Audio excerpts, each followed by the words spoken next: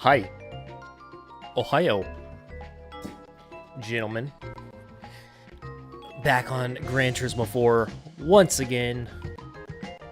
And this is going to be a long one, for sure. I'm thinking probably 7 hours, depending on how long the Polyphony Digital Championship takes. Fuji, I know for sure, is going to be about 5 hours. So, yeah, that one's going to be quite a long one. But I'm only in this car because I had to get the thumbnail for the stream.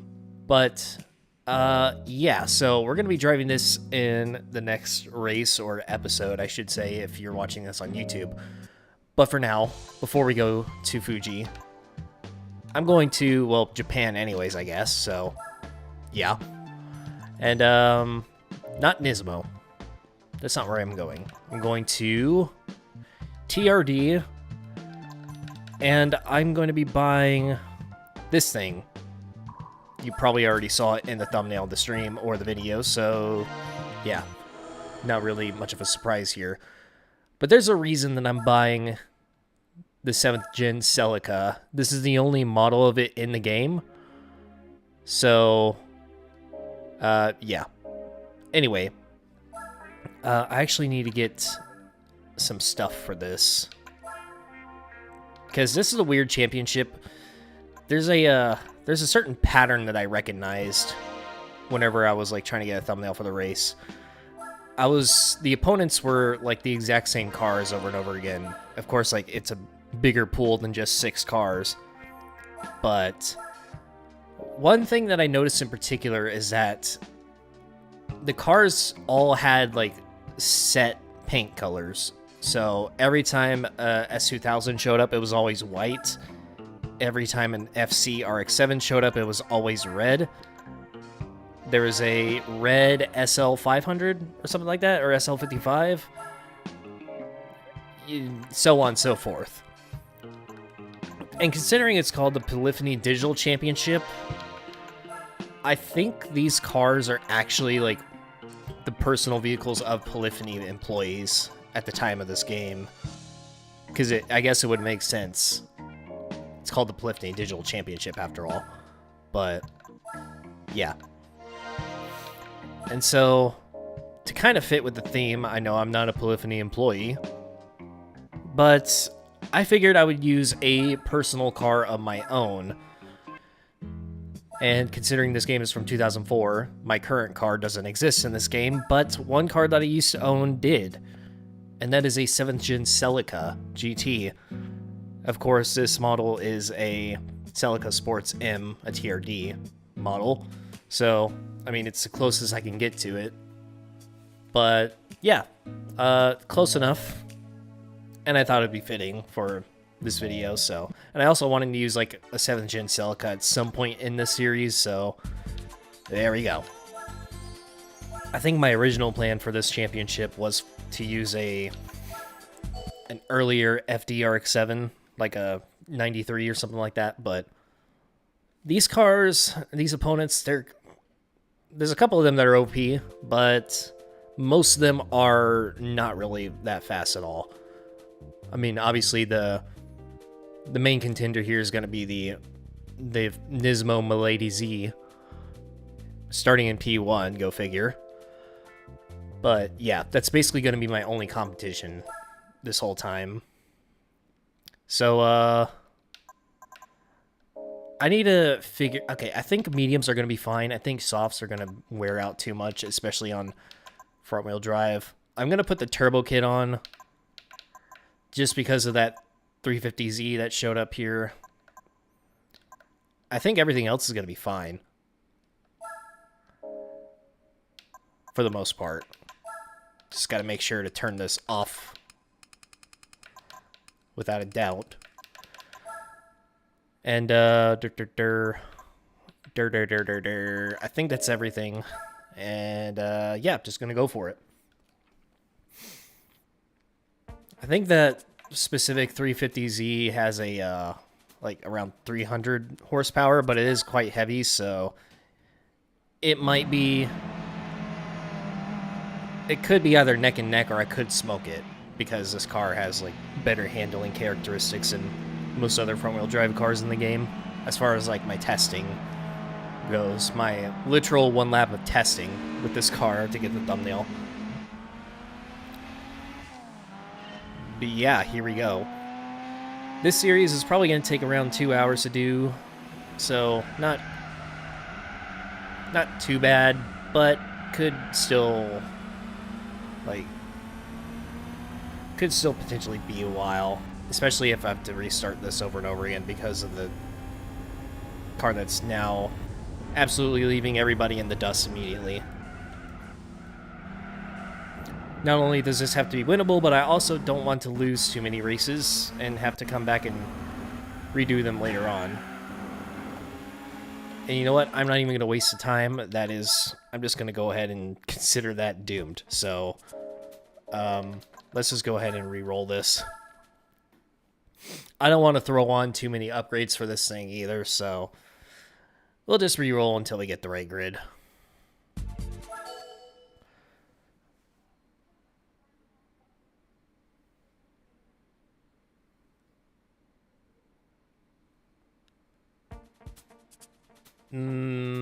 Audi S3. You know what? I'll try it out. Of course, the fastest car is starting out in front again. I think that S3 is going to be even faster than 350 now that I think about it.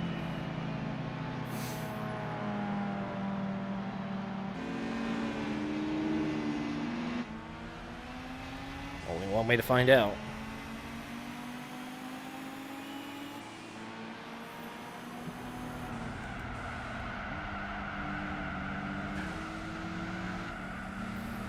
This could take like several attempts. But yeah, it doesn't seem to be anywhere near as far ahead as the last car, so I think this might be fine. Especially if the tire wear isn't really that bad and I can put the softs on for the next races. This actually has really short gears too, which is nice. Doesn't take forever to go in between gears. Uh-oh, that's a little bit of wheel spin.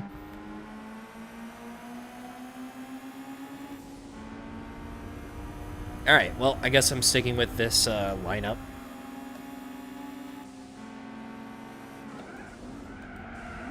I'm actually kind of surprised that the S2000 is keeping up with this thing, if not actually catching up.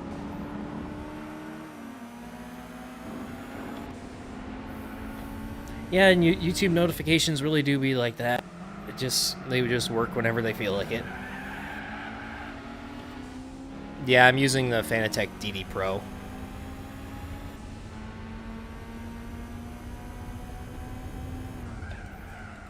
Have been for a pretty thick minute. Need these tires to warm up ASAP.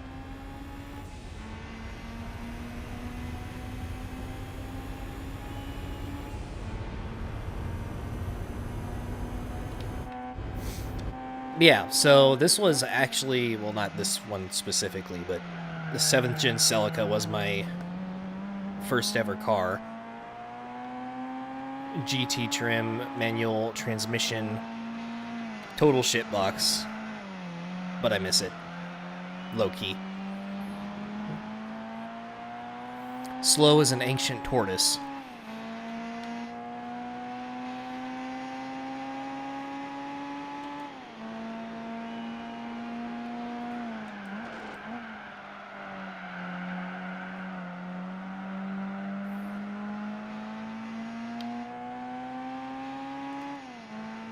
Alright, well, it seems like this is going to be very anticlimactic.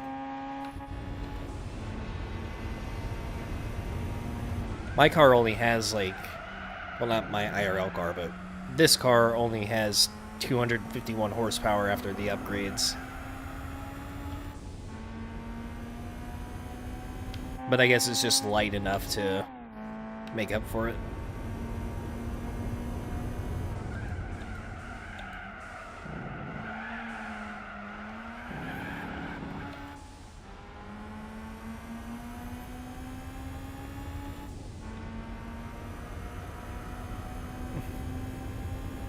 time to use economy tires? Absolutely not.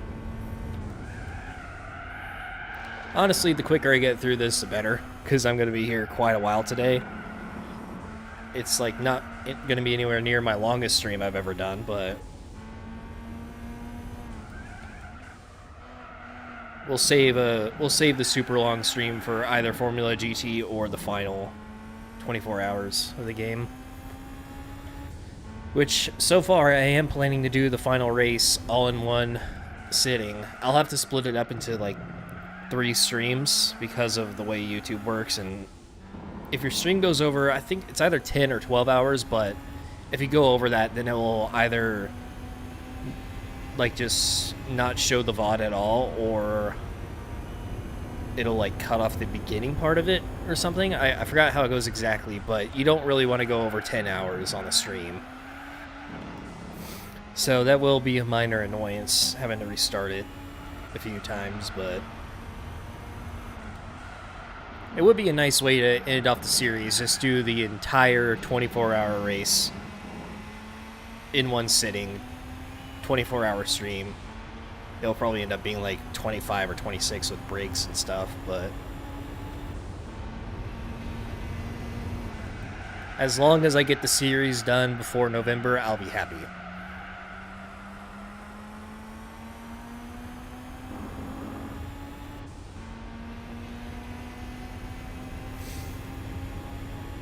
The black cars show up at day 2, or no, not 2. What am I saying?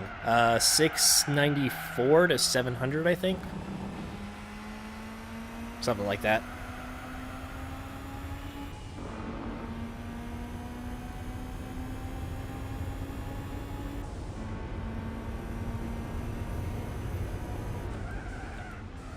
And as you probably saw by the thumbnail, I will be using the Stealth Edition, or the Black Edition R92 CP for the Fuji 1000, which, yes, I know I win the regular R92 CP from it, but yeah. At that point, it'll be too late in the series to actually use that version of the car with, or in any race, so kind of running out of opportunities here.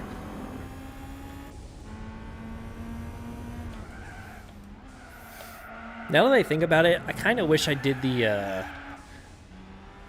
other 24-hour race first, and then use the Sauber C9 for the one without chicanes as the last race, because I've literally like never had the chance to drive the Sauber in like a casual playthrough, nor the Audi R8, but you can drive that in one of the mission races if you feel like, or no, it's the license test, one of the S license tests.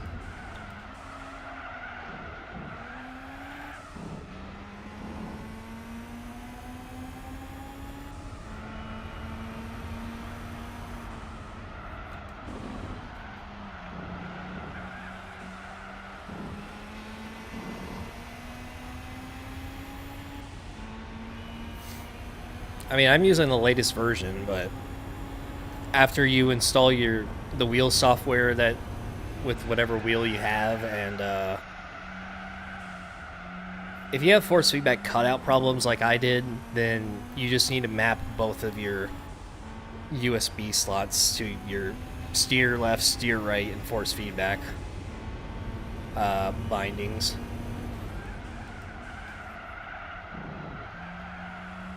Don't know how that works, but it basically overrides the force feedback cutout problems and fixes it, pretty much.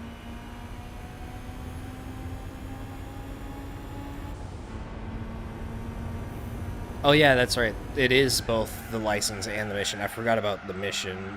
That's a 3-lap battle.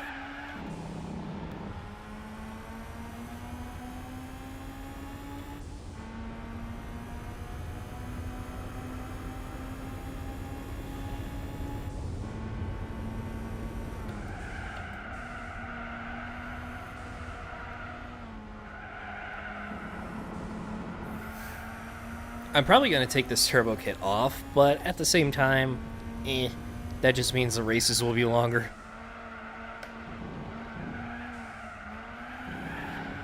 Then again, most races in this series have basically been a time trial run with me and myself and I.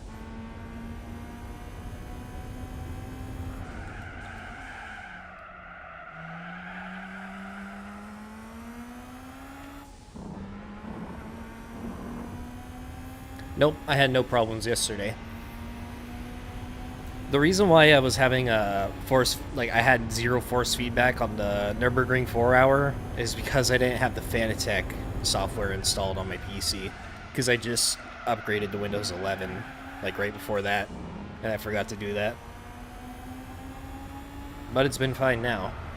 It's gonna suck for the next race and all of Formula GT and all of the 24-hour race, because everybody knows the force feedback in this game basically does this as you're going down the straight and you can't stop it. So I'll have to screw around with the settings a little bit.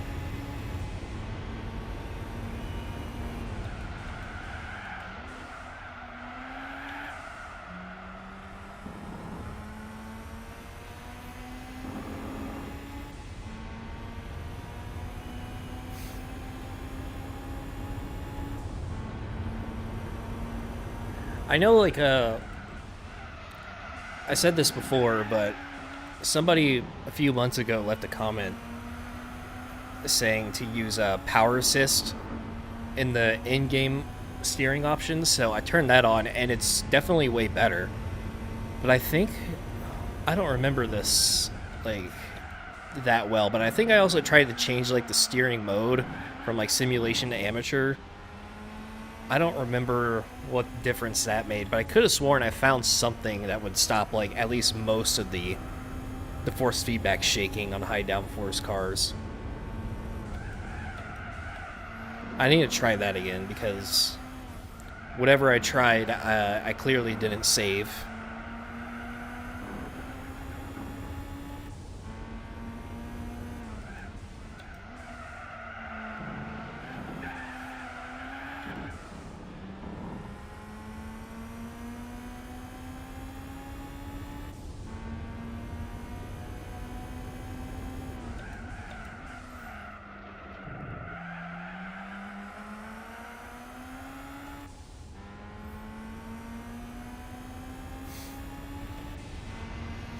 I haven't even been thinking about, like, of all the races that I'm doing, I haven't thought about Tsukuba 9-hour one bit. That's probably going to be the most brutal out of all of them. Probably not worse than the 24, obviously, but yeah. That one will be rough. But at least it won't feel like a time trial, because Tsukuba's a small track, and I'll be lapping opponents quite often.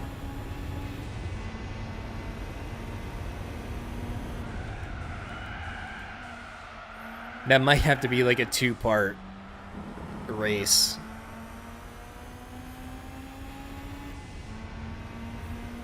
I don't think I'm going to do that entire thing in one sitting.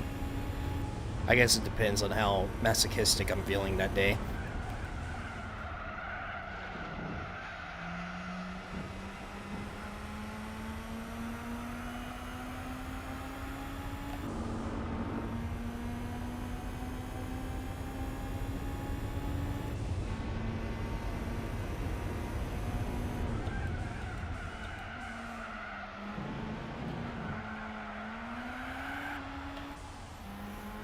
Alright, well, looks like tires have held up decently well. I don't think I'm going to switch to the softs. I think mediums are just going to work fine for most of these races.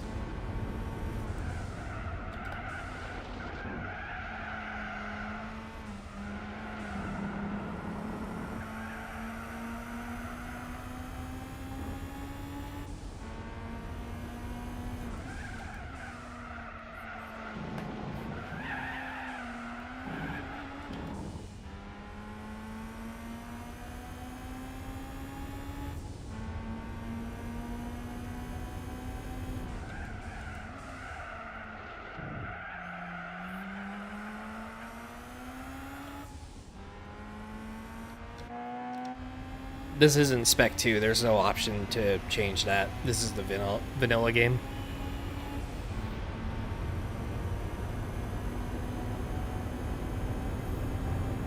I started this series way before Spec 2 was even conceived, so...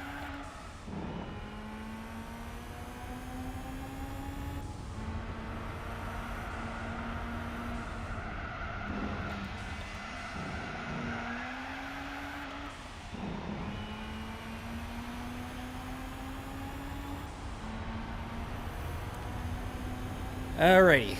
Well, first race done. Exhilarating. Honestly, kind of surprised the S2000 beat the S3, but yeah, whatevs.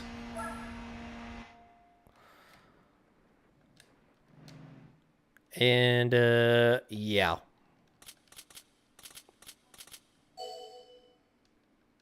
Doop. Next race.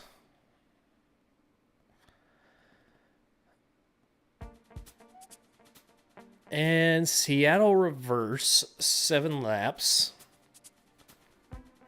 Not too bad. Although Seattle reverse is like way more awkward than the normal direction.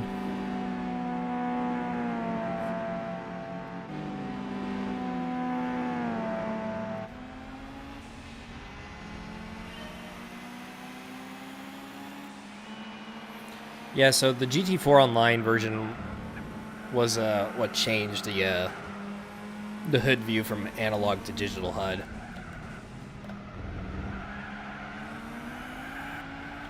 Or the roof view, rather.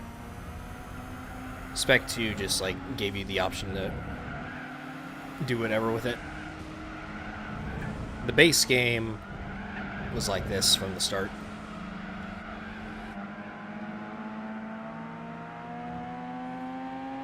Man, the Z clipping is so bad on this track.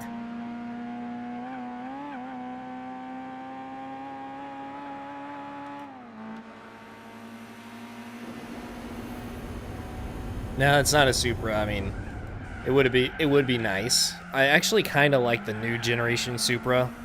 It's been growing on me the past few years, even though it is like polluted with BMW junk, but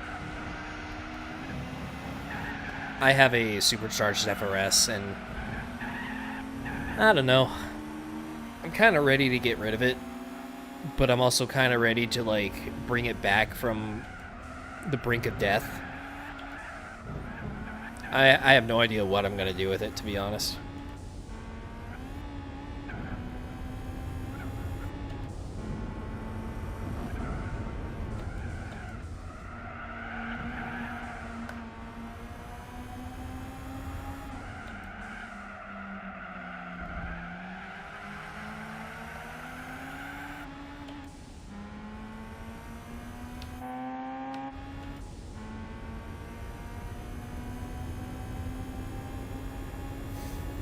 If I'm gonna get the car like track prepped and turn it into like an actual full-time track car, it's probably gonna need like bare minimum $5 grand of work, and that's just for the car alone. At that point, I wouldn't want to drive it to the track. I'd rather tow it, so I would need a truck. That's a good 30 grand. I would need a trailer. That's a good 5 to 10 grand. I would need some leftover money for tires and maintenance and emergency funding if the engine blows up or whatever, so that's basically infinite money I would need to save. But, yeah. I was kind of hoping I'd be ready to get into that stuff way sooner, but this economy is screwed right now. So, it's going to be a while still.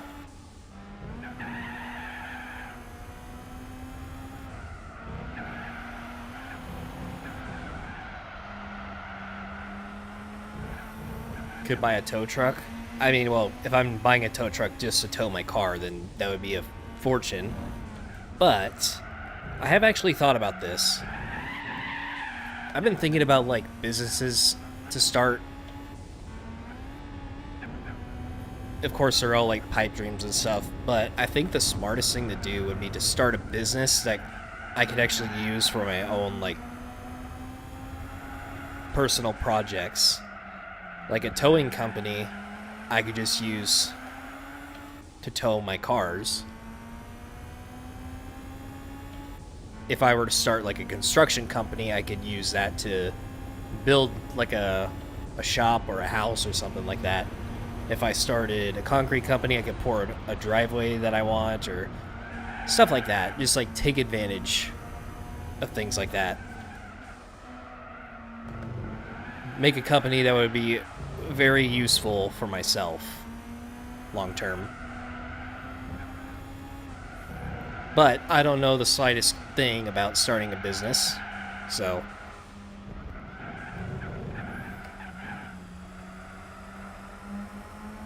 that's yet another thing I'd have to go down a huge rabbit hole to figure out and learn.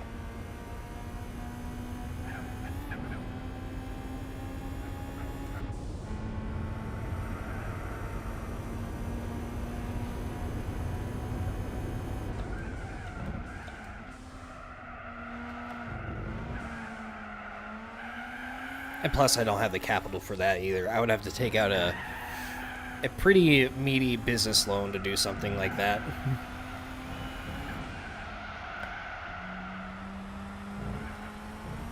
And so I kind of have a plan for that, though, but I don't really want to go over it until GT4 is done, because I don't even know what's going to happen after GT4 is done. Because, like, there's a few things I could do with the channel, and a few things I could do, like, to leverage everything to benefit me, like, long term.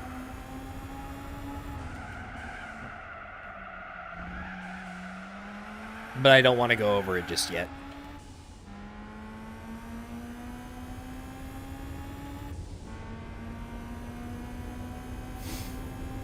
I mean, GT5 it's one of those things that I kind of want to try out, but I know it's not going to get anywhere near enough views or growth compared to the amount of time I'd have to put into it.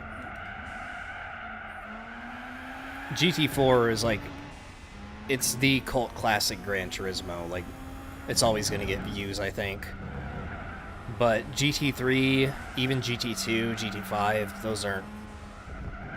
those like pale in comparison, and they just don't have the viewership.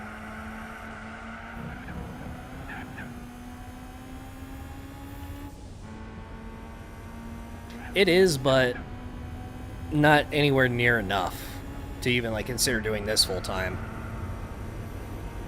This is purely just like a little bit extra every month. Even if I go like posting GT7 regularly, that probably won't be enough either. Like, it would be a 24/7 job trying to keep up with news and updates, and I would also have to do a better job than everybody else that's doing it right now.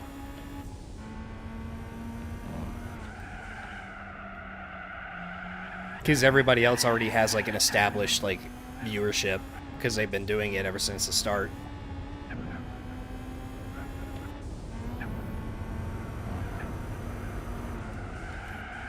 It's got to be worth like the time and effort.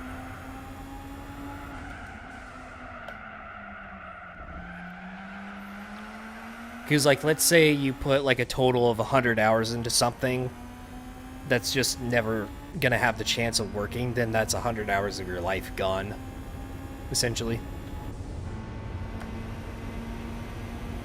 You gotta do something that makes sense.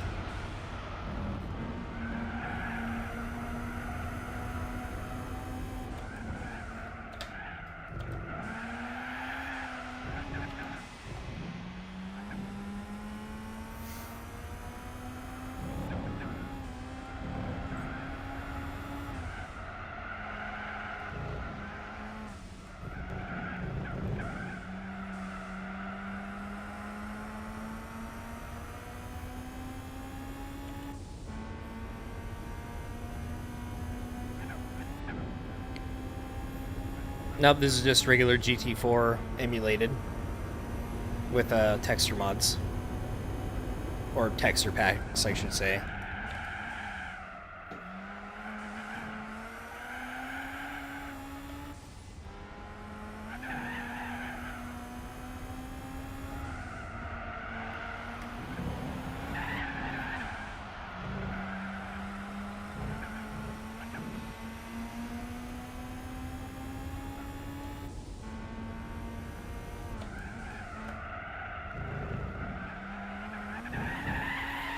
Yeah, I'm thinking, like, if I do start, like, a side gig or a business or something, it's not going to be something that I'm super passionate about. It's going to be something that I can learn, get familiar with the market, and then just turn a solid profit.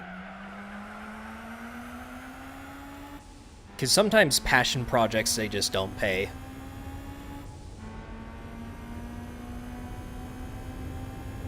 Or there's not a market for it.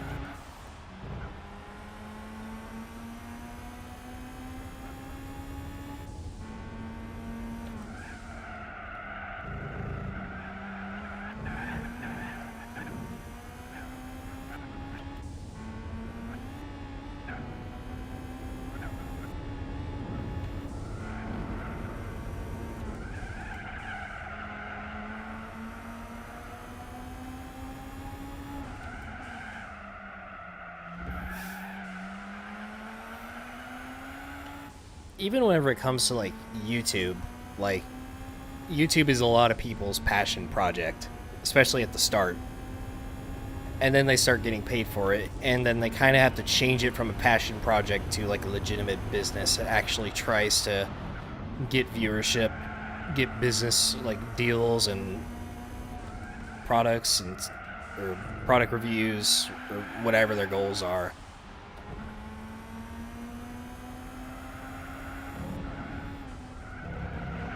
Sometimes that's kind of what people want to do, like, from the very start, but I mean, it's kind of less of a passion project from the start, if that's your approach to it, and it's just, like, straight up business.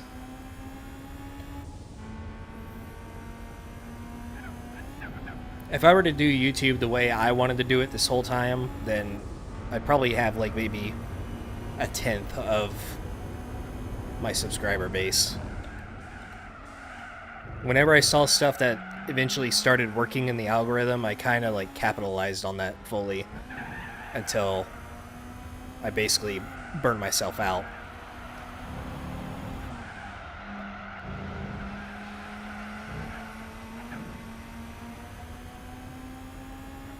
That's just the way she goes.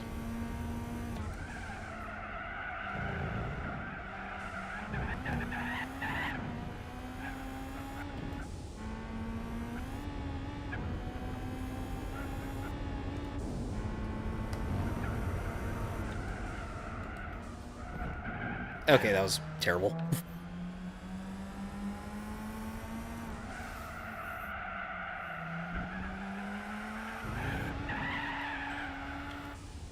And I've almost lapped this Peugeot.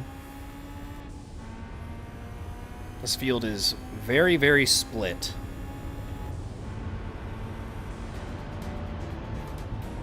And I guess my car being insanely OP in comparison kind of contributes to that a little bit.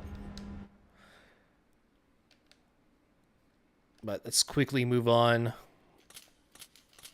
Get this thing over with. Next race.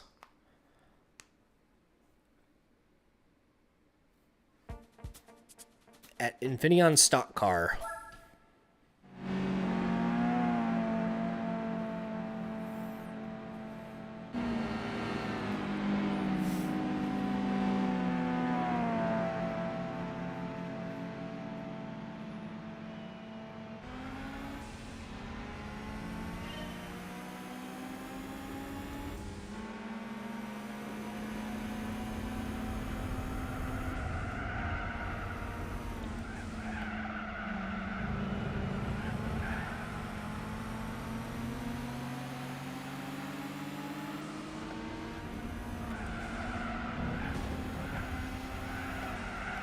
Yeet.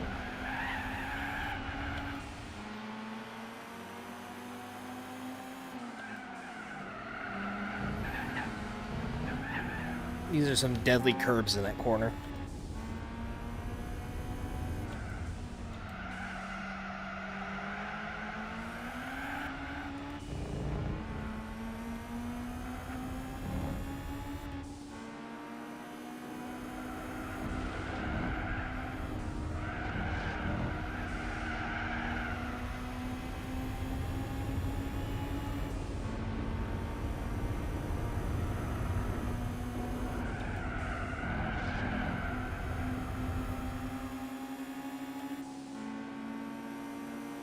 This S2000 is actually kind of quick around here.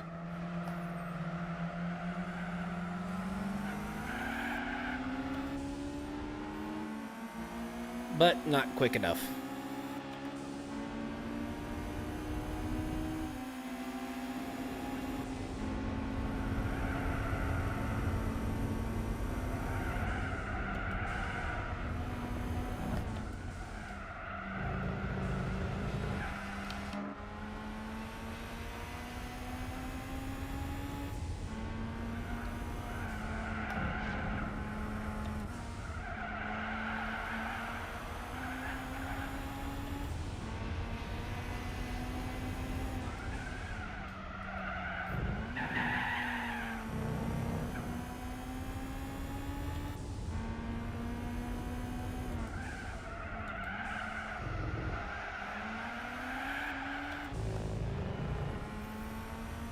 I was kind of really hoping they would bring this track back to GT7. I mean, Formula 1 tracks are okay, I guess, but not really my thing.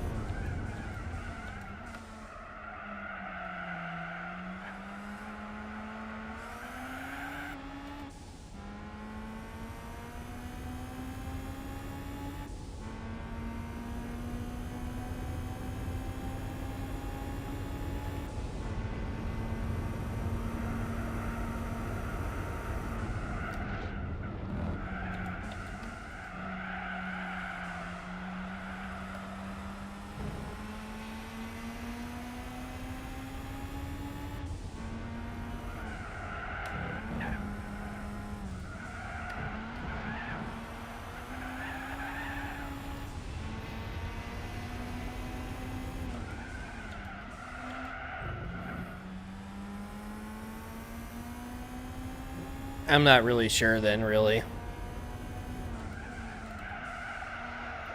It's probably going to just have to be something you have to figure out on yourself, or by yourself, because... yeah. If it's an issue that I've never had with, then I can't really help with it. All I can really do is share my own experience.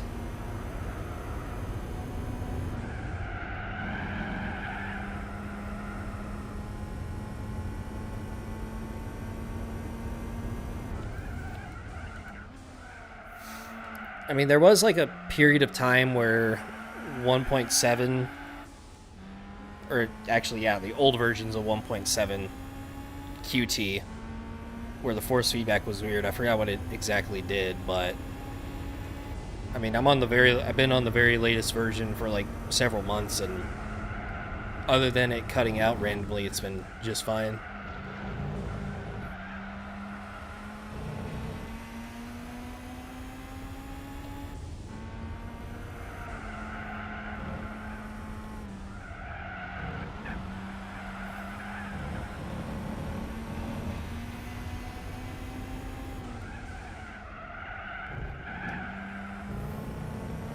You also got to make sure that you're not like turning on the USB after you boot the game, or loading in a save state where your wheel isn't plugged in, because the game can be kind of weird whenever you try to connect the wheel after it's already running.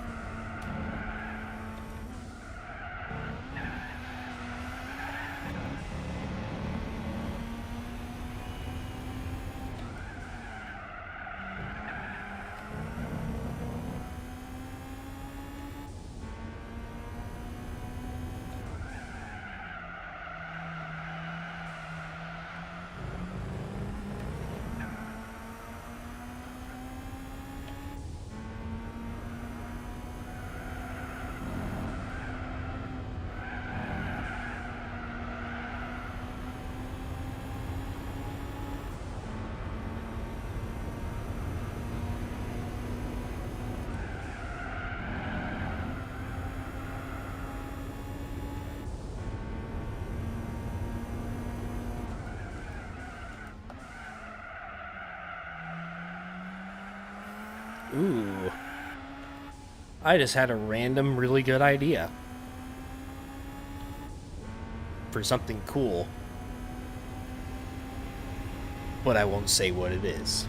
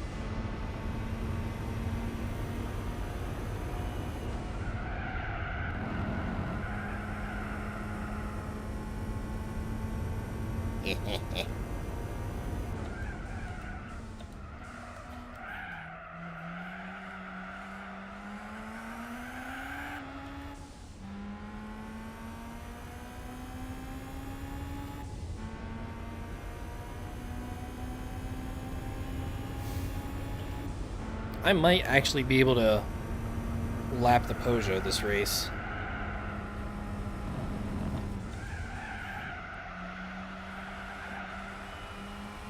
Seems like I am less than a quarter of a lap behind it. Or rather, it is more than 3/4 of a lap behind me.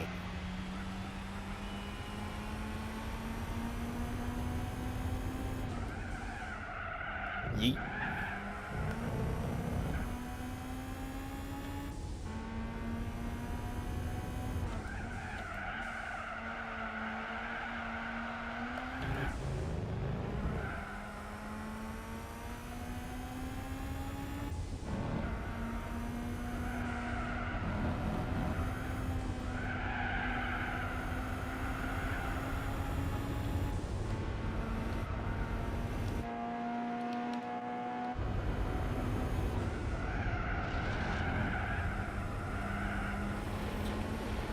Yeah, these are kind of long for road cars, especially like the slower kind of road cars.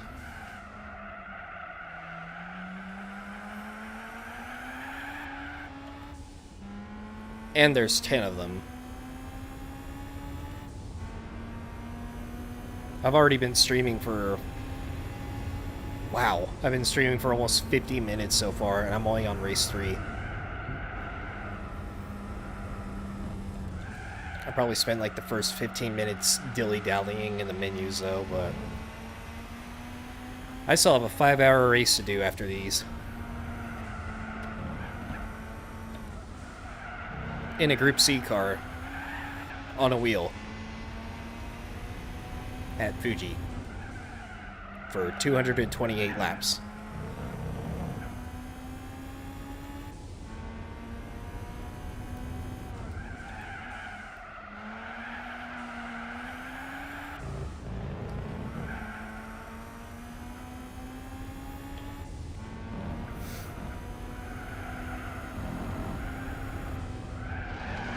I'm pretty sure there's a Motorland race in this series that's 19 laps long.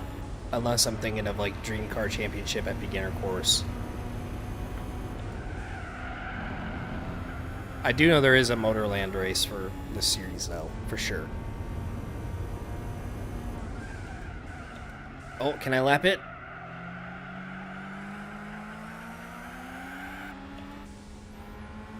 Yep, we got it. Noob. Alright, let's just quickly skip through this. We're speed running at this point. I have 30 points in the championship. Yeah. There it is. 30, 18, 12, 8, 7, 3. Next race. I still find it weird how they put beginner course in the Dream Car Championship for the memes.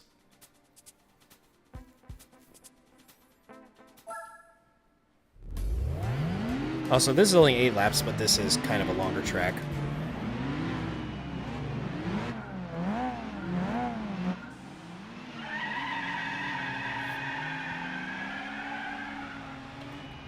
Wheel spin like crazy.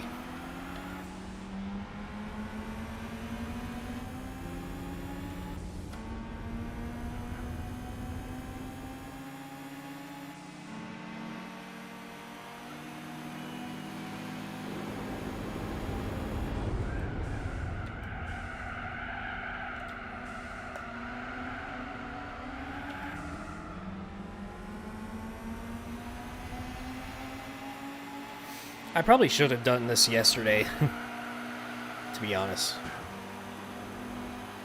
We only did GT4 online for like 3 hours.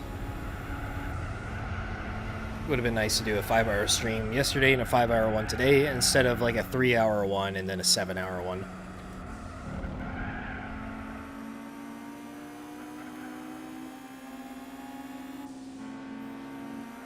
But I mean, 7 hours isn't crazy long though.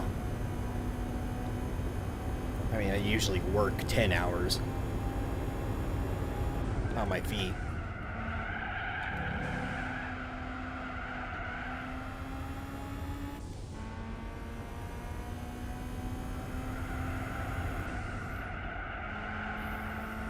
Except this kind of work is mind-numbing and actual work is soul-crushing.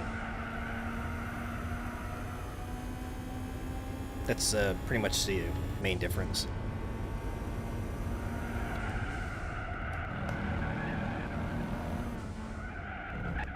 Oh, bonk. Is it just like your hardware is old, or is it like overheating? Because I know you said like your PSU and something else was, or your SSD I think, were causing problems.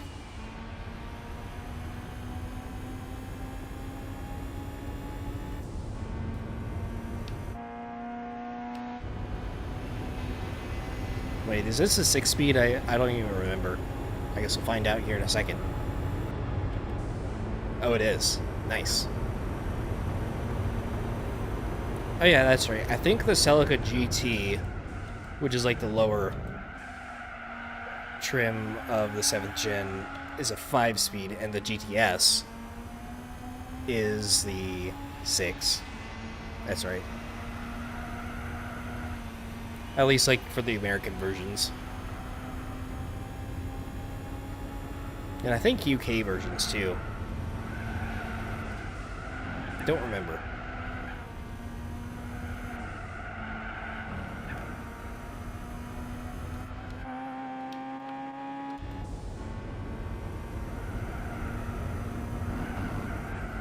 Okay, that was awful.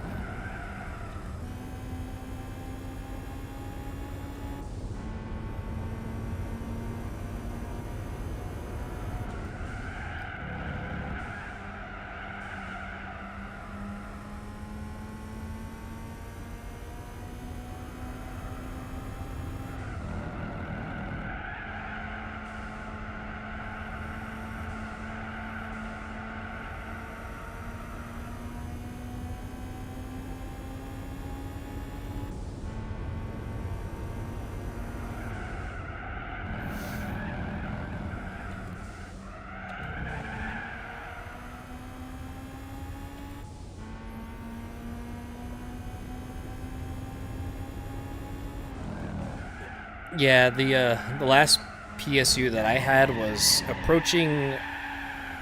Well, I think I got it in 2014, like January 2014, and then I just got a new one earlier this year. So that one lasted about 14 years. No, not 14, 11. 11.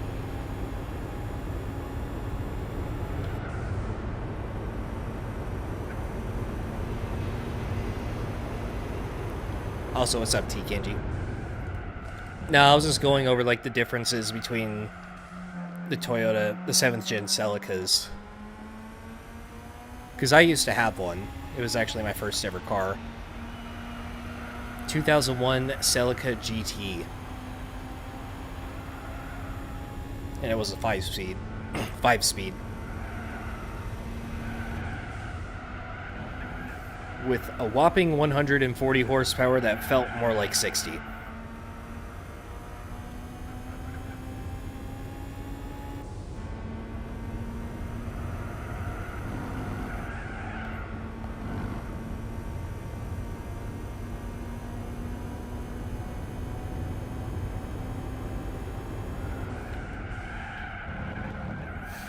I also blew the engine on it in like the first month.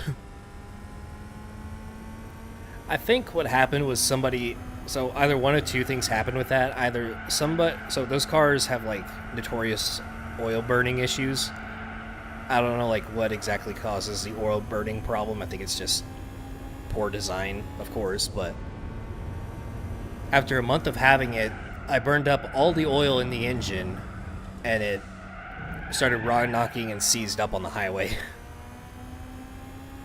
And it was either burning oil already before I got it, or I did like money shift it once as I was learning how to drive a manual, and it kind of shot a little bit past the RPM, the red line, for like a split second. But I didn't notice it like having any engine damage like immediately after, so I probably like fried a ring or something, or it was just burning oil before.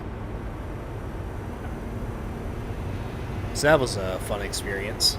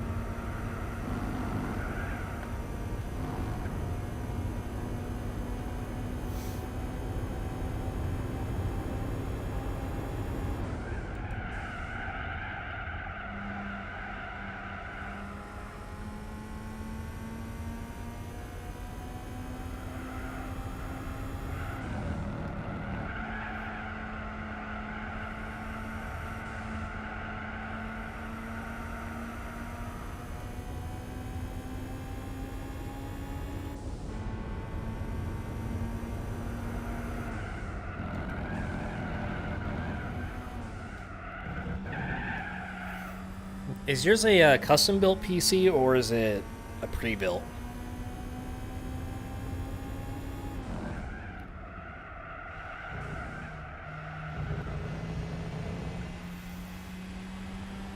The Italian Stallion, what's up? Also Root. How long do I got? This is race number 4, so 6 more after this.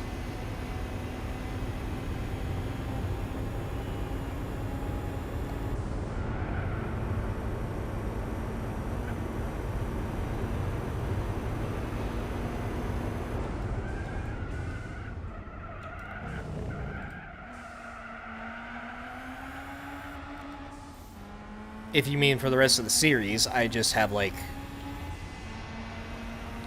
2 more extreme events after this, which is Formula GT and Dream Car, and then 2 more endurance races. No, 3 more. Fuji, Tsukuba, 9 hour, and the final 24 hours of Le Mans. Pre-built, oof. Yeah, pre-builts aren't really easy to swap parts. I mean, sometimes it's doable, other times it's just like kind of weird.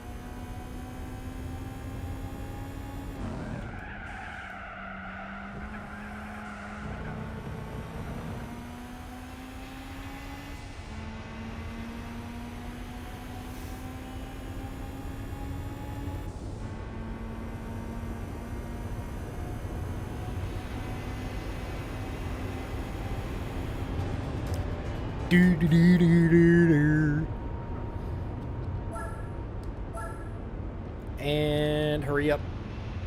There's the point standings. You could do the math, I guess. I just want to skip all this and move on to race number 5. 2. We almost have 2. Just a couple hundred off.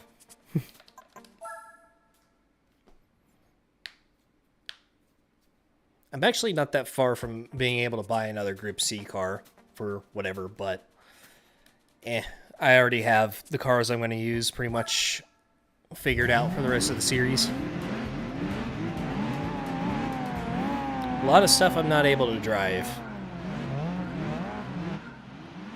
but that's okay.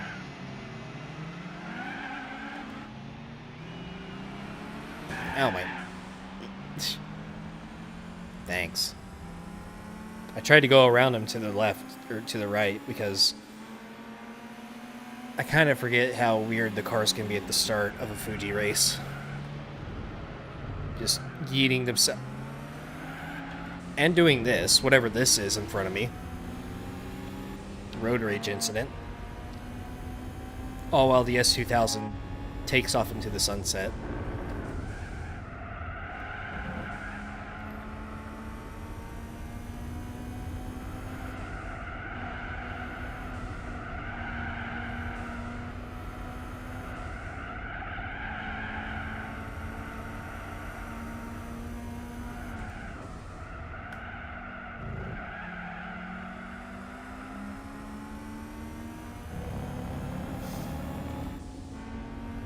This one's going to be a long one, because I know for sure these laps are going to be longer than Tokyo. And it's an extra lap.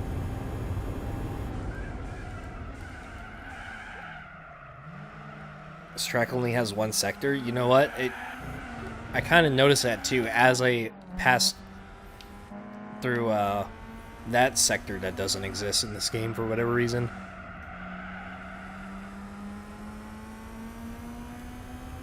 Like, there's one just before the braking zone for that chicane. And I think there's supposed to be another one right here.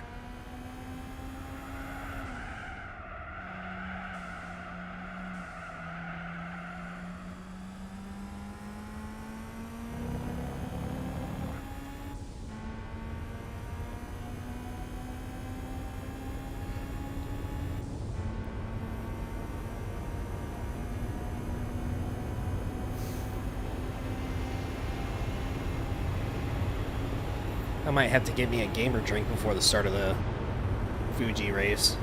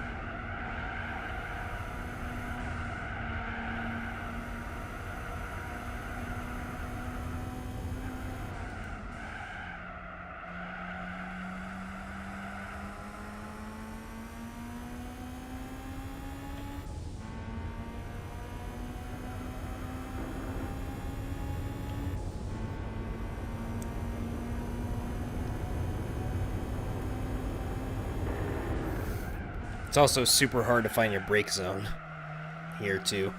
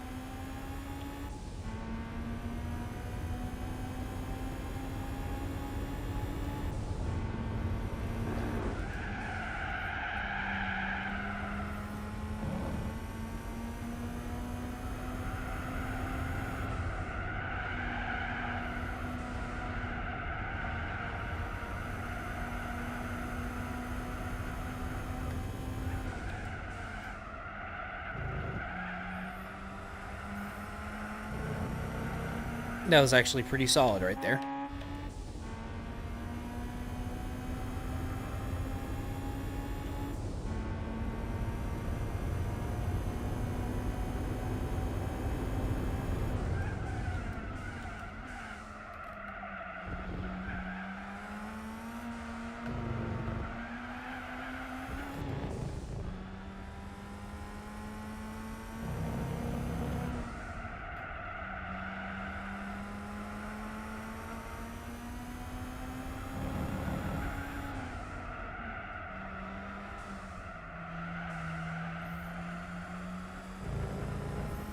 I think staying in third is the strat.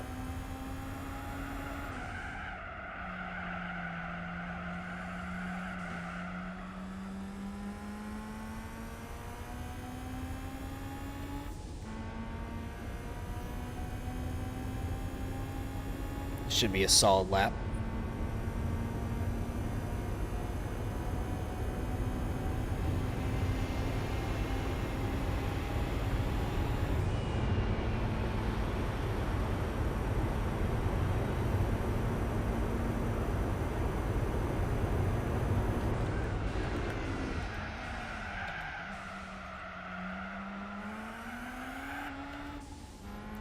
I'm willing to think on a perfect lap, the solid or sub 2 would be doable. but I'm not gonna have enough time for that. Ain't nobody got time for that.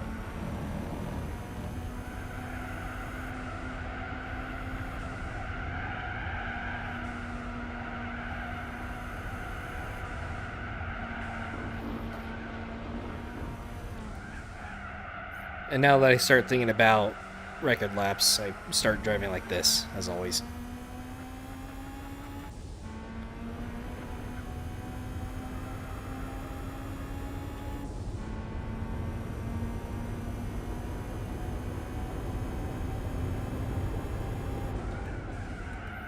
Too deep.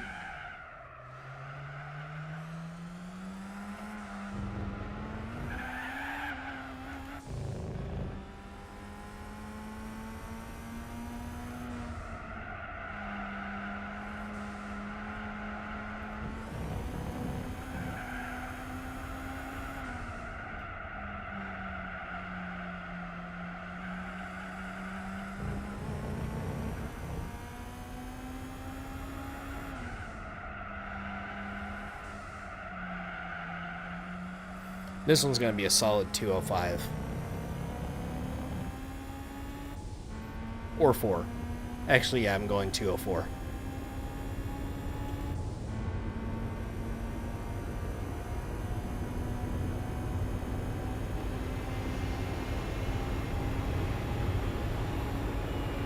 Okay, well... yeah. Nowhere near that. I guess that 2015 wasn't as good as I thought it was.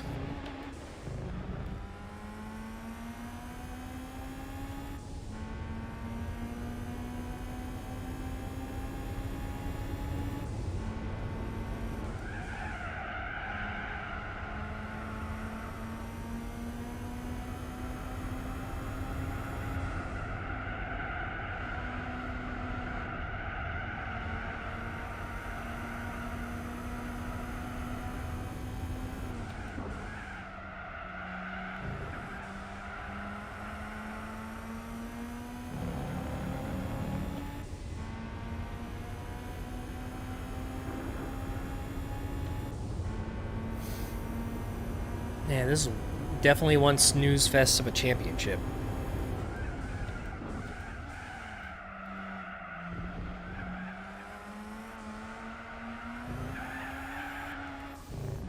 Especially with the lack of music.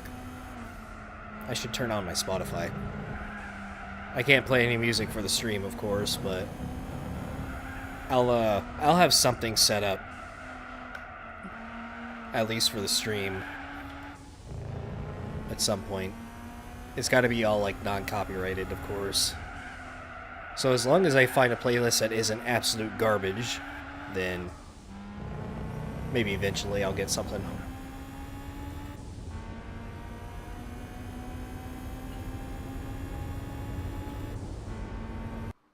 Oh, okay. There goes my... Yep, my mouse turning back on. Doing that thing.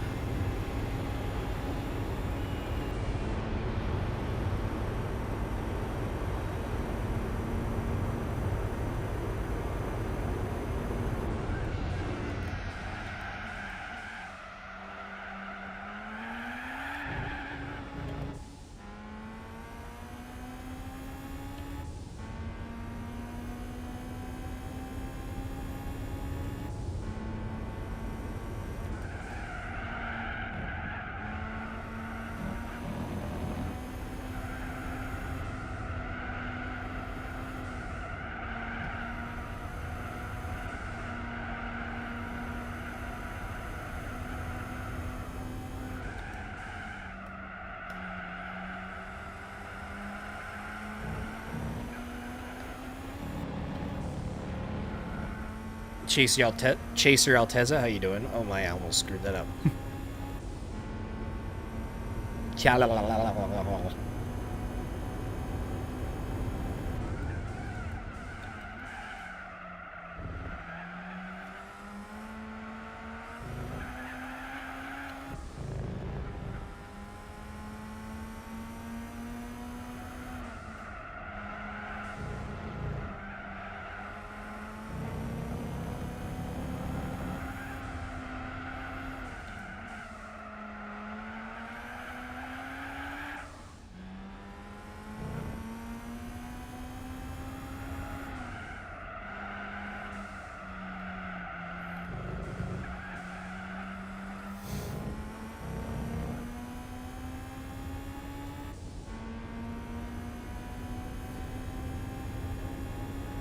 Yeah, unfortunately not, or I guess, unfortunately, I don't know, but really not much to miss out on here. It's just like a 10 race time trial, pretty much. Like most races in this game. The field is just too spread out to get like decent competition. Let's just go ahead and swiftly move on. We're only halfway through this thing, and I've already been streaming for an hour and 15 minutes. So, this is a 2.5-hour championship. And then throw another 5 on top of it after. But that means the stream's only going to be like a little bit less than 7 hours long. So, not as bad as I thought. I was thinking like it was going to be like 8 to 9 hours. The Suzuka stream was 8.5-ish. Mainly because I'm stupid and I loaded a save state.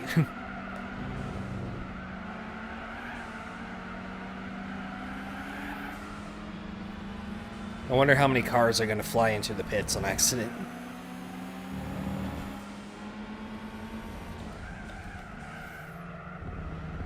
There is one Integra... Oh, no, it's not. That was the last grid that I had. If the Integra was in here, then yeah, it probably would have understeered into the pits a few times.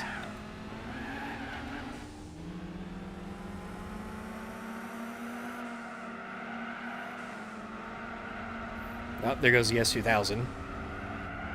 On cold tires. Ooh, okay, not me, please.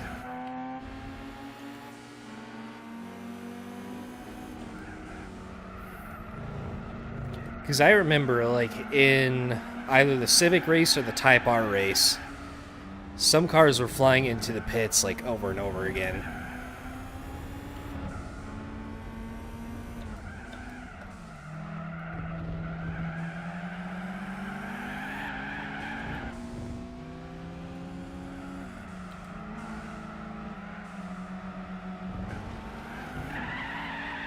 We're gonna have some pretty bad wheel spin.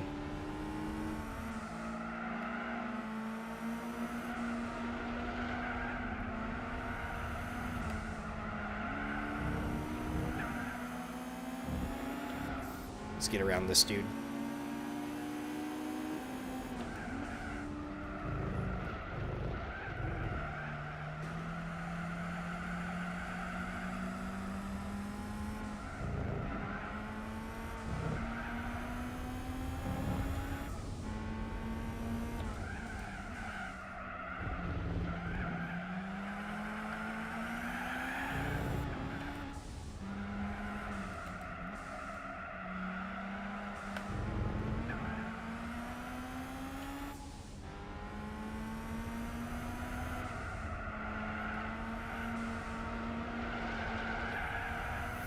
I have no idea where the racing line is on this direction.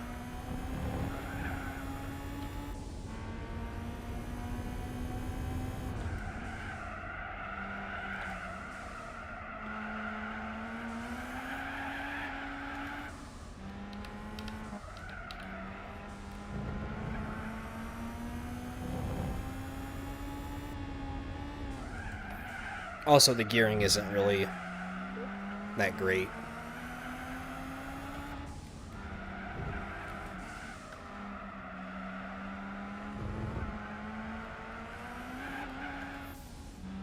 Just having to do like up shifts for literally split seconds.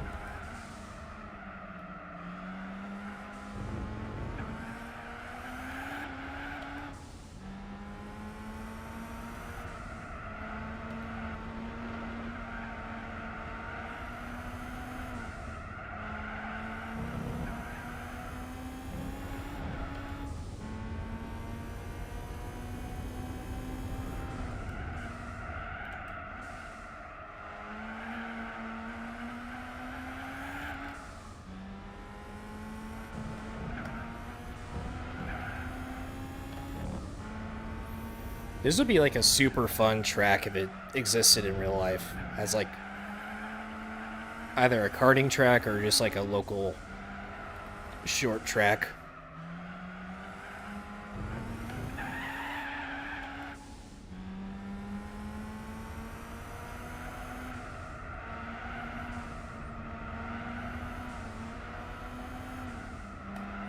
If I ever win the lottery, I'm definitely buying like 200 acres of land and building a racetrack on it.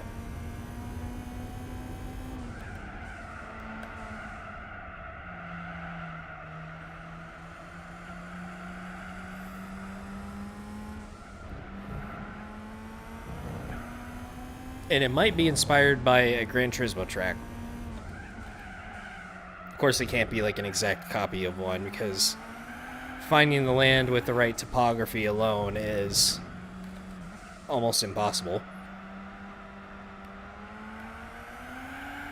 But it would definitely have some features of a Gran Turismo track.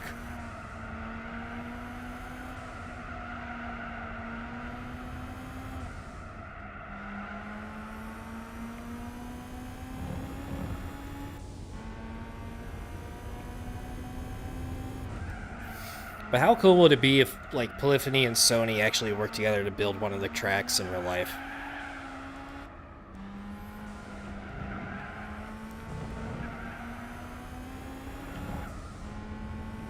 That would be sweet.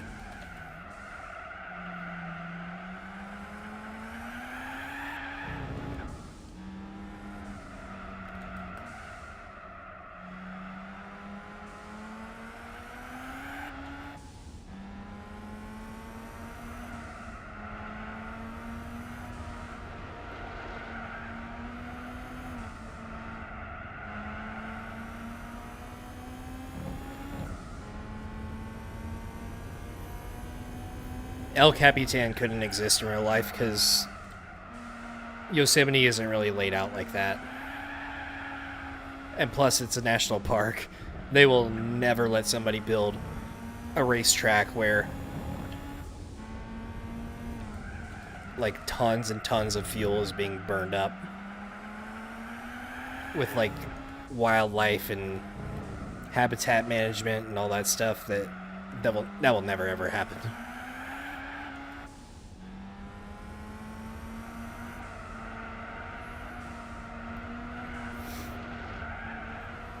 I could probably see them doing a rally stage at the Grand Canyon, except like not on the cliffs, of course. But rally stages, they're not permanent tracks, so...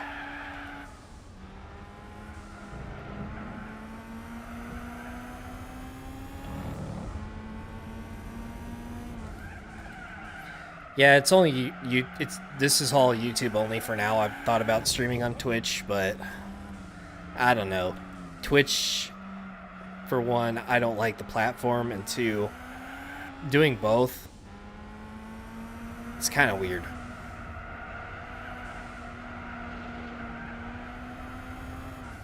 I thought about just using Twitch for like other games outside of Gran Turismo, but then my viewership is going to be split up even more, so not sure what I'm going to do with it just yet.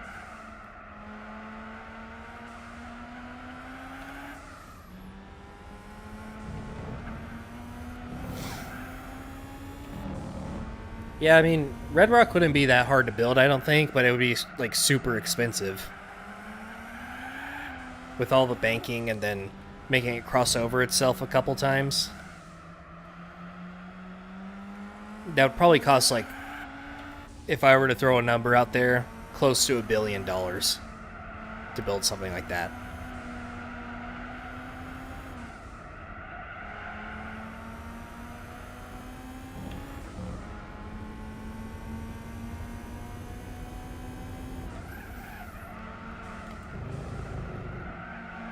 Honestly, I think the best track for them to build in real life would be something like Maggior.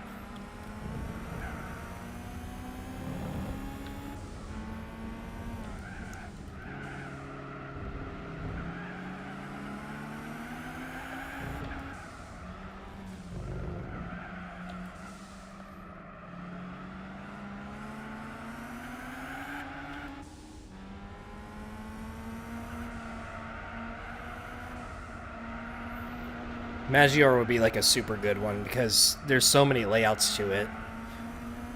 And like almost anything is good to race on it. It probably wouldn't be an FIA grade 1 track or anything, but they could easily do like WEC or DTM. And of course there's 2 karting tracks or tracks for like club memberships or just regular track days.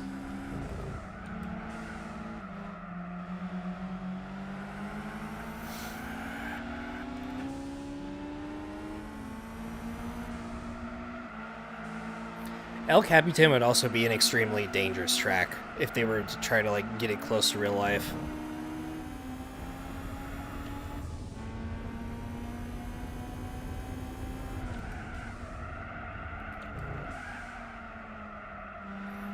My front right is dying. Also, I was not expecting to lap the S2000.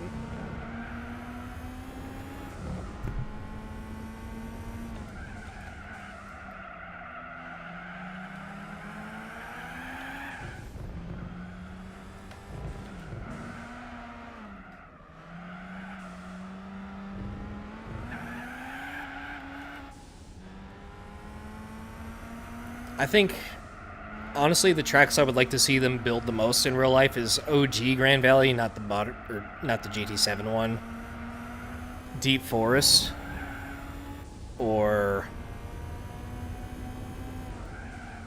Maggior. I think Trial Mountain would be too dangerous too. That first sector is kind of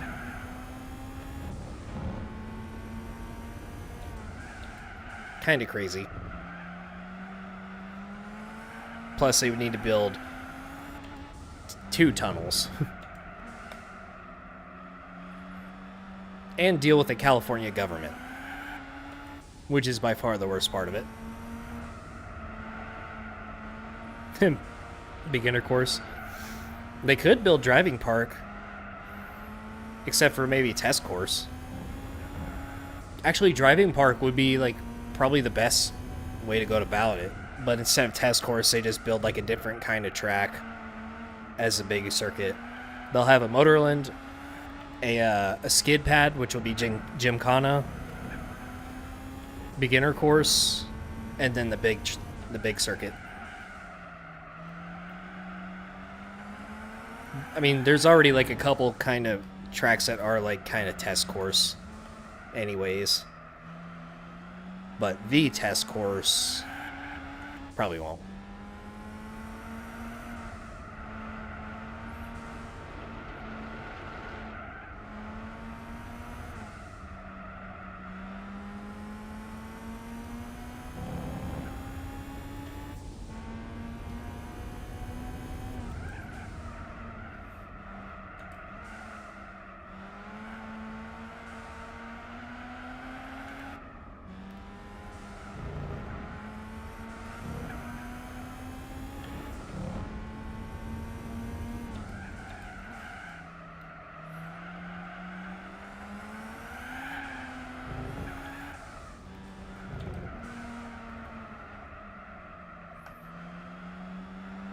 My fronts are just dead.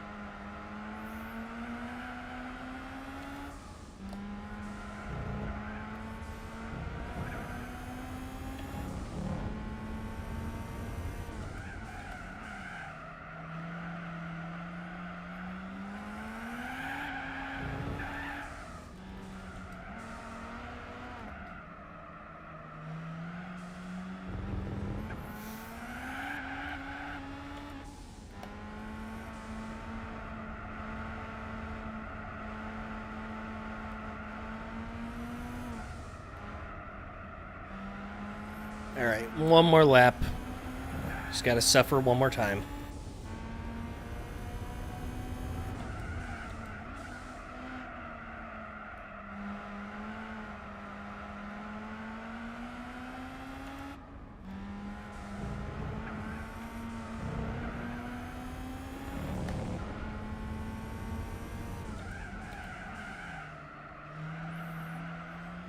She hot.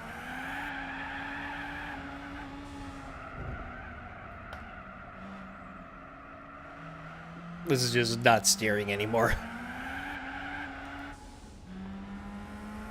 Bell pepper tires. At this point, this is Carolina Reaper tire.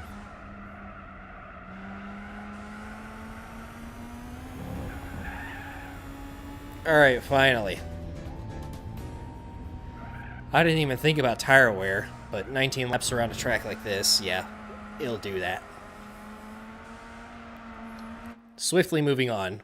That was a 15-minute race. And 4 to go.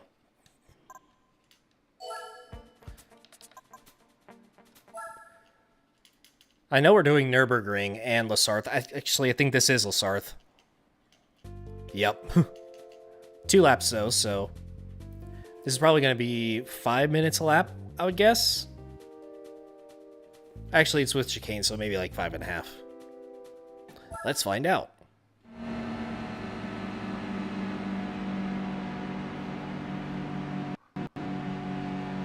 Oh, let me turn off my mouse. Here comes a freeze. Any second. There it is. So goofy. Best car tire life in game? That would probably be a question for T-Kanji.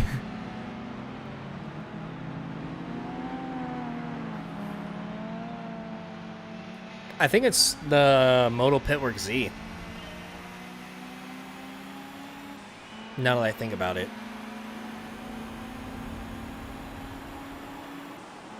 Or at least one, definitely one of the best.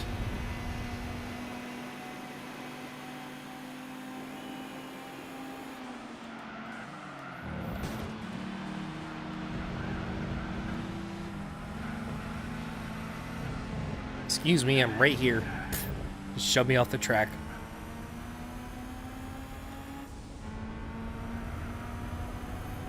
I do have slightly more power than the S2000, so I'm not really worried about falling too far behind. I am definitely faster in the corners, though. Surprising, considering wrong wheel drive. Oh my, the Supra is trying to shove me again. What Polyphony employee drives that? I want to know.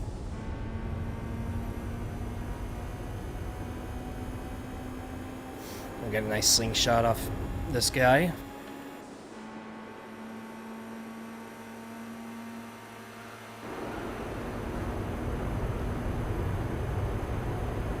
Okay, I'm kind of surprised I'm still pulling at 150 in this. This thing is like very little drag.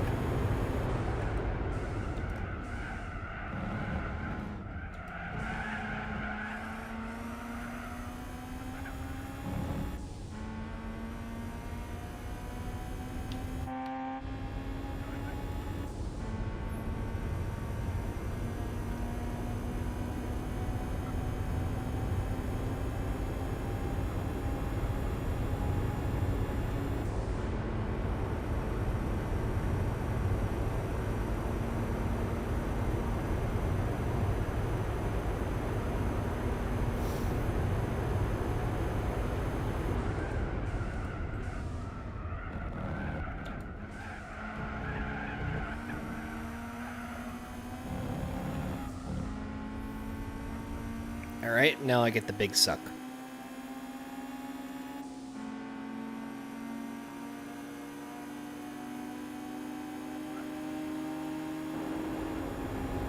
Later.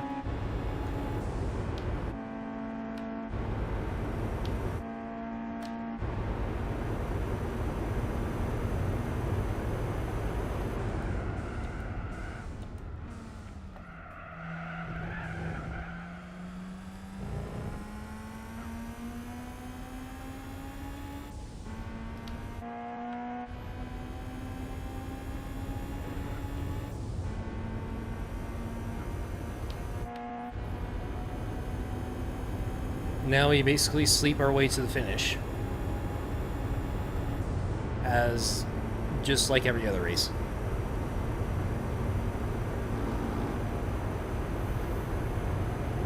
You know, one idea that I had, of course it's probably not original at all, and very vanilla and basic, but I kind of thought about whenever... Oh, my slide.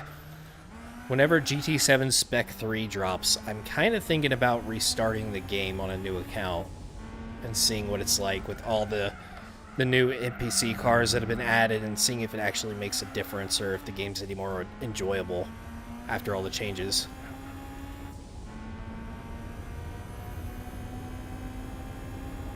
Probably not, because the core gameplay and the menu system is still going to be ass. Well, core gameplay as in, like, the single-player races being chase the rabbit style garbage.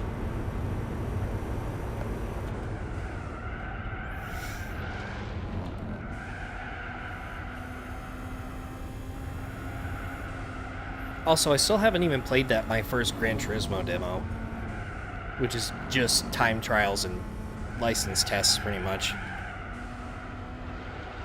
It's like GT7 Prologue, except after the fact. Unless you consider GT Sport GT7 Prologue.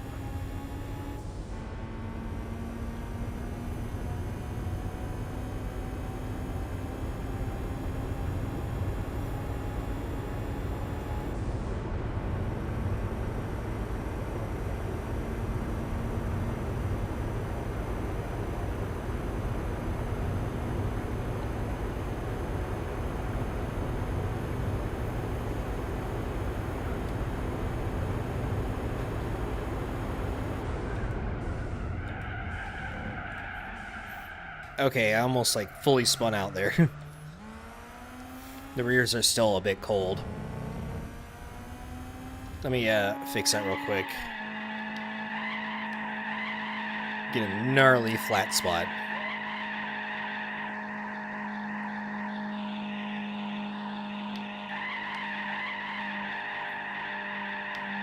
And that ought to do.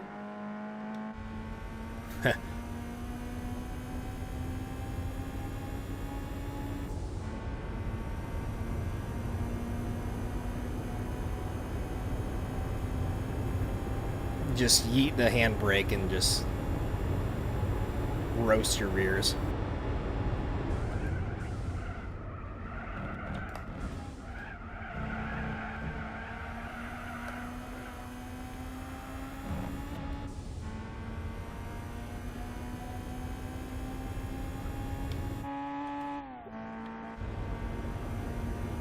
I kind of allowed the S2000 to catch way up from doing that, but it's whatever.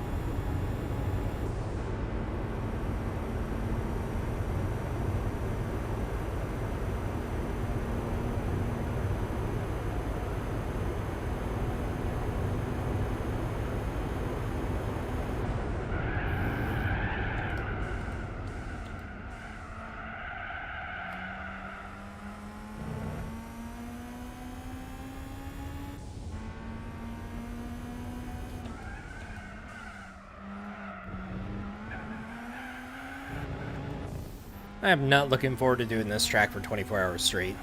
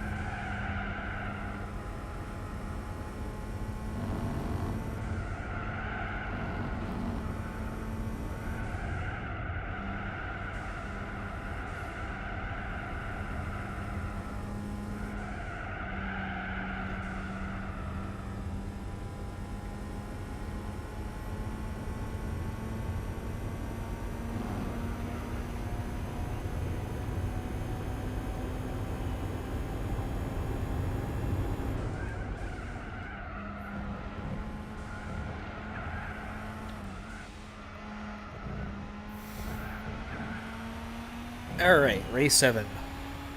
Done. I think we're going to El Capitan next. Which is going to be, like, by far the easiest race because everybody knows how bad the AI are there.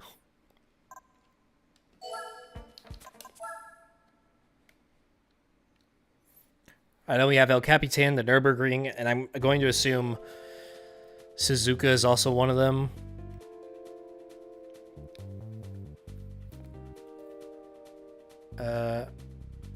Oh wait, this is race number 8. Okay, so, yeah. Nürburgring and Suzuka, I'm pretty sure. It's not a championship event if Suzuka's not in it in this game, because they really love Suzuka.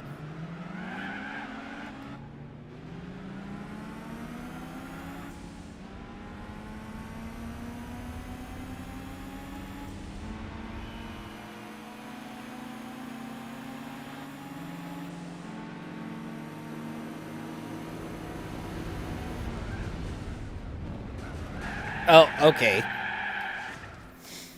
That damn Supra again.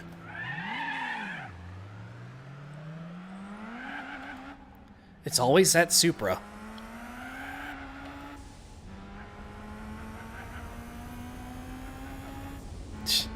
I'll be all caught back up by the end of this lap or the next one, for sure.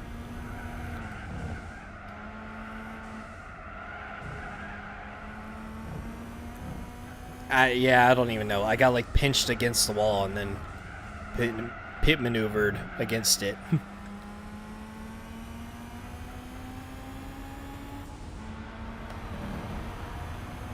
I thought about detuning the car, but eh.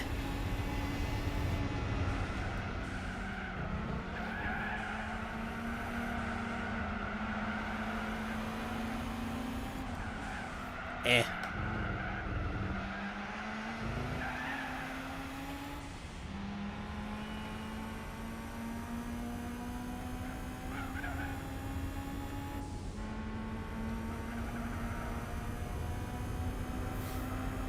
I might actually punt the Supra. I'm tempted.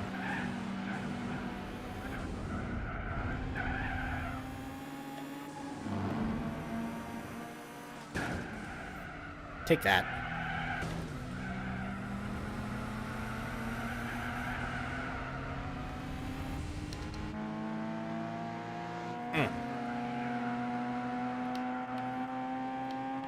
Now get off.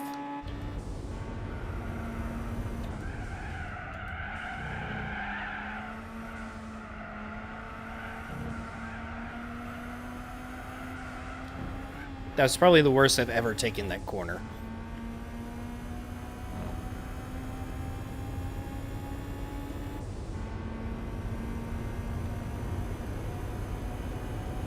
But yeah, this S2000's already, like, gone. For now.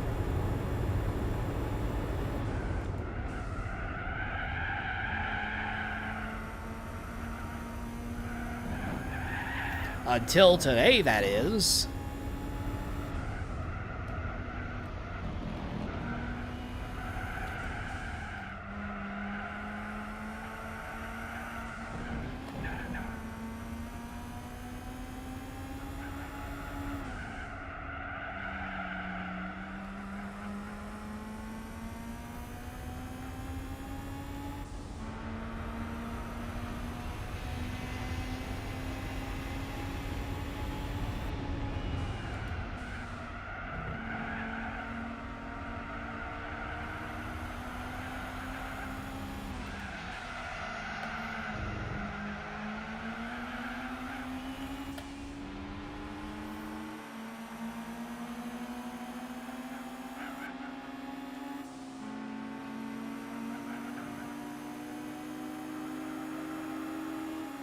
Boop.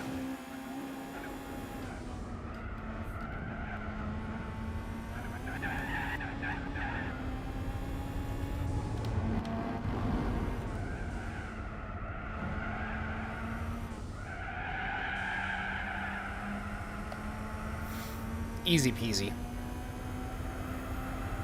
That section right back there is probably like my favorite in the entire game. But I kind of like it more going the opposite direction. Or normal direction, I should say.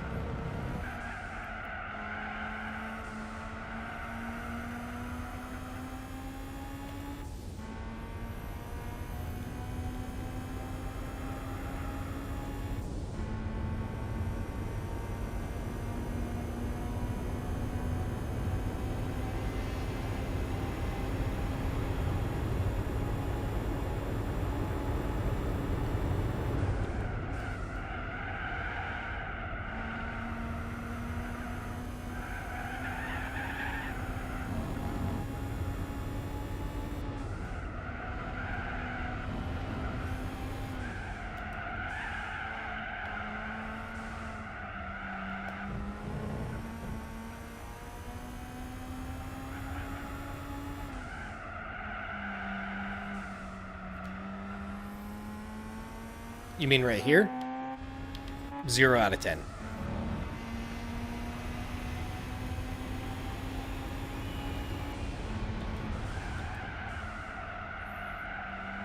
I've driven this track too much to do that.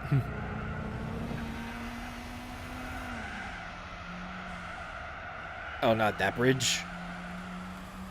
Oh, the one on the final corner, I guess.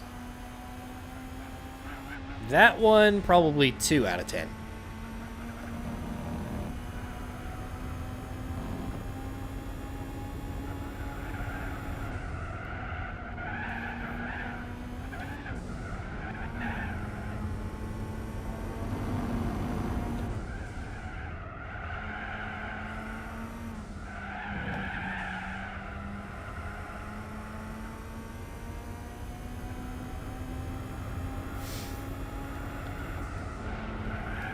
Oh, oh, oh. Oh, oh.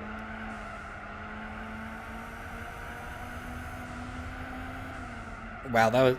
Yeah, that was terrible. Can you even clip the corner right there? I think there's like an invisible barrier that prevents that.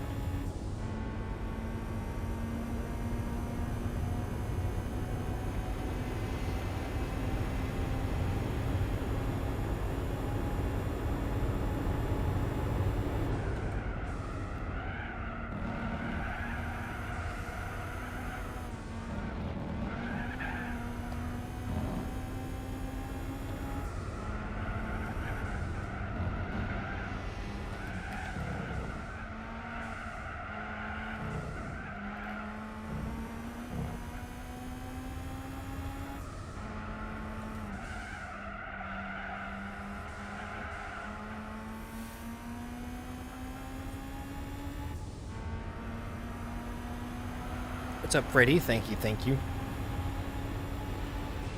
That was a torture fest, but Fuji's gonna be shorter time-wise. Especially if I don't screw up again. So I'm not even planning to use save or load states at all for that. I just have 2 more races for this championship. And then it's Fuji. And then tomorrow is Dream Car Championship. I'm not exactly sure what I'm... Did I already schedule Tsukuba? I might have. Because Tsukuba 9 hours after that, and then it's the start of the Formula GT, so...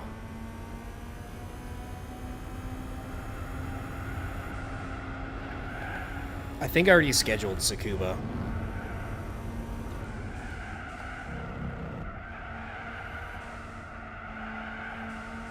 Formula GT is going to be like... That series is going to be like a total of 25 hours-ish. So I'm going to have to do that over the course of a couple days.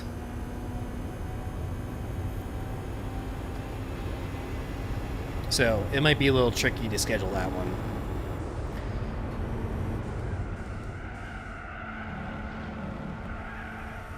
I could either do 5 races a day or 4 a day.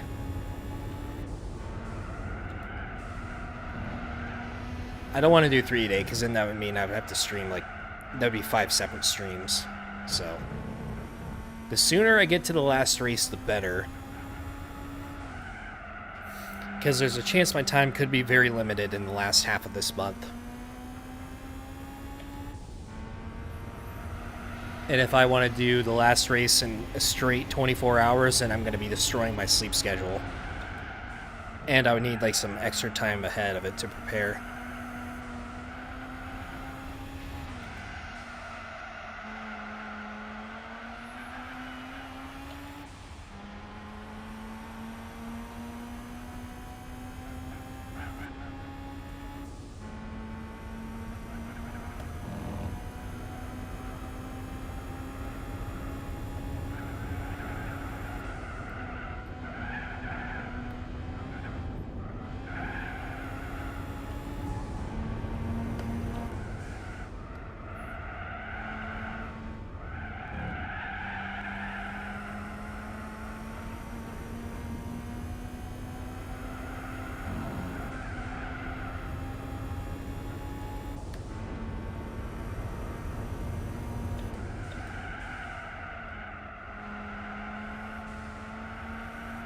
I think I am going to detune this car for the last race at least.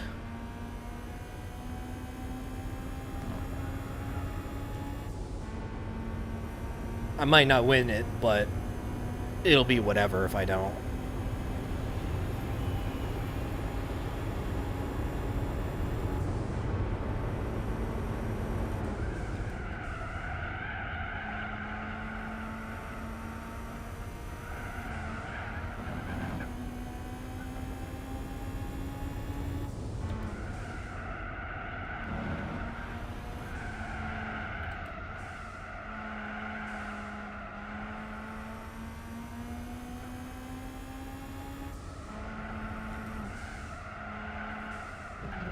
Okay, invisible wall.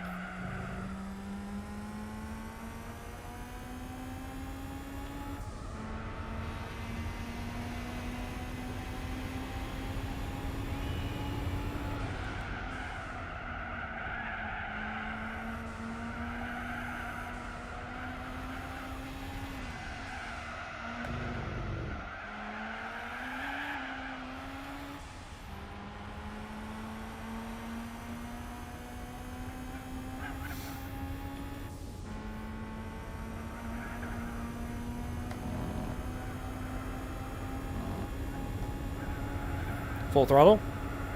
Nope. I clipped it. Immediate fail.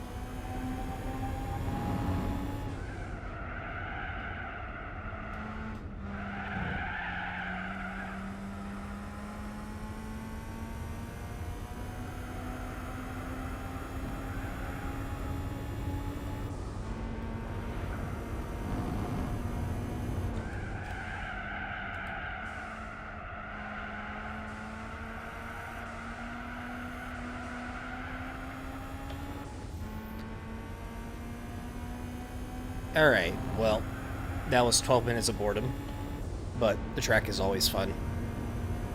Bam. Nürburgring next.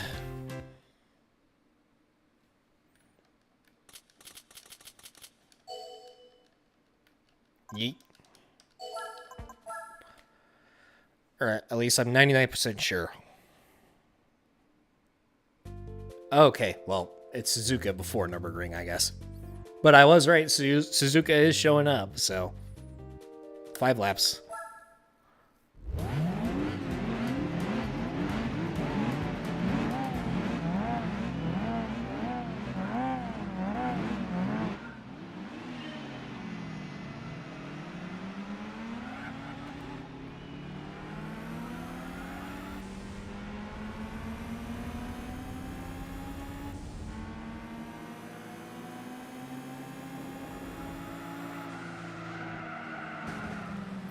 Oh, great. I have to deal with this guy again.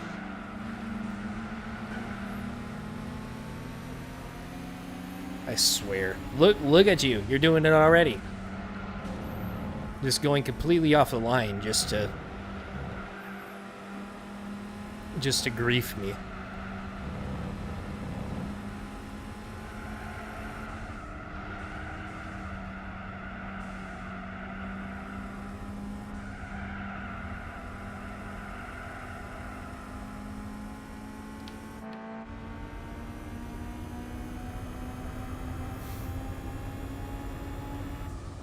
Come here, you.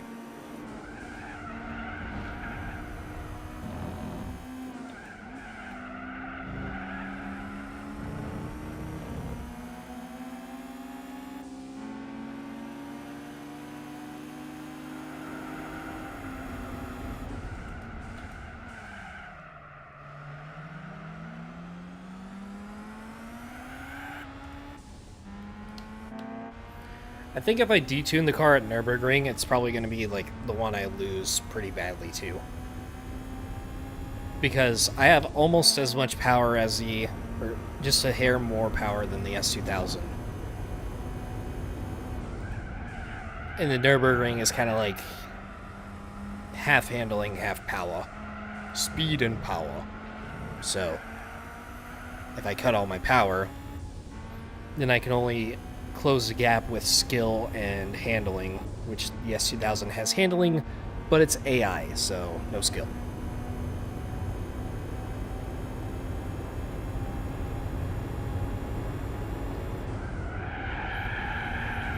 Oh, also the fact of rolling start.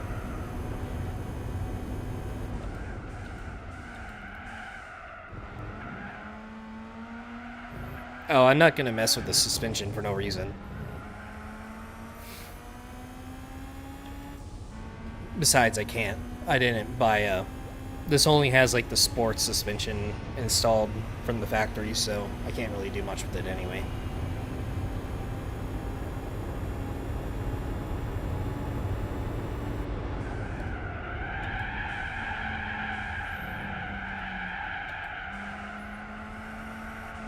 That was quite the slide for wrong-wheel drive.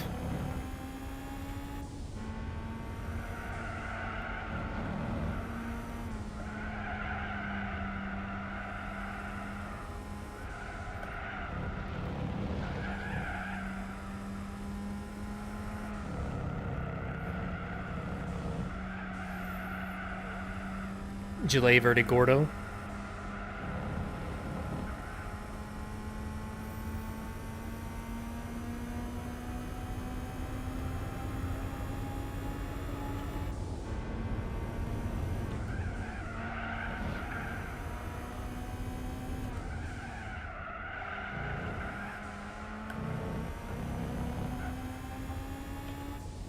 I need to drive it in spec too. I haven't tried it yet. That's probably the card that was changed the most.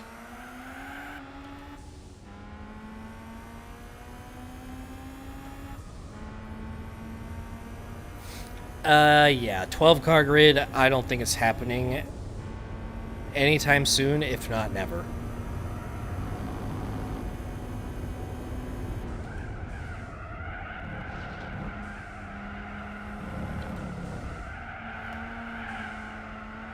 You could do 6 cars on rally tracks, but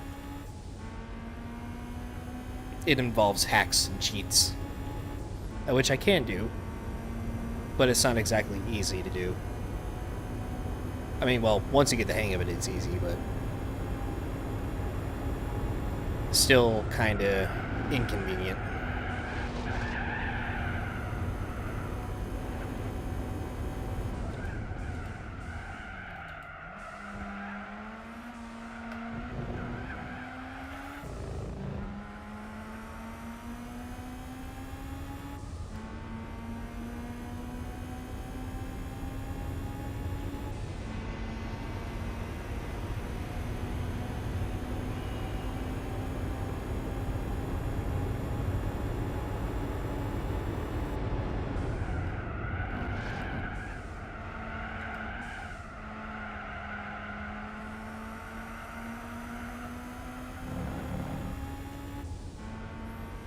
Yeah, as far as like the desync thing goes, at least I'm glad we figured that whole thing out, and hopefully it won't be a problem again.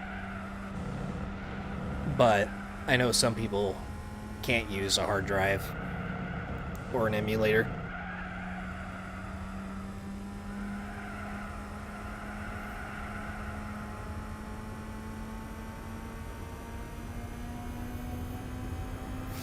Or, better yet, I should just figure out why I can't connect to USB users.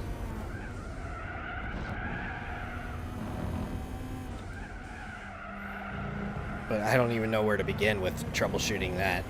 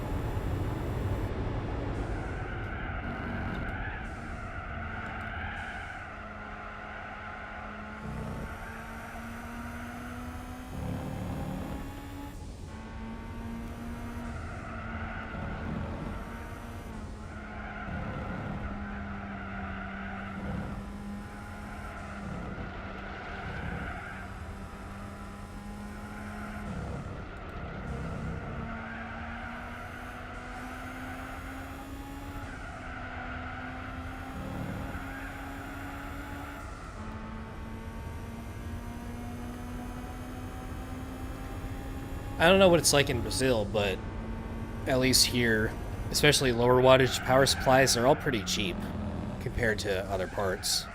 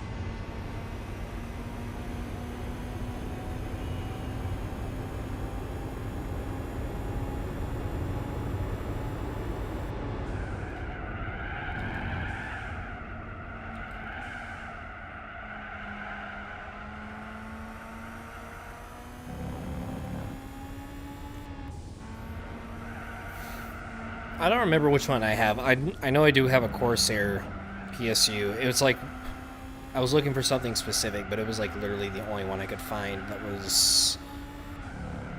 mine's either 1,000 or 1,200 watts, because I have a 7900 XTX GPU. So, I definitely needed a power upgrade. But I think mine was like 300 bucks. Absurd.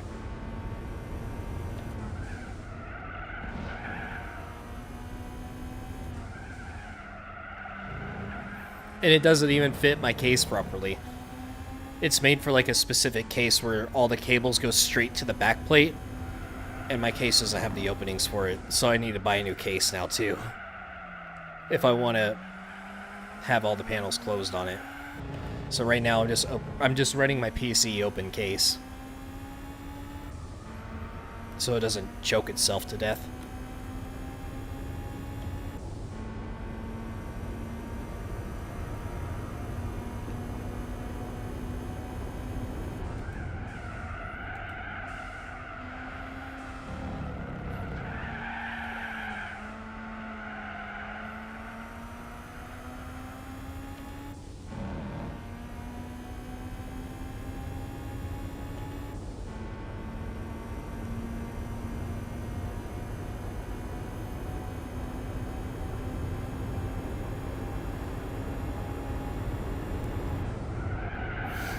I mean, my PC won't need any more upgrades for at least a few years, but if I were to upgrade anything, like the RAM speed could use an upgrade and the CPU itself.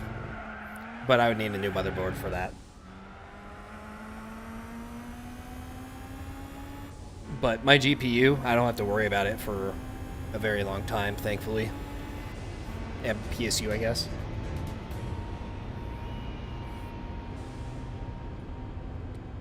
Alright.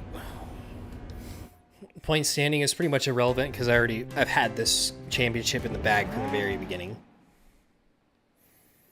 No, it's a 7900 XTX. It's a AMD GPU. It doesn't have the NVIDIA specific capabilities that a lot of NVIDIA specific programs use, but I don't really need it. Plus, the 50 series is all AI bullshit anyways. Oh, I forgot to detune the car. Oh well. Too late.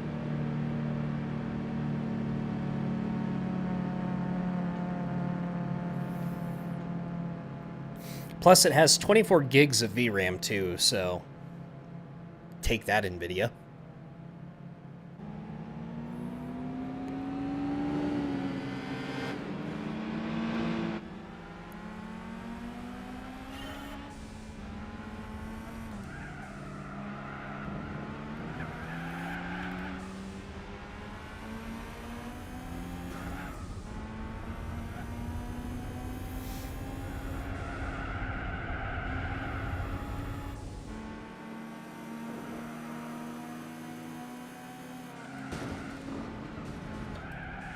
How do you like it?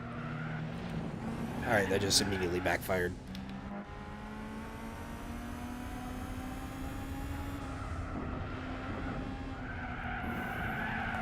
As I said, how do you like it?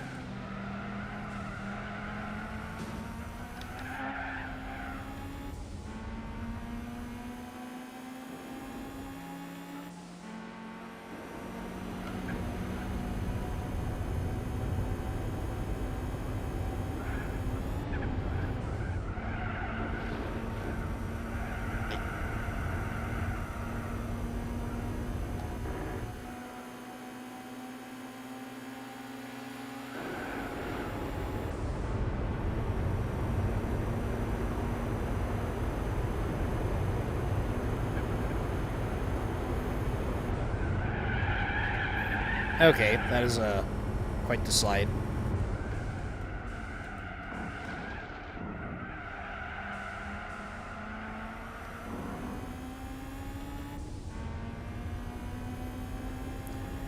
Nah, the 8 point seems kind of realistic because most of the cars are just absolute snails. considering it counts the overall grid instead of the fastest on it.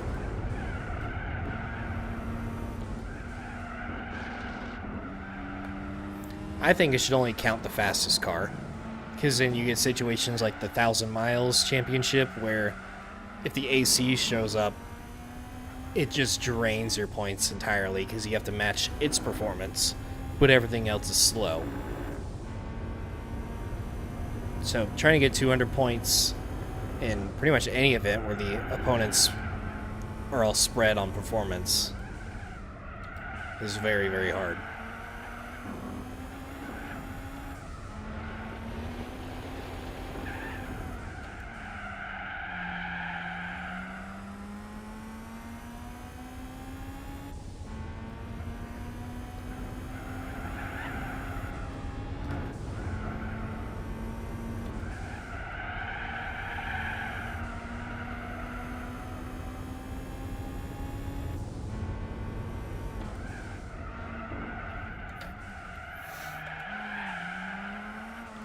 I need my rears to warm up ASAP.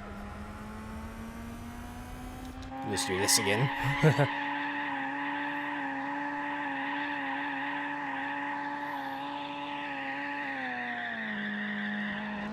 Just skid the rear tires until they're nice and green.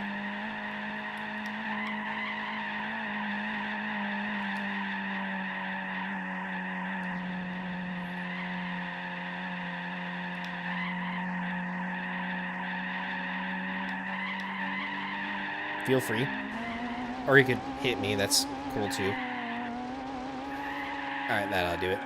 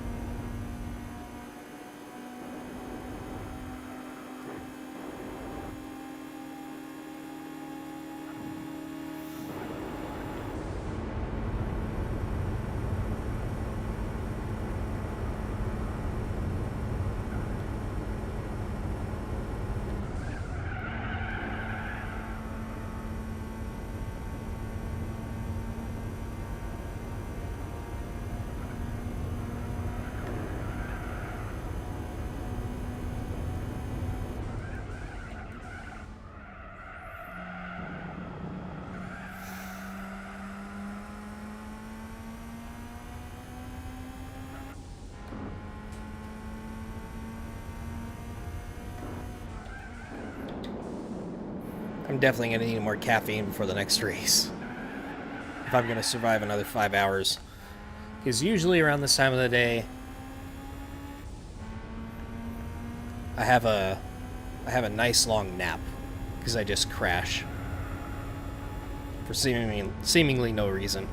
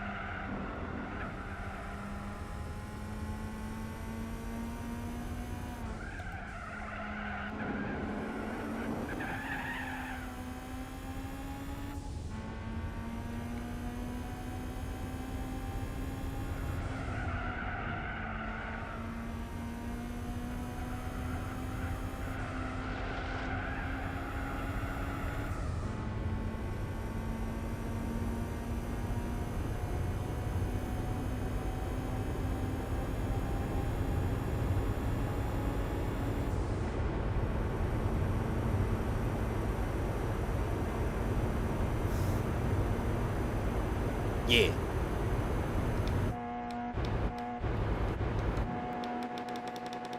Car.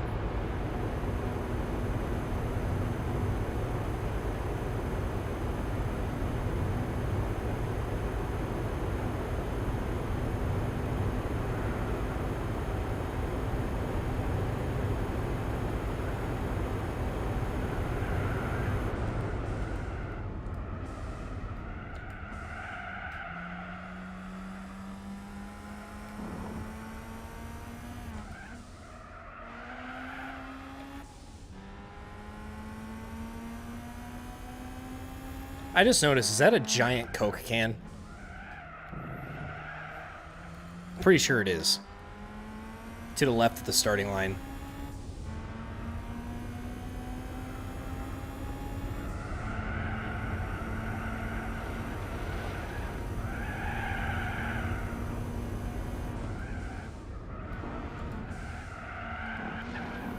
The game completion percentage is 88.1%, I think, at the start of the game, so now it should be a little past 90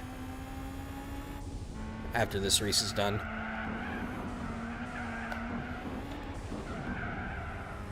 I think.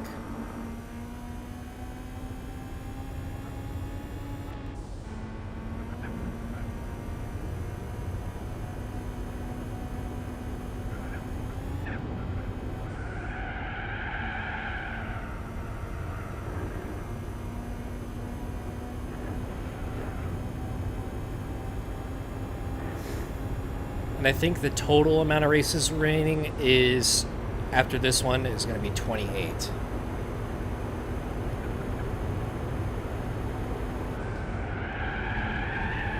Most of that being Formula GT and Dream Car Championship.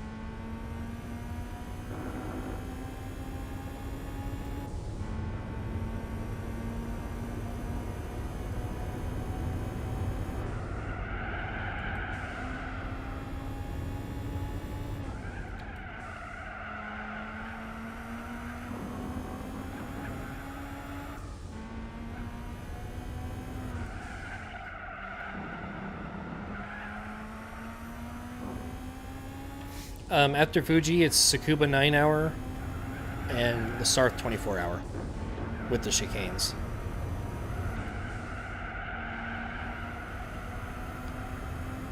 So in total, 14 plus 24, 38 hours of endurance racing to go. Yay.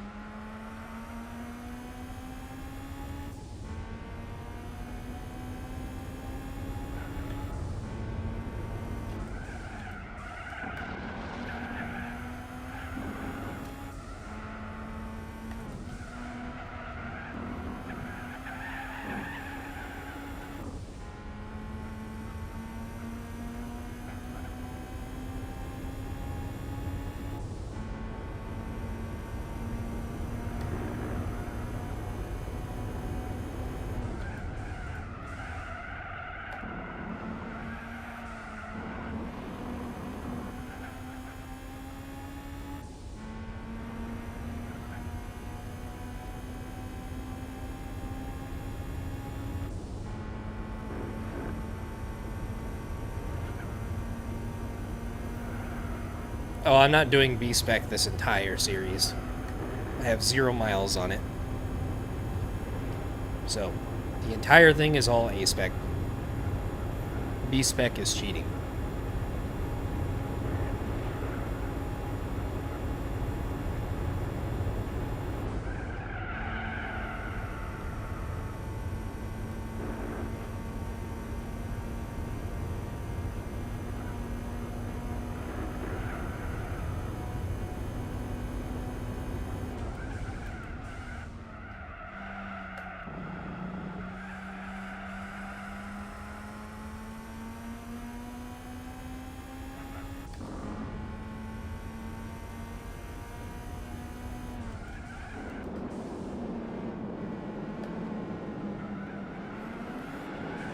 Oh, okay.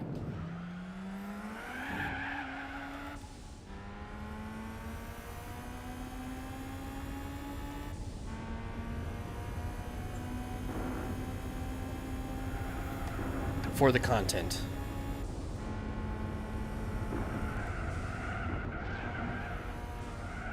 And for the flex too.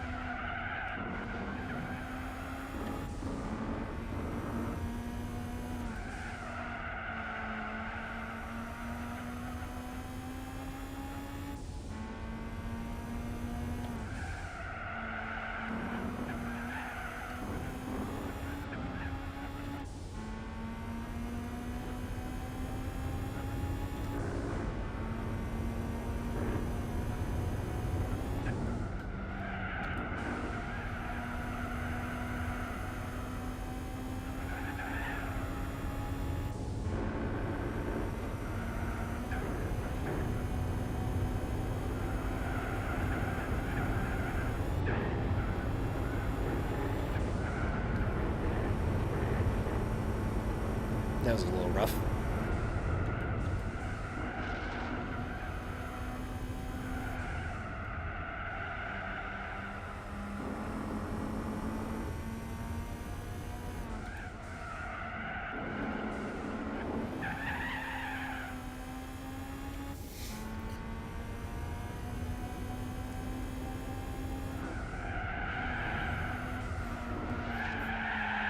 No. That's what happens when you dare tickle the green hell grass. Death.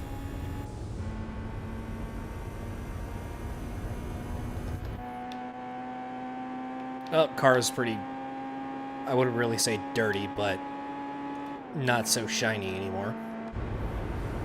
But championship is a minute away from being over. This was quite boring, but at least in the next race / episode, we'll be driving a Group C car for 5 hours. Gonna have to lock in a little more. I mean, the race itself, the AI are gonna be really easy to beat, but Group C car is a Group C car on a wheel nonetheless. Also, yeah, this is what I was talking about. That's a giant Coke can. I don't know how I've never noticed that in my 20 years of playing this game.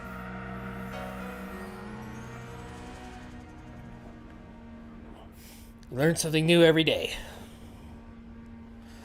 But, yeah. Clean sweep. Don't have to come back here for the cleanup, which is nice. And, yeah, there we go. Let's go ahead and skip through this. Oh, I need to save the replay before I forget. I haven't done that yet.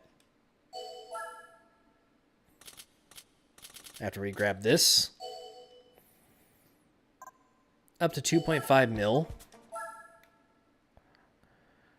Not too bad. Save this real quick so I can grab the thumbnail later. Even though I could just reuse it.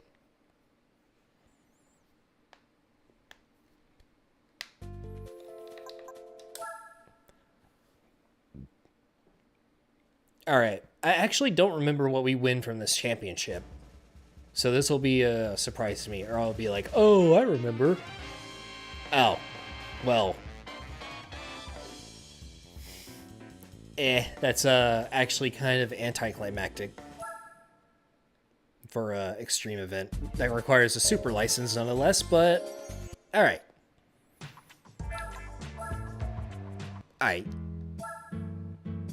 Actually, you know what? I could use that. I know there's a specific cleanup event I need to do. So we'll get some use out of this.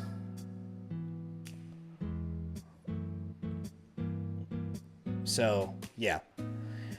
Alright, well, up next, Fuji 1000km. Yeah. See you next episode. Okay, that was just the outro for the video. We're still streaming. But, real quick, I need to take a quick 5-minute break. Let me find the car that I was going to use. I'll just sit on this screen for a second. Alright, I will be back in a couple minutes.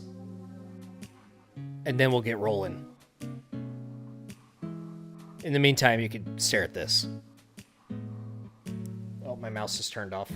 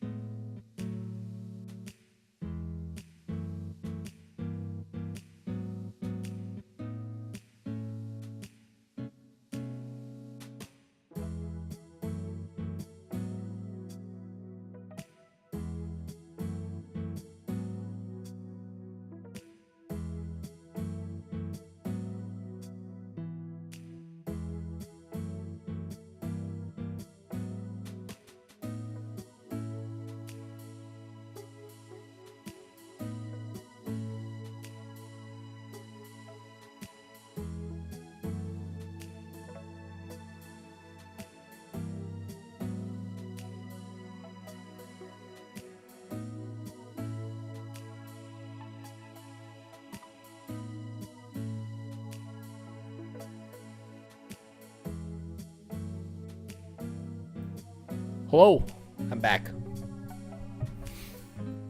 I got a gamer drink in hand. And we'll get into the race and the episode intro here in a few minutes. But I didn't want to leave y'all hanging.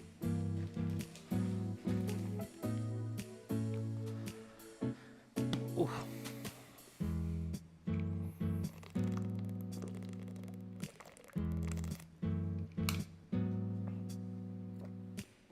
Oh man, that's bitter. Woo. All right. While I'm... Oh my god. I think the stuff just went bad. Oh, wow. There's like a very bitter spot. Oh.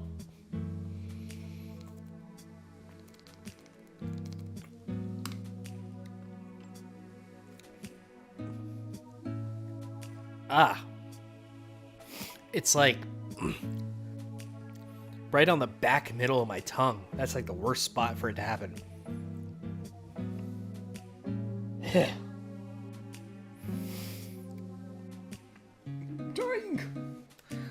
Okay, as I was saying. Alright, I just gotta plug my nose and chug this thing down. 1 second.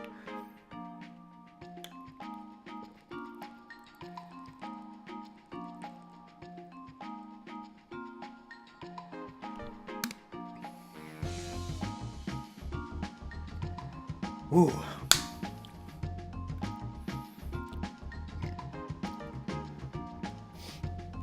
That's been sitting on the shelf for a while. I think it's time to throw it out.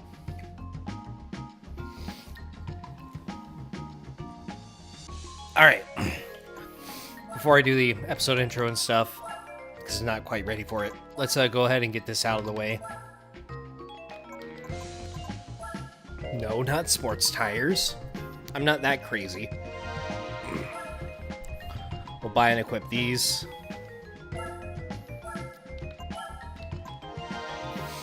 And put those... not put them on yet, but we'll just buy them. Alright, don't need anything else. Can't really get anything else. Alright, let me just wash this stuff down. I'm almost done with it.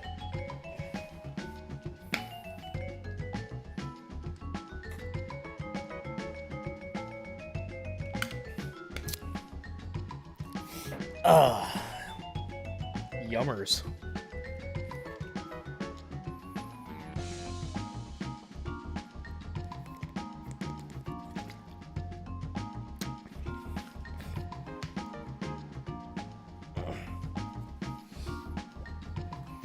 I mean, this stuff I'm drinking, it's called Gorilla Mind Respawn.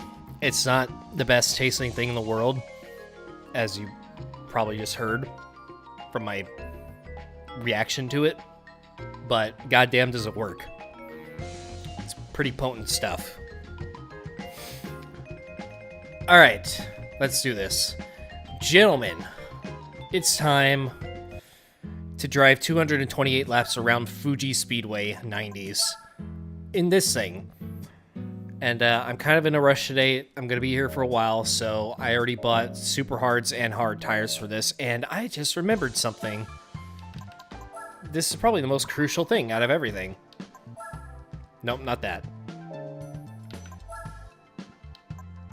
Okay, well, seems like I already bought that once upon a time, but that's by far the most important thing that I need for a used car like this.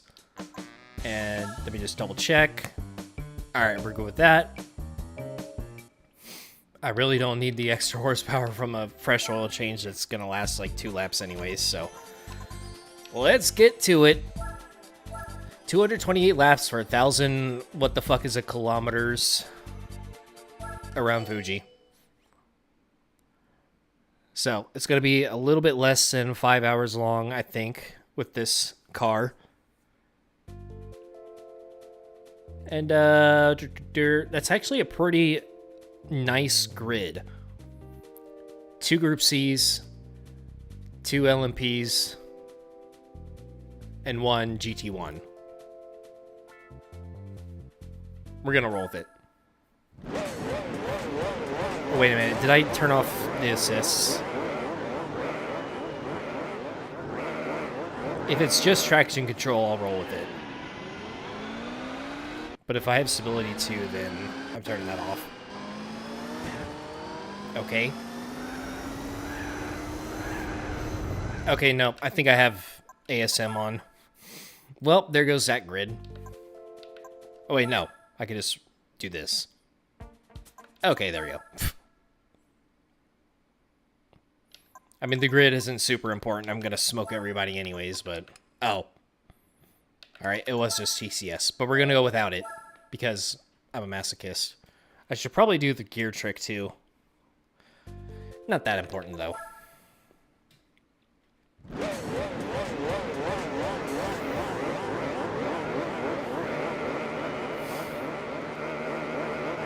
I'm definitely going to regret not leaving TCS on.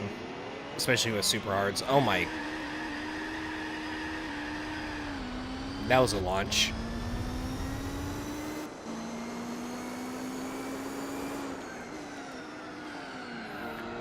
If this race goes a certain way, I might just run racing hards instead and just be okay with pitting a little bit more often.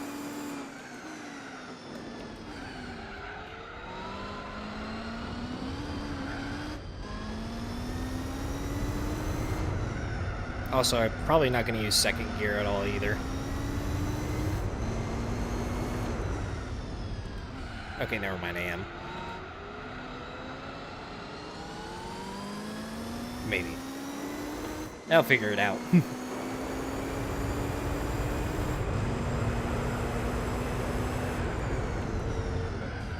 Dive bomb.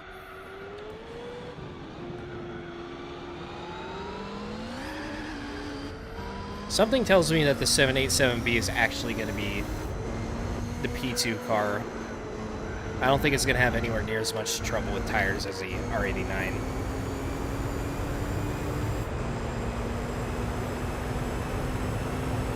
And here comes the wheel shaking.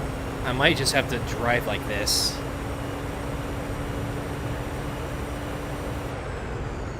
Just so I don't have to wear my arms out.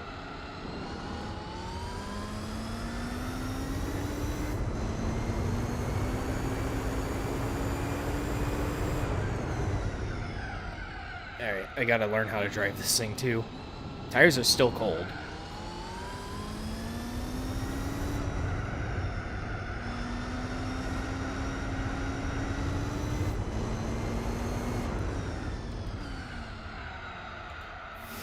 Yeah, but I don't think the 787B has as bad of a problem with rear tire wear, with the wheels clipping into the ground.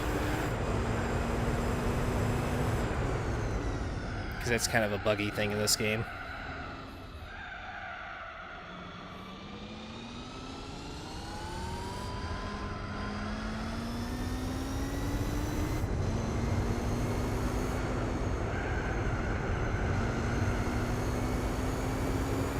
I think I am going to go second gear, screw it.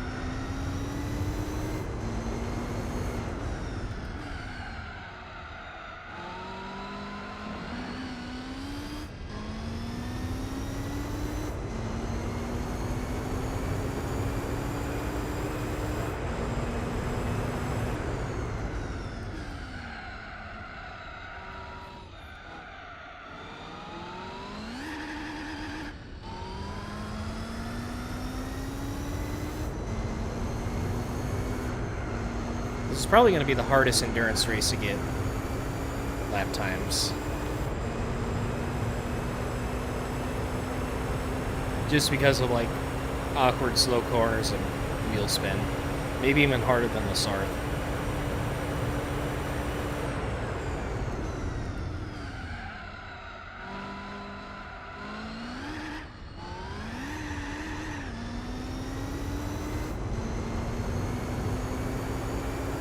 Yeah, I could probably do Dead Zone.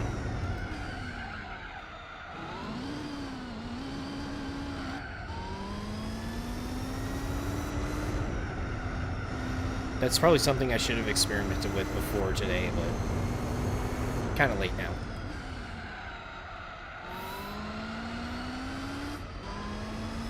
Although it would just take me like 30 seconds to try it.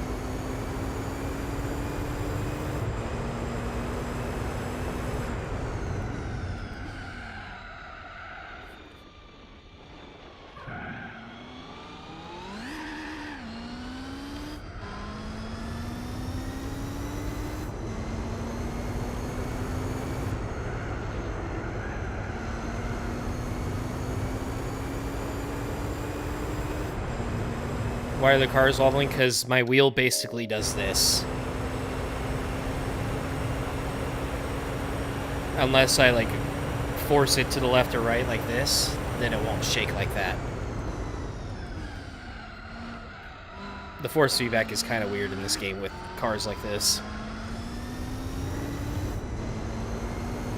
It's basically nothing right here, and then once you get to a certain speed, it just starts and you can't stop it.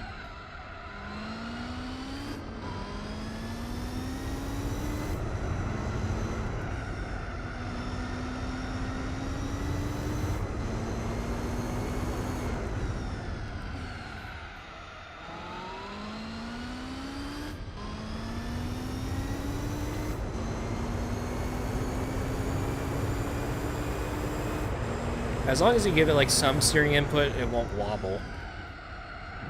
But you'll see like once we get on the straight. Yeah, I don't think I'm using second at all.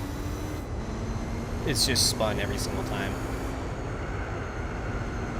So right about here, you're gonna see it. And there it goes. Until I just force it to left or right.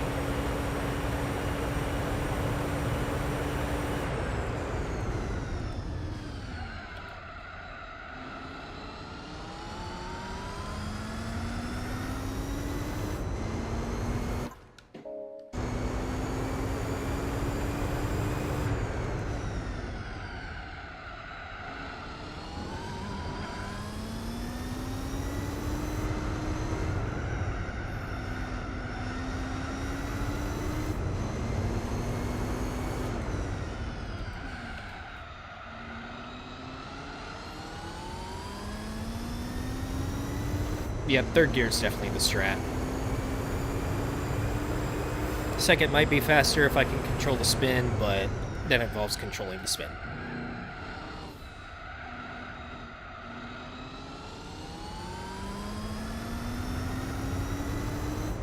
So much better.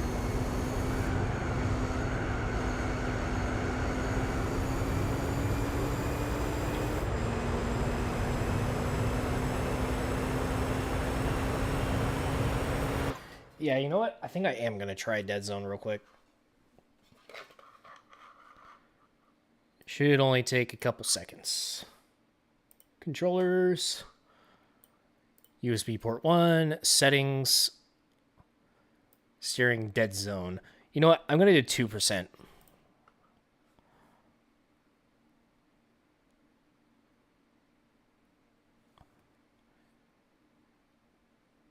Right. Let's see. Okay, well, that stops the shaking, but it's kind of awkwardly doing nothing right in the middle. Like, there's no steering resistance or anything, and whoa. Alright. But yeah, 2% does feel like too much.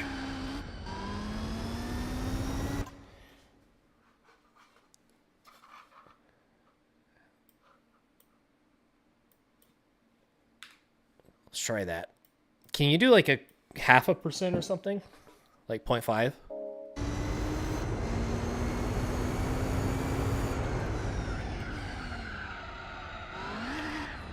No third or no second.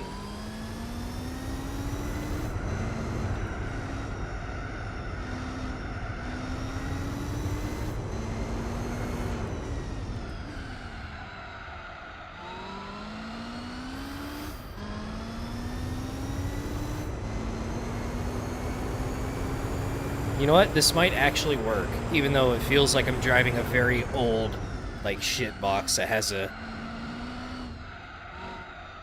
like a dead zone in the center.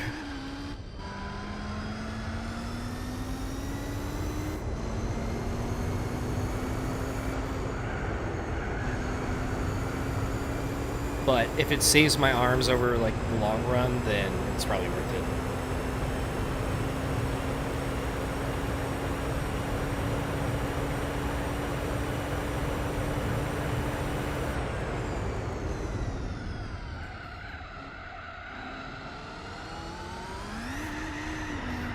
Ooh.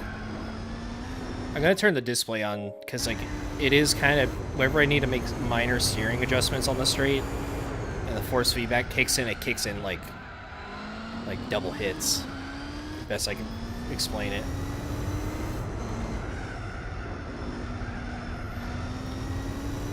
I should probably set the dead zone in the Fanatec software, actually. It might be better to do it through there.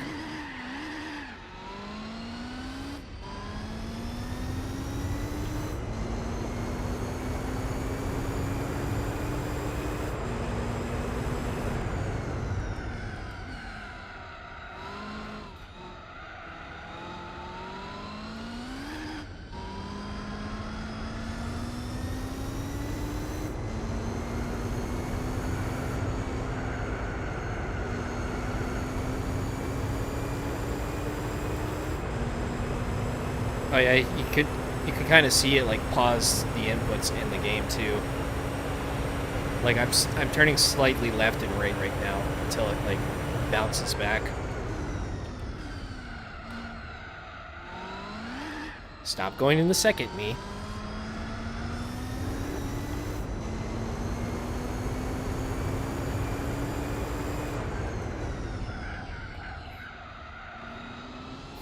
And I keep paying attention to the suggested gear indicators a little too much.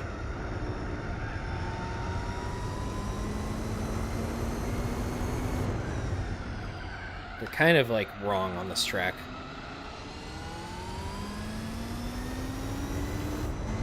But yeah.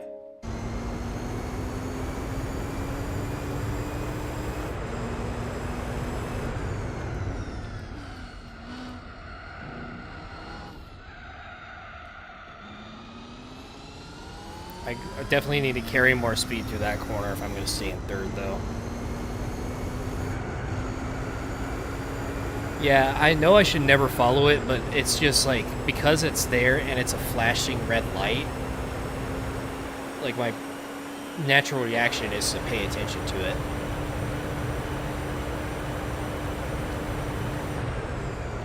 I hate it. Oh, stop going in second.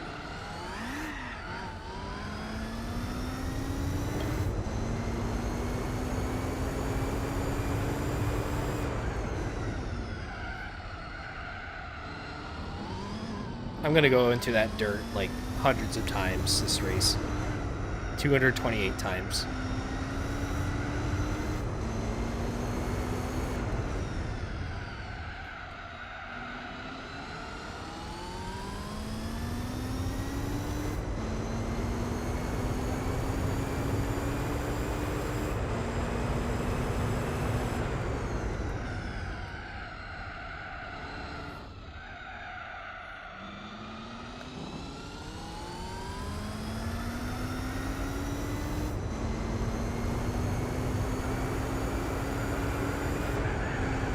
Okay, that's certainly not a flat-out corner.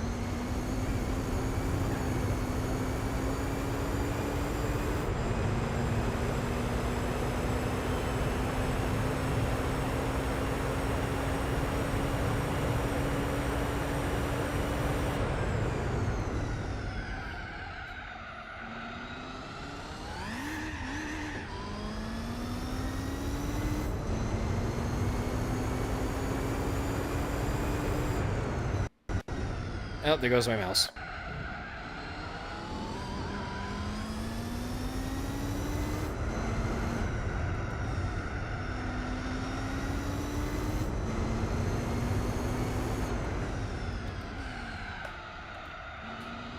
I might just have to do the GT7 style shifting. Go in a second in the corner, but upshift to third going out.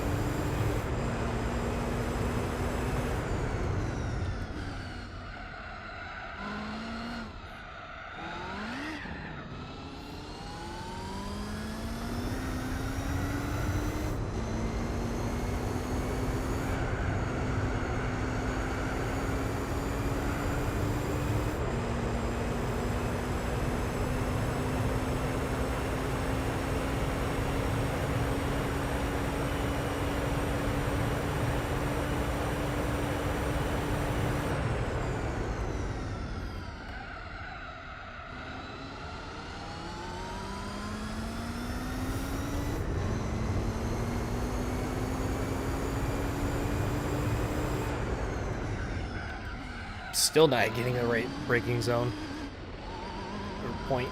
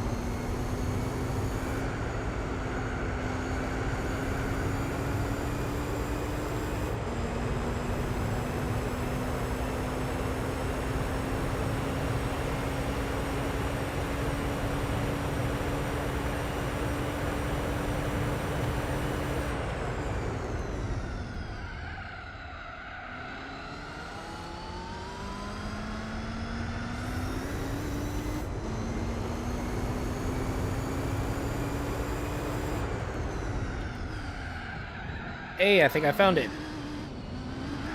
Almost.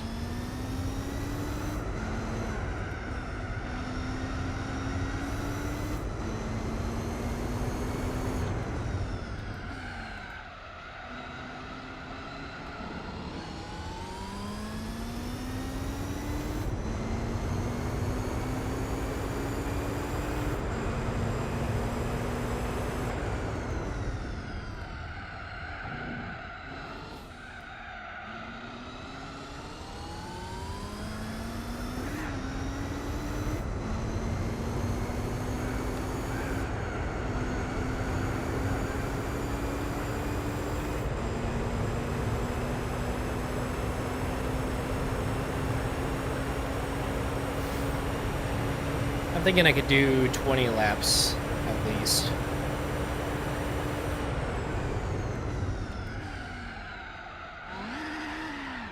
Okay. The first time I go into second.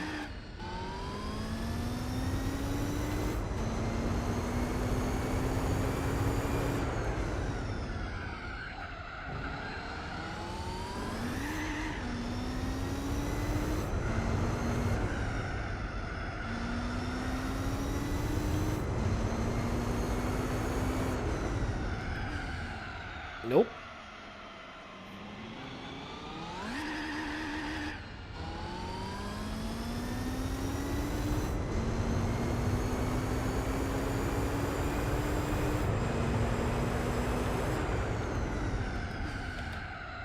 This car is kind of brutal to drive around here.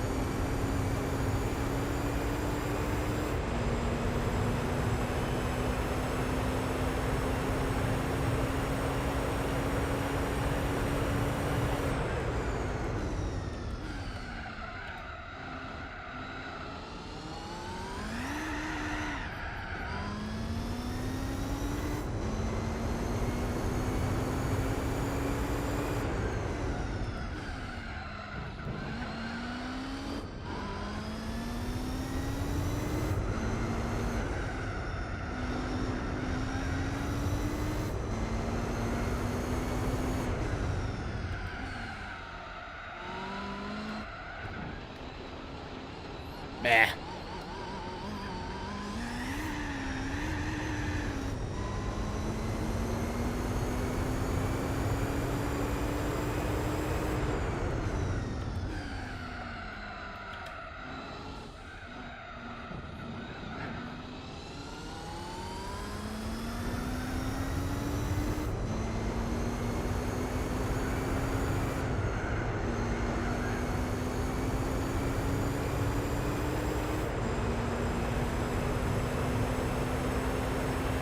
I think I need to raise my Spotify just a hair.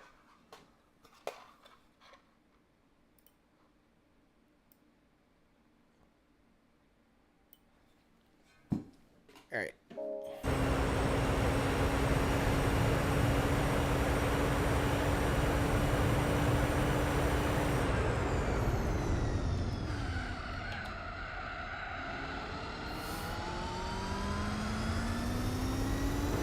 I'm probably going to be like dead silent for a lot of this race.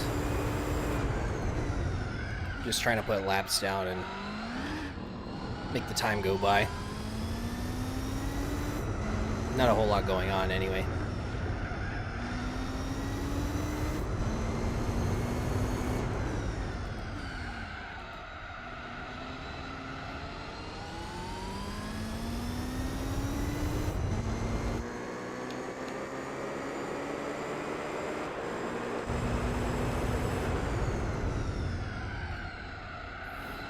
R89 is in, but the 787B is not.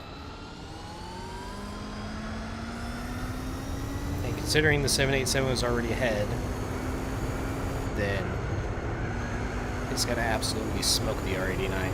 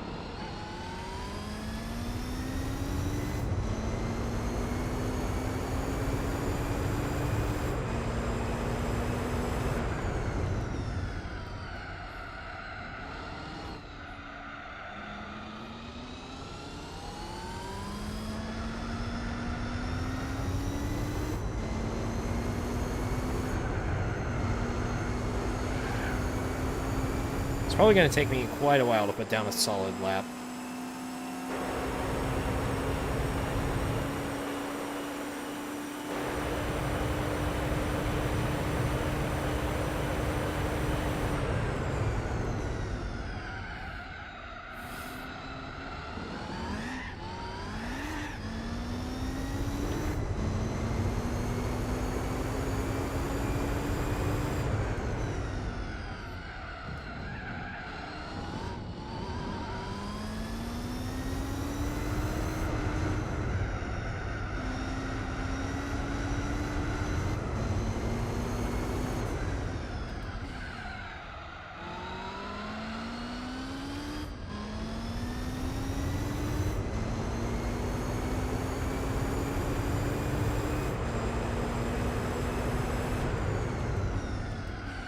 I'm trying second real quick, but just half throttle ish.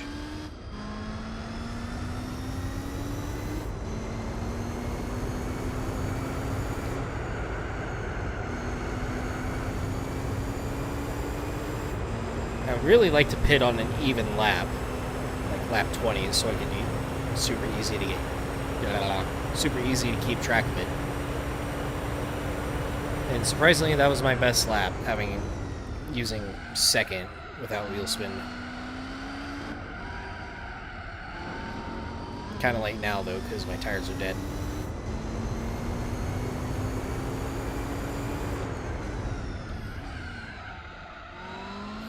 If I can avoid so much wheel spin, then my tires will probably still be good by now next time around. So I'm going to do 20.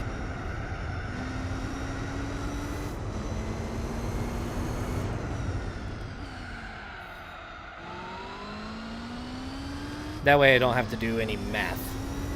Math sucks. Math is part of the axis of evil. If you understand that reference, then damn. Well, there goes that.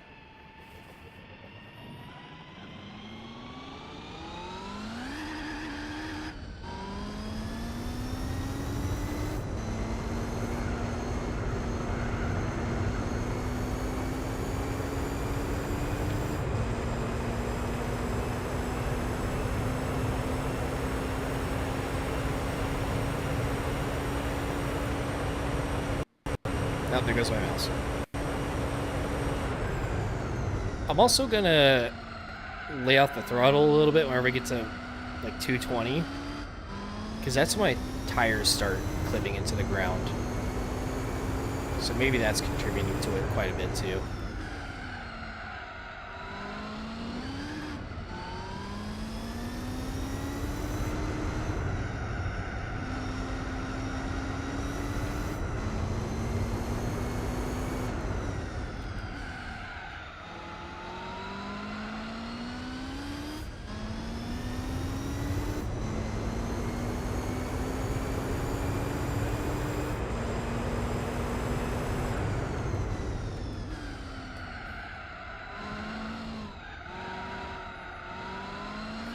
Cool.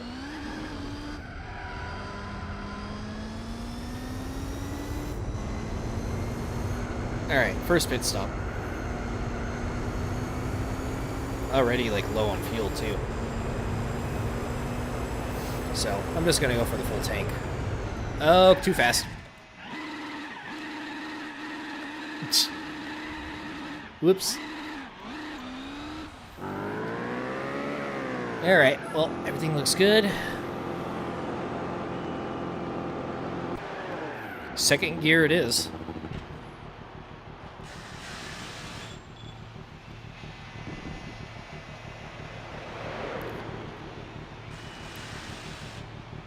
You know, hards might actually be the strat, because of how long I have to sit in the pits waiting for the extra fuel still.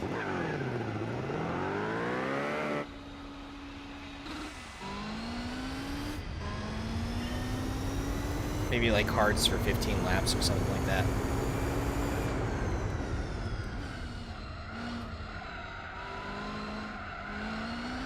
And I wouldn't have to worry about corner exits anywhere near as much.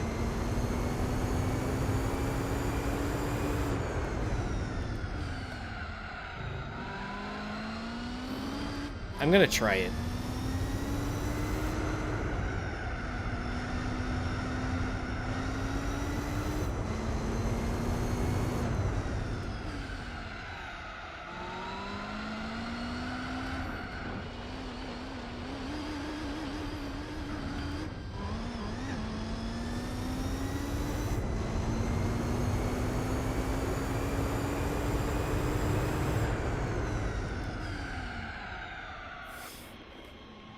And now I can't stay on track.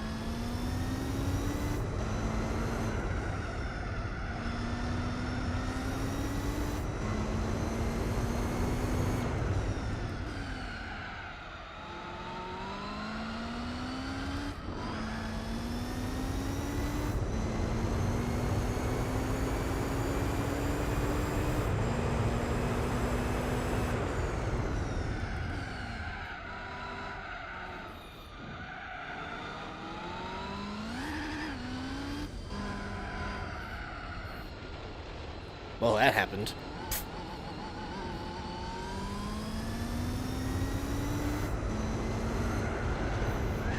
Come on, get it together.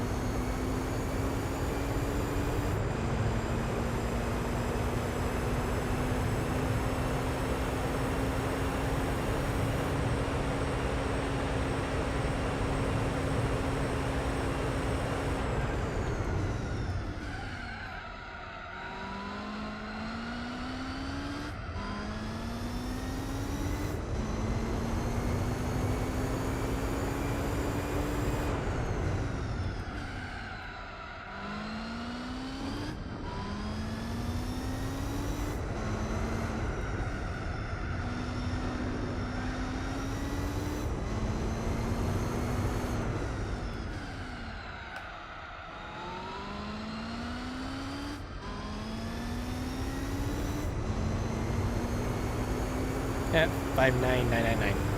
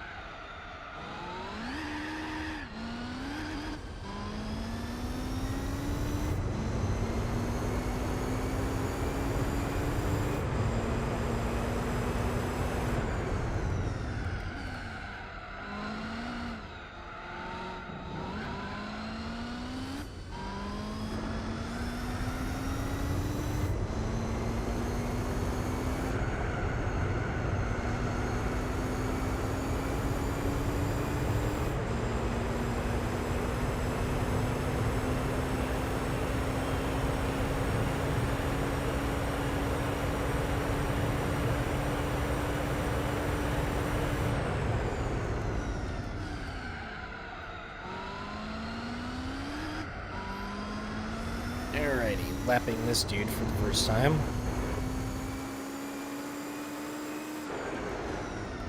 Overshot it because of the slipstream. Oh.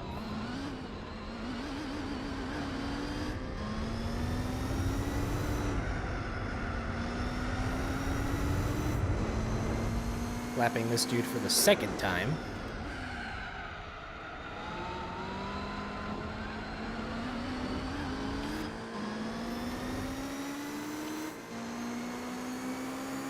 Lapping this dude for the third time.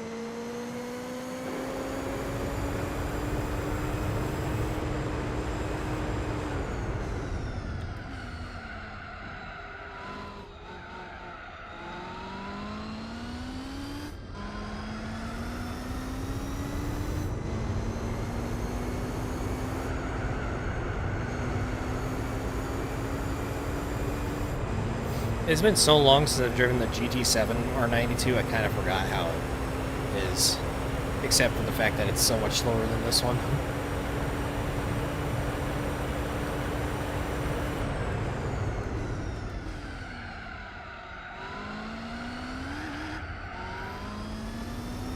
And with this one, wheel spins, it doesn't actually like spin out all the way. Unlike GT7 where spin outs are just like basically an instant death sentence.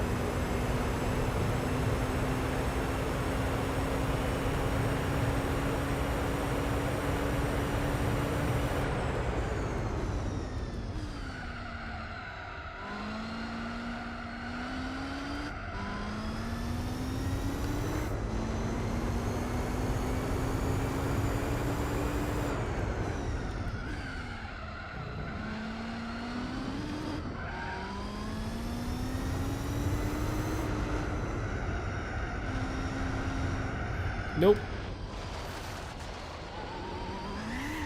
Kind of took that a little bit differently than normal for no reason.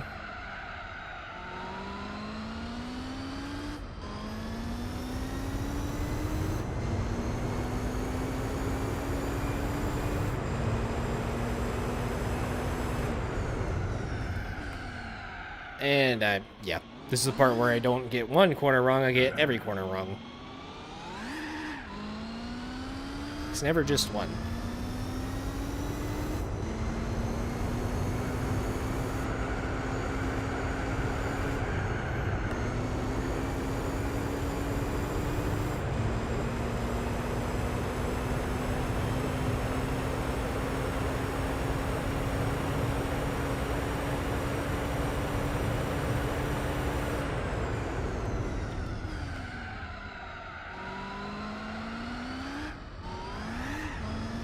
Is the 787 still the best Group C car in GT7?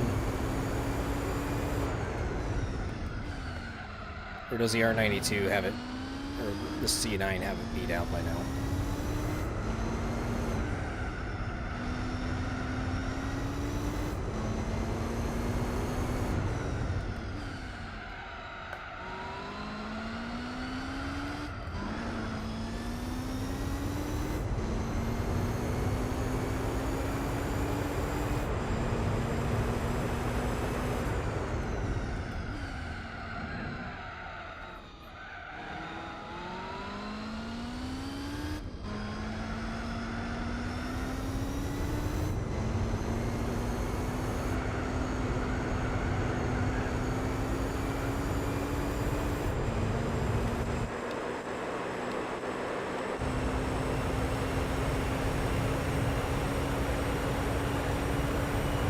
I think I finally found my groove, at least with the super hards, but I am still going to throw on just regular racing hards after this stint.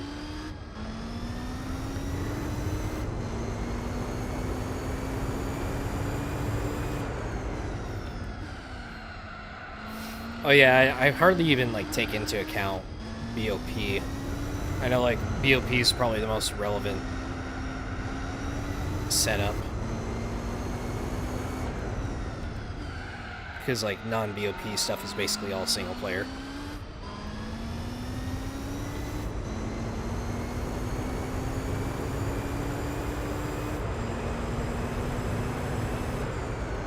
Okay, that was way too late. I kind of changed my approach because of that.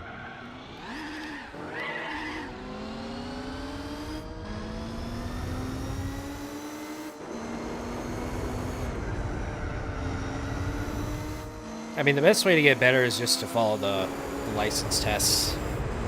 That's kind of what they're there for.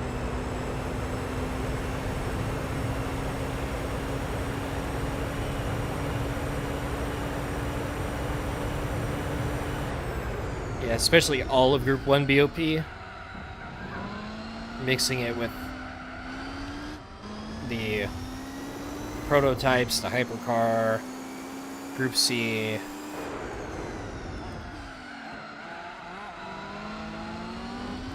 And every car having a different kind of hybrid system. Just a mess.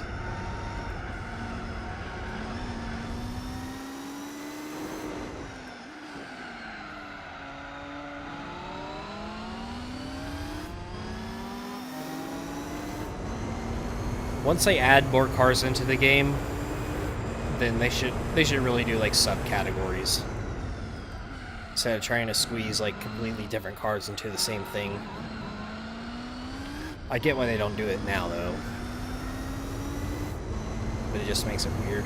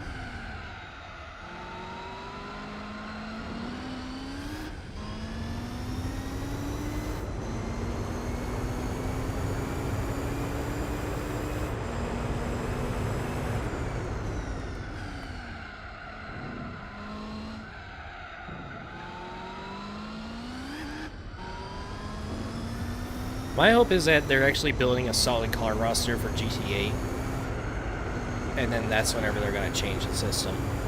I really doubt they're going to do it for 7.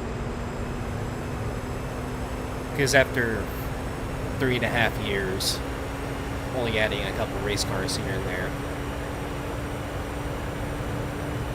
don't think it's going to happen.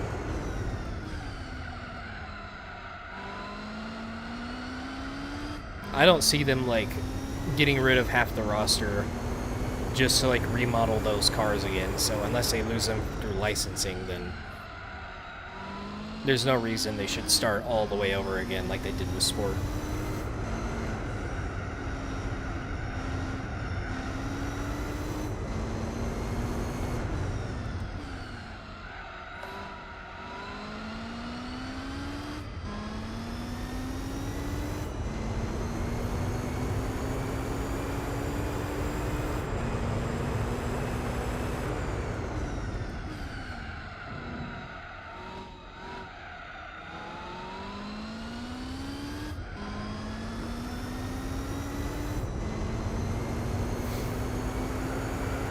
I have discovered the second gear strat, Daniel, so I've been doing that. Now, I'm definitely like so much faster out of the corners.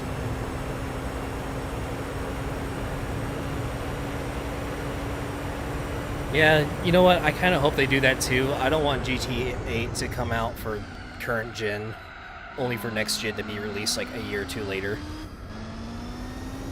Oh, System of a Down is now playing. Hell yeah.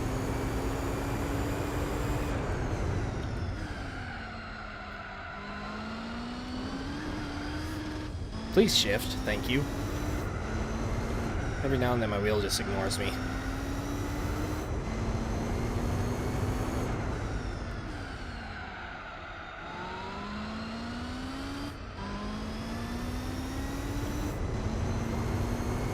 Yeah, you just, whenever it comes to braking, you just have to find, like, your braking points.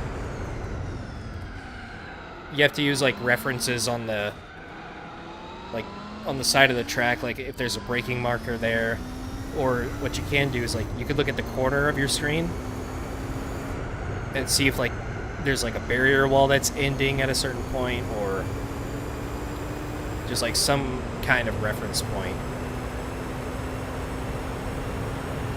Like up here for this braking reference, the one that I found, is as soon as this dark section of the track starts, there's a sign to the left. I think it's like the 150 marker. As soon as I hit that marker, that's when I get on the brakes. Right here, it's the right edge where that wall ends, but it technically just a tad before that because I braked right on it. So you just gotta find like whatever references you can. On some tracks it's easy, other tracks there's like absolutely nothing to go off of.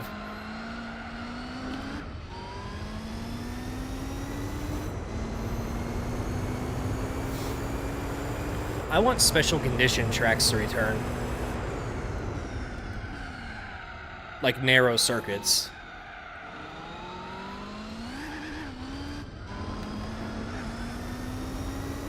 Just for the fun factor alone.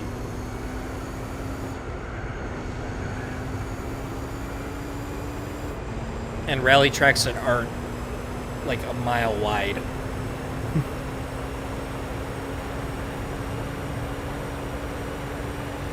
I think Eiger Nordwand was a great addition.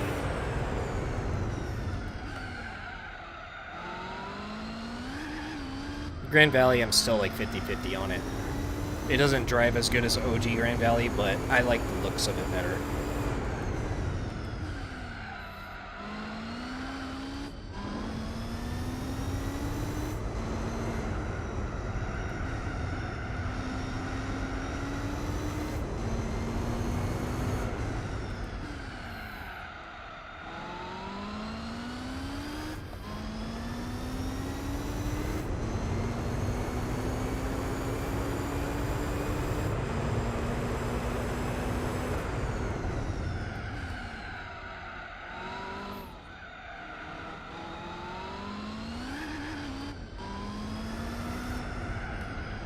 Okay, I failed that completely.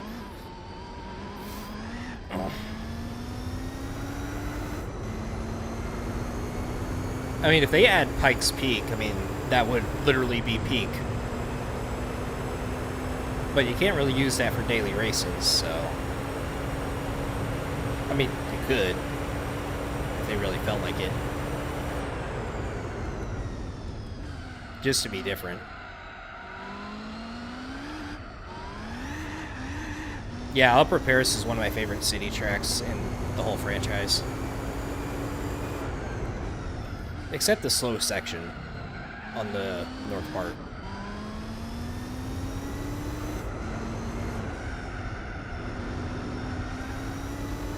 It would be very chaotic for dailies, though. Them adding 2 F1 tracks, I mean, it's neat. They're brand new to the series, which is good, but at the same time, it's like, I'm not very familiar with those at all. So, I don't really know what to think about it.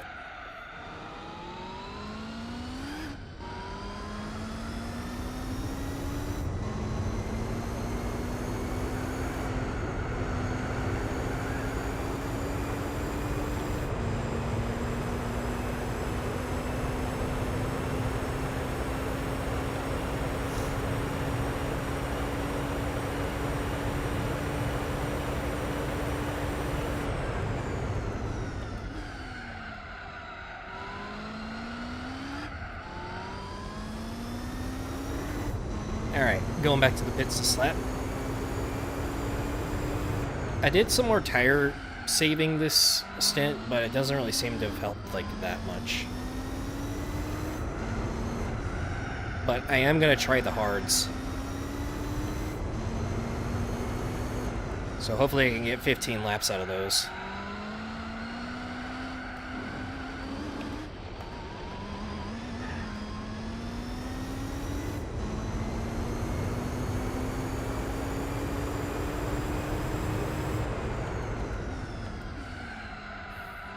I know pretty much nothing about Abu Dhabi. I'm not really like into F1 at all. And I've never watched the FIA race It's a WEC race at Yas Marina, right? Is that what I'm thinking of? Whoa, okay. I didn't mean to go wide like that. Alright, let's try this.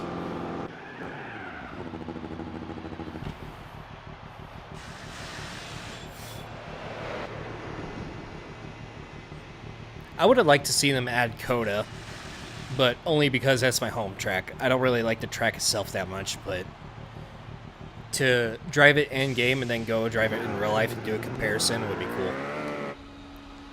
And I wouldn't have to drive 9 hours to Road Atlanta to do that, because that's the other closest track to me.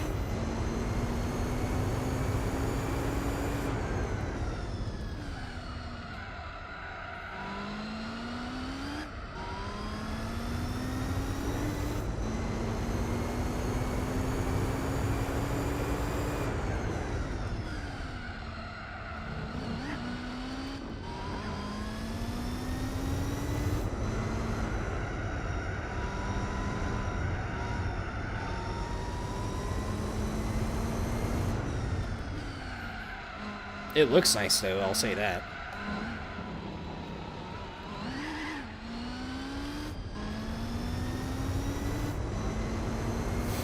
I think the reason why they haven't brought out Pikes Peak just yet, it's probably just, like, too hard to make for the game right now. Because it's a super long track, and they would have to do a lot of, like, environmental modeling. Because you're driving up a mountain with, like, very long views. It's probably going to take them, like, a very long time to make it. The ones I want to see the most, other than, like, special condition style tracks, are Sebring, Sonoma, and... what else? Probably, like, Sugo.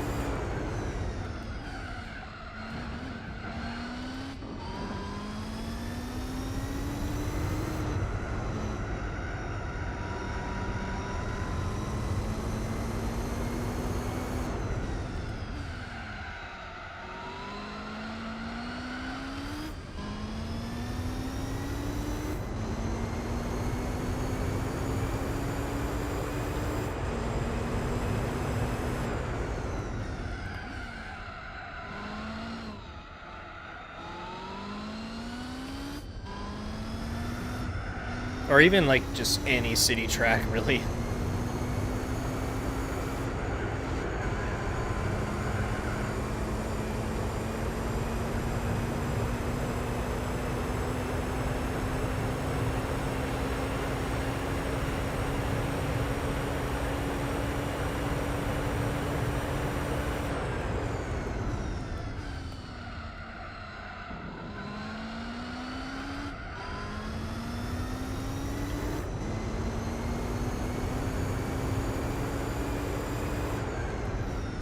GT5 and 6, I mean, I haven't really tried to emulate those just yet.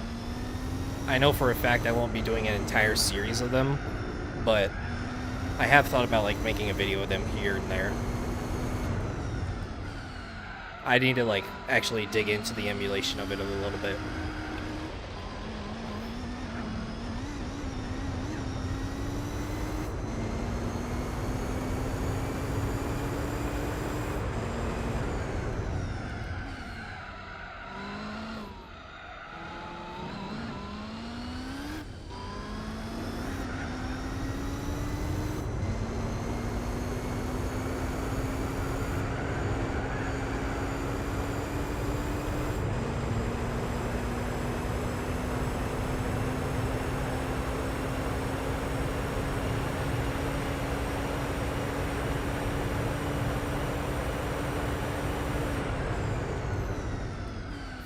I don't really want to see any, like, oval tracks until they introduce, like, actual NASCAR stuff again.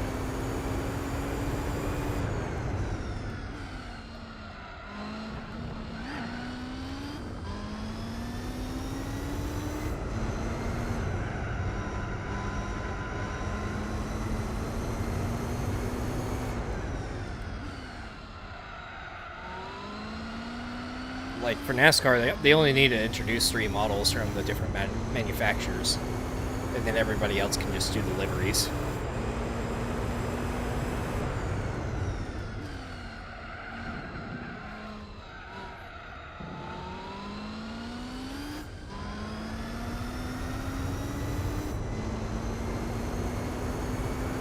They could just do like the Formula GT approach where they don't even brand it as NASCAR. It's just literally like a bare bones stock car, no decals or liveries on them, and then everybody can just put whatever they want on it. That'd be the way to go.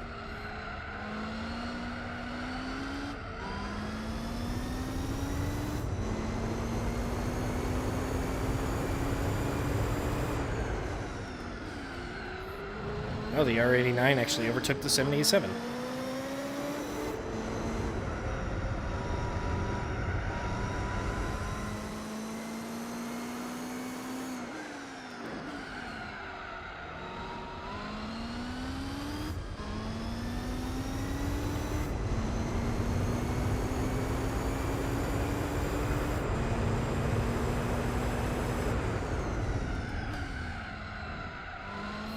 I missed out on GT5 and 6 online. I was a Call of Duty nerd back then.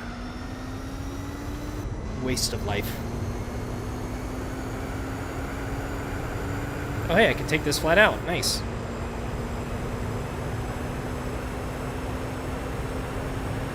Don't know why I didn't try that earlier.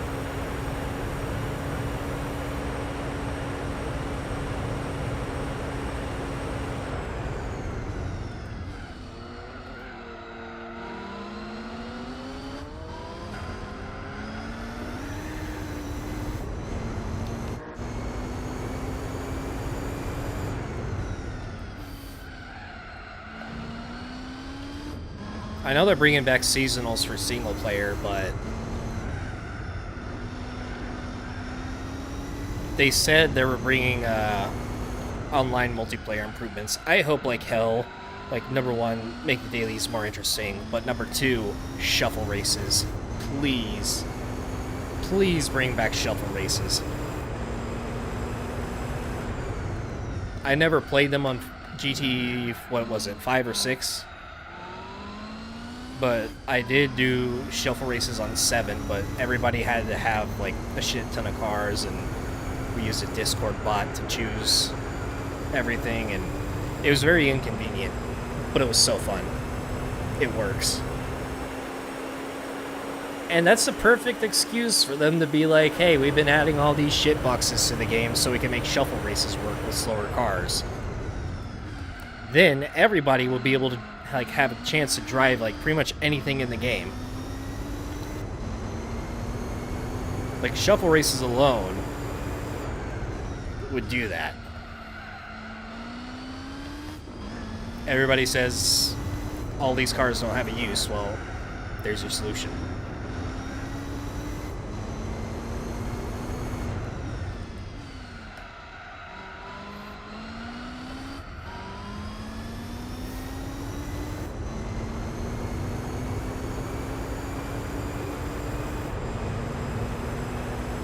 Yeah, I was actually a Call of Duty, I was a sniper.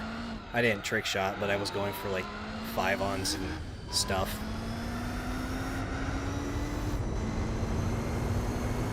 I was never as good as the other players, so I just stuck to editing instead. And yeah, it was like turbo toxic back then. Eventually I just stopped playing the game.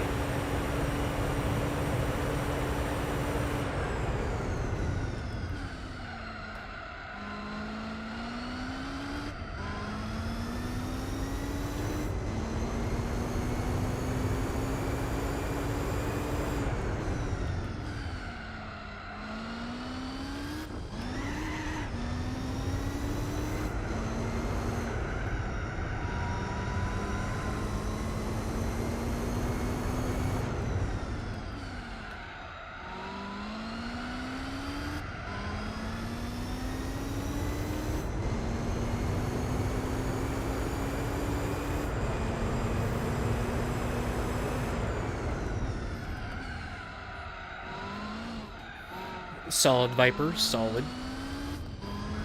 Finally figured out how to drive this thing around here, so putting down some decent laps.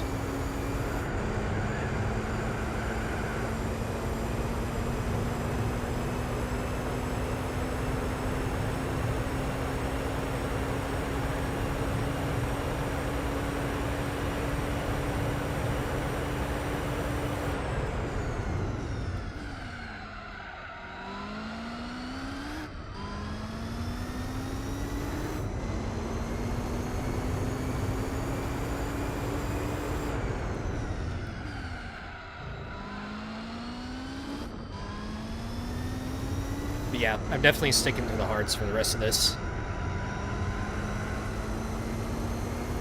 I think the lap times I'm getting now will make up for the extra couple pits I'll have to do throughout the race.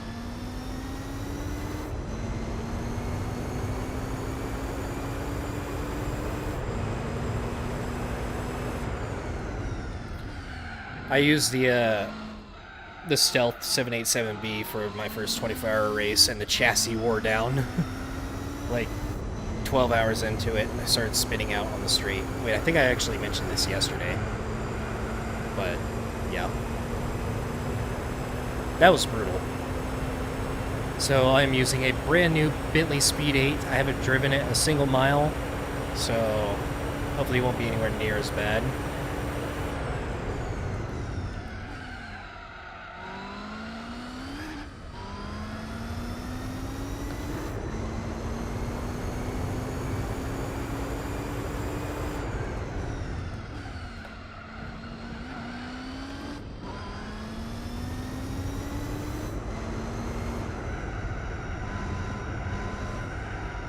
Okay. Every now and then my foot just decides to just, yeah, get on it. Whenever I really shouldn't.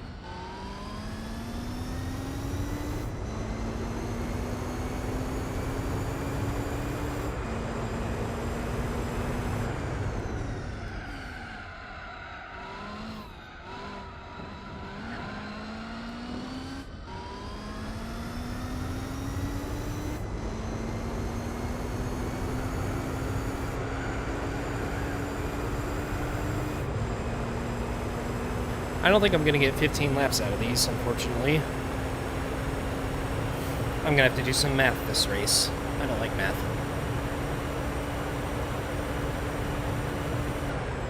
Oh, I'm late.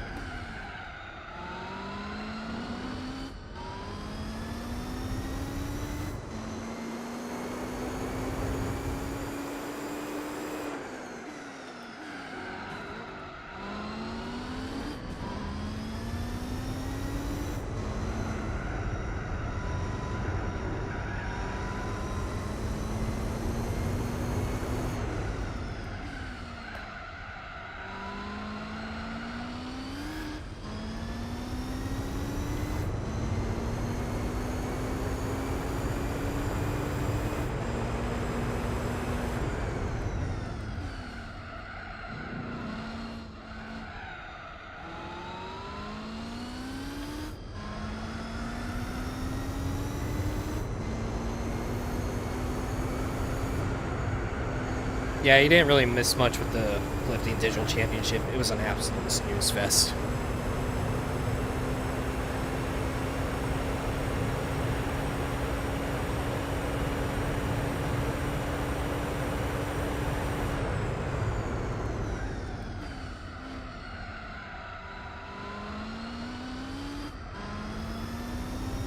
Yep, I'm doing it all by myself.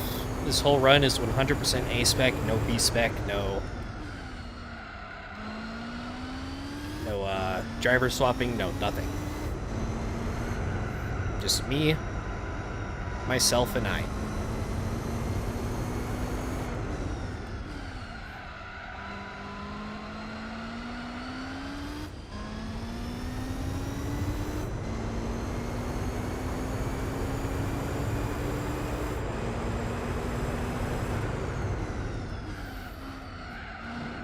Well, if you think Motorland for that championship is random, try a beginner course in the Dream Car Championship.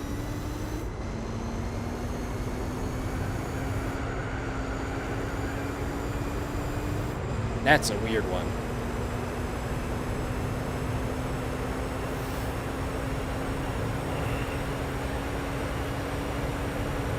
The current plan is to do, so I only have one 24-hour race to go, so I think I'm going to do that one in one sitting. It'll have to be split up into 3 streams because of YouTube's VOD limit. But I think I'm going to do it 24 hours straight.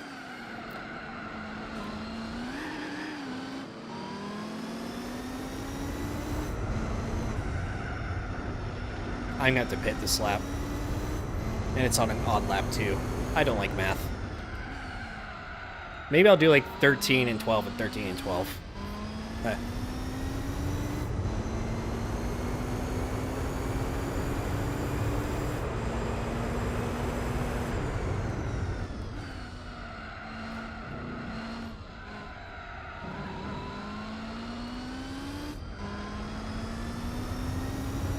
I really don't want to like try to push them and then start spinning out.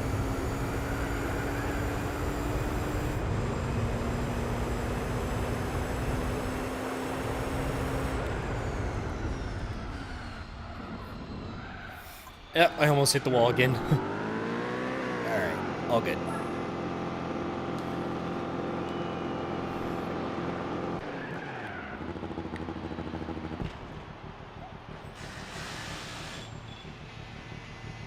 Also, I don't have to wait on fuel for this. Nearly, like, basically no extra time at all, actually.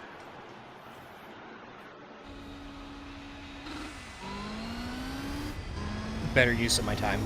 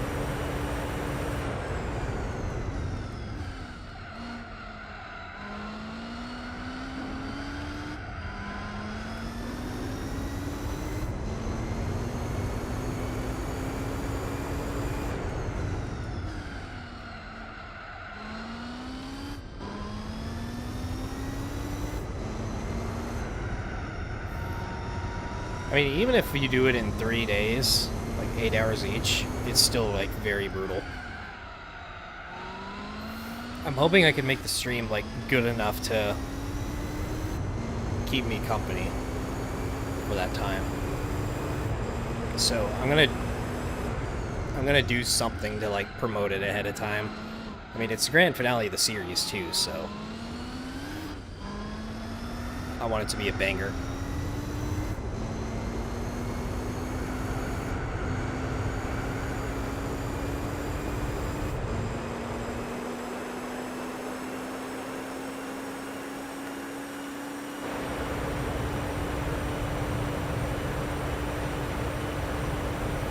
I think you can save in the middle of the 24s in GT5.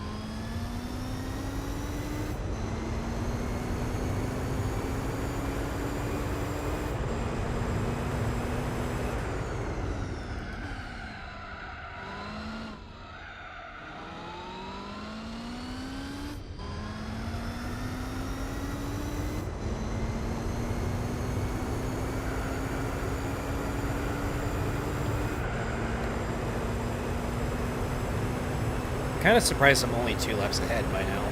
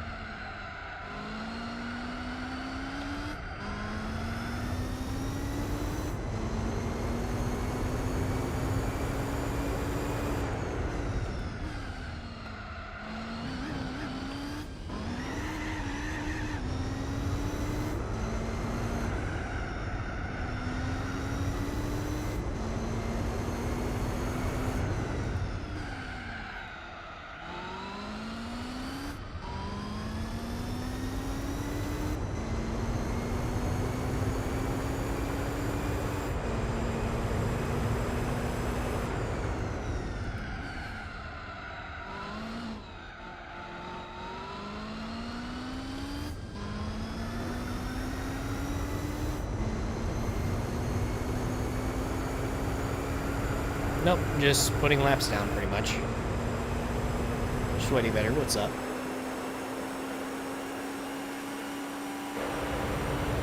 I mean, I did switch to hards recently, but you were probably here for that. It's kind of hard to keep track.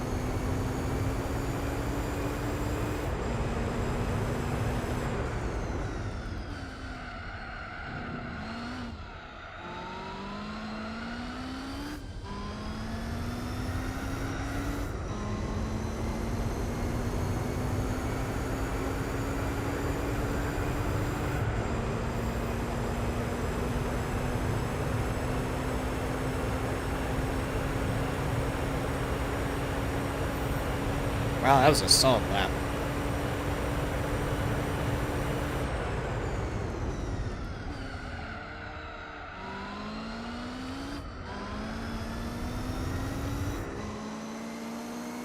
No slipstream either.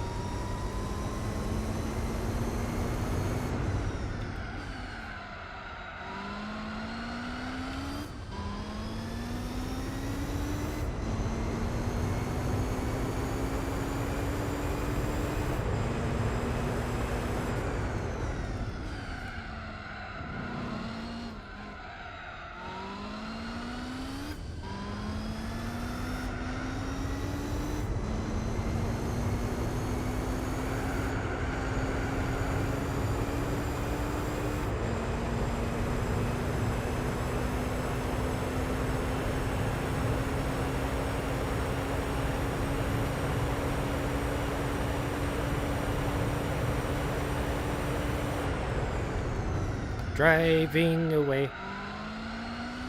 I don't know what to drive, I'll drive it anyway.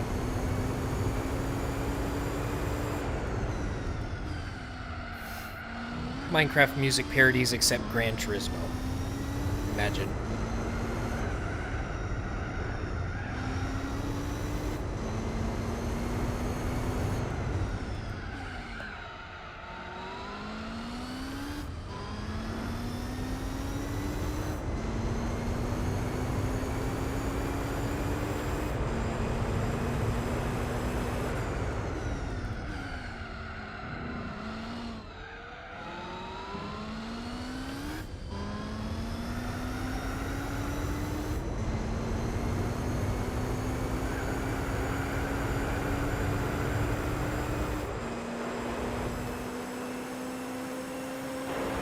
Let me help you there.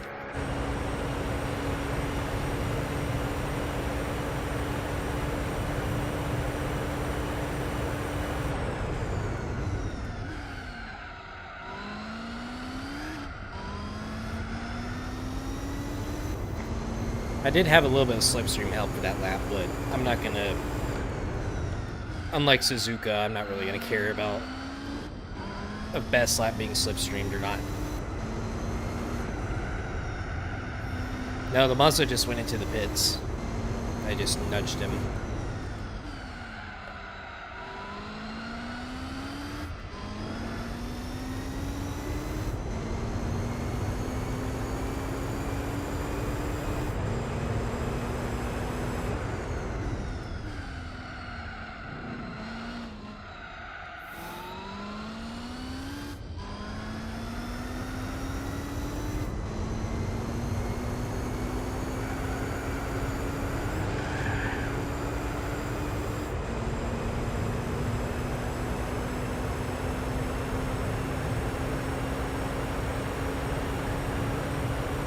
Three more laps for my next pit.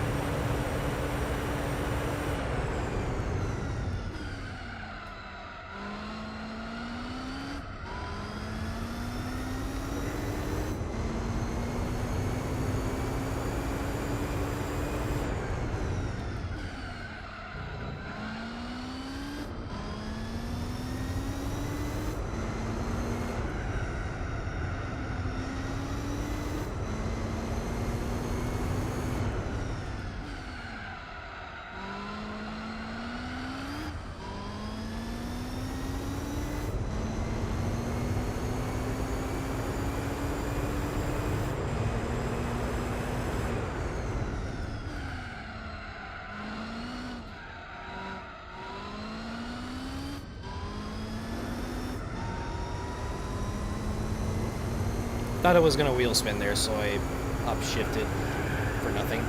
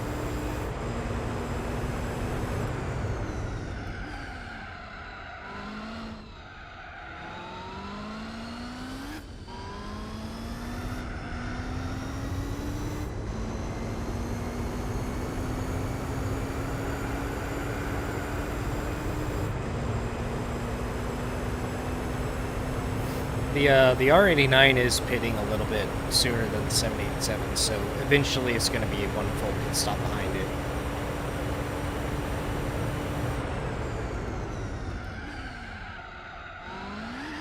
Oh, there we go.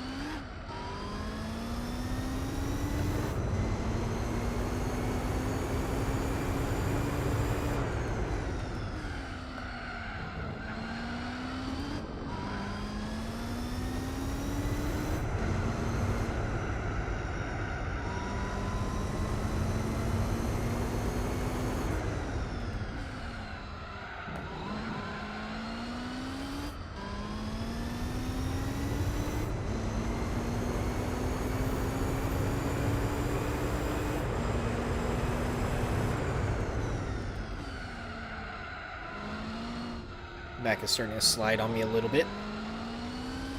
Time to go in.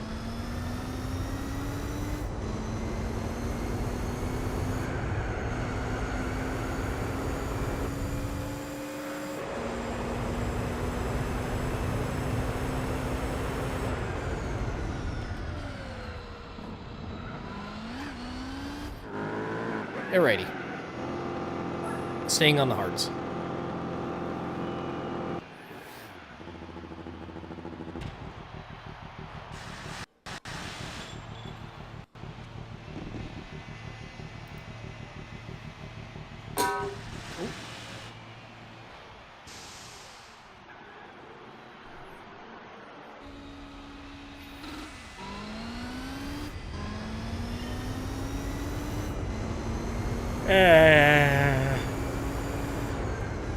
Oh, that was a bonk.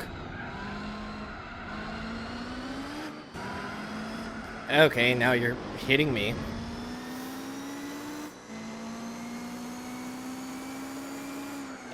Take that. Okay. Instant payback. Get out of here.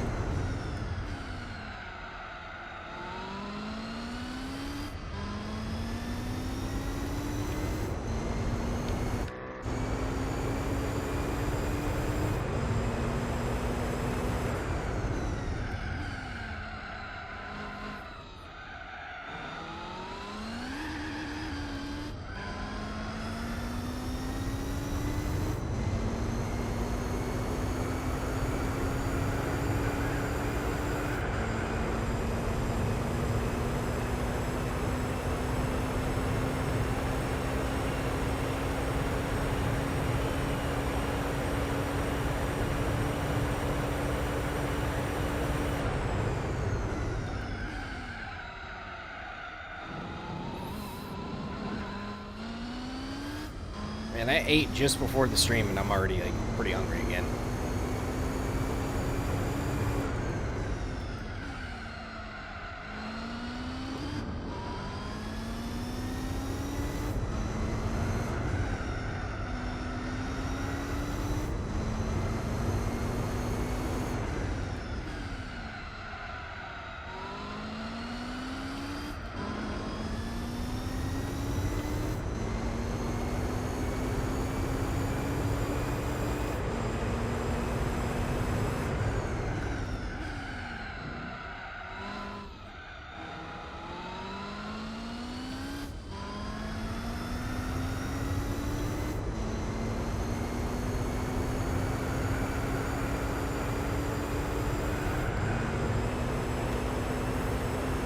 Rally time.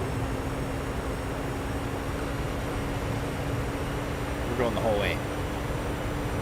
At least until the braking zone.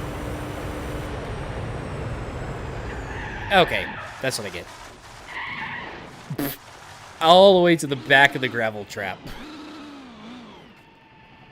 I tried to get back on the track before I got on the brakes, but yeah, didn't work. At least this car didn't flip over backwards. Like that one time.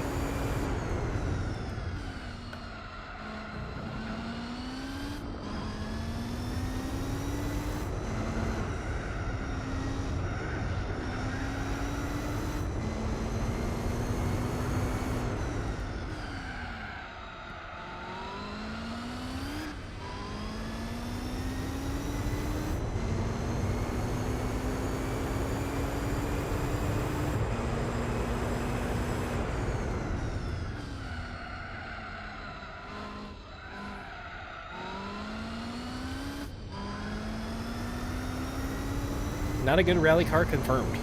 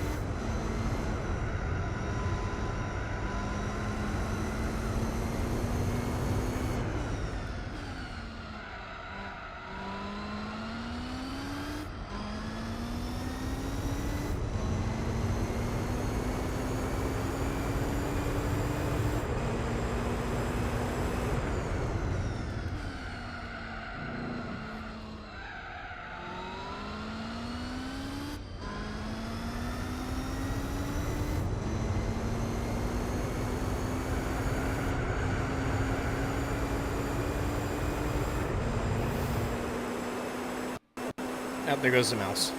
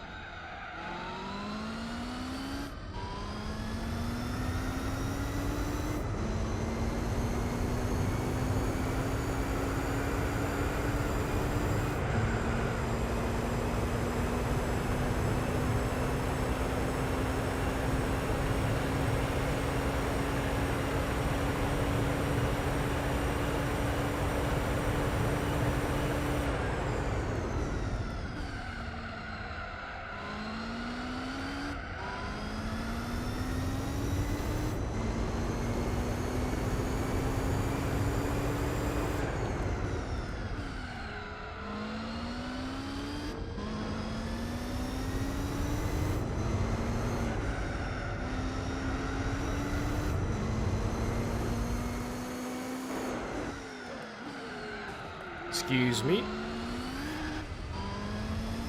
4 laps.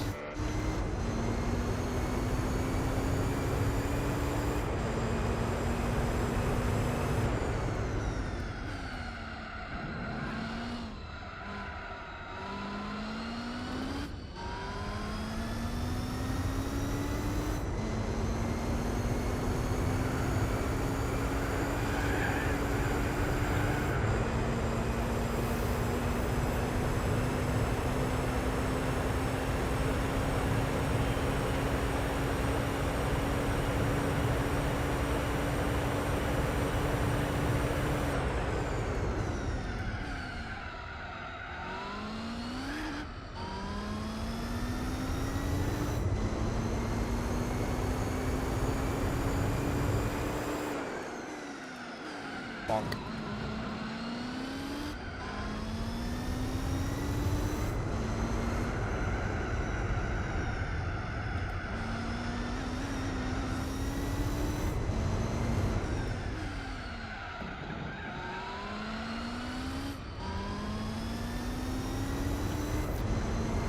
Let's see, 77 or 78 is when I should be pitting.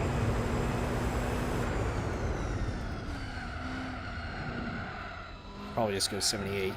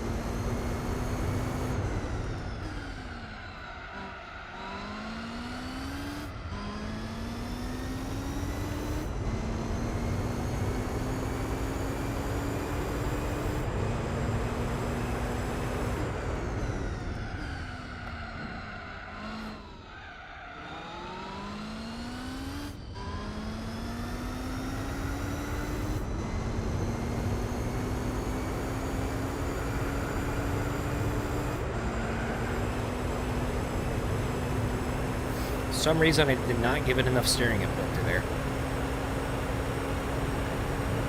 Don't know why I'm trying to preserve the front tires.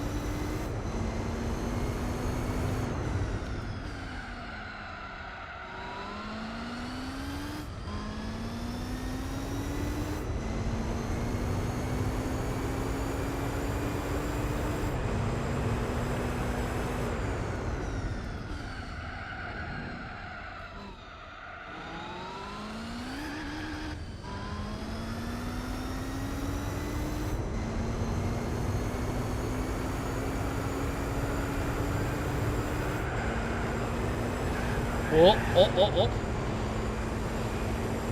Oh, oh, oh.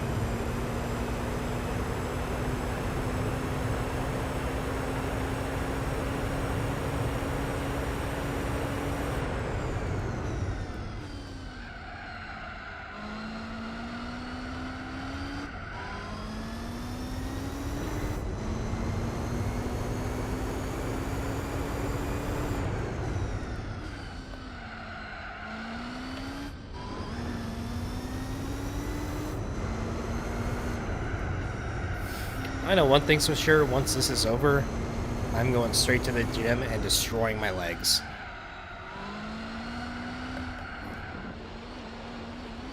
I'm feeling a gnarly leg day tonight.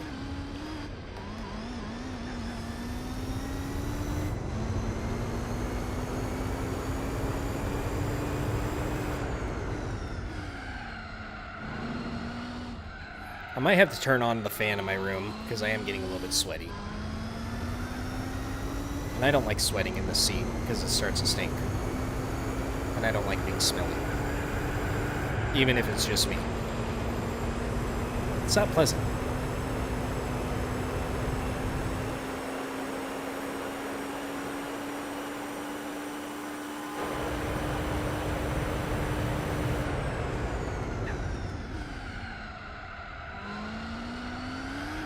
It will be noisy, though, so that's a downside.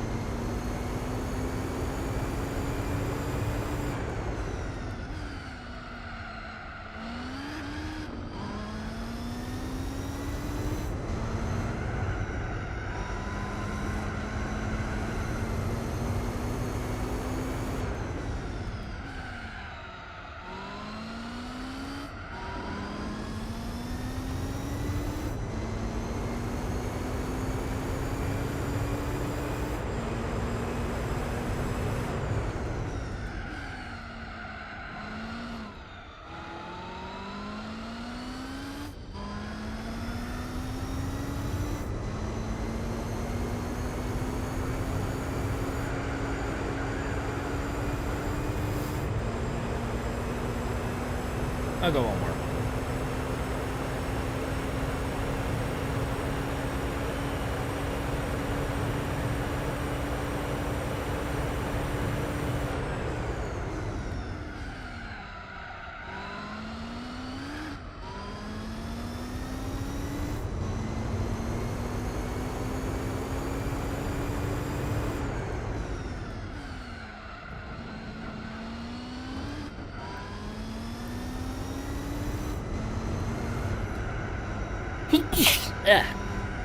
Okay, don't sneeze mid-corner. Lesson learned. I was trying to hold that one, but it didn't work.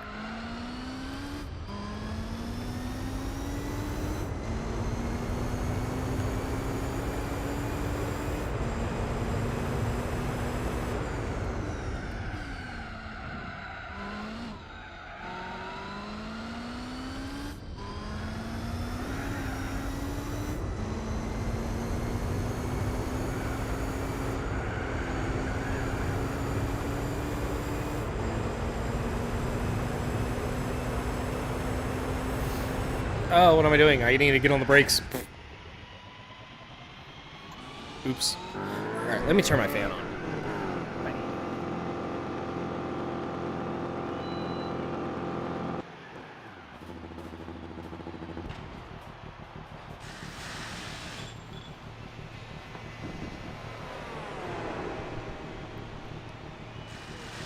Alright, if it's too noisy, let me know, but the game audio should drown it out.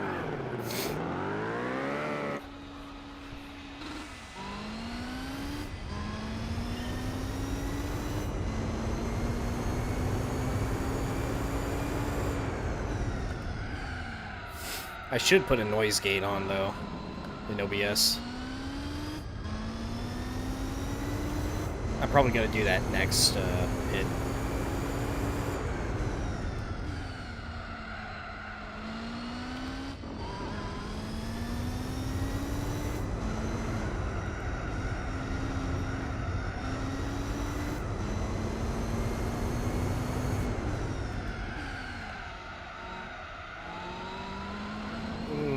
Get on the road.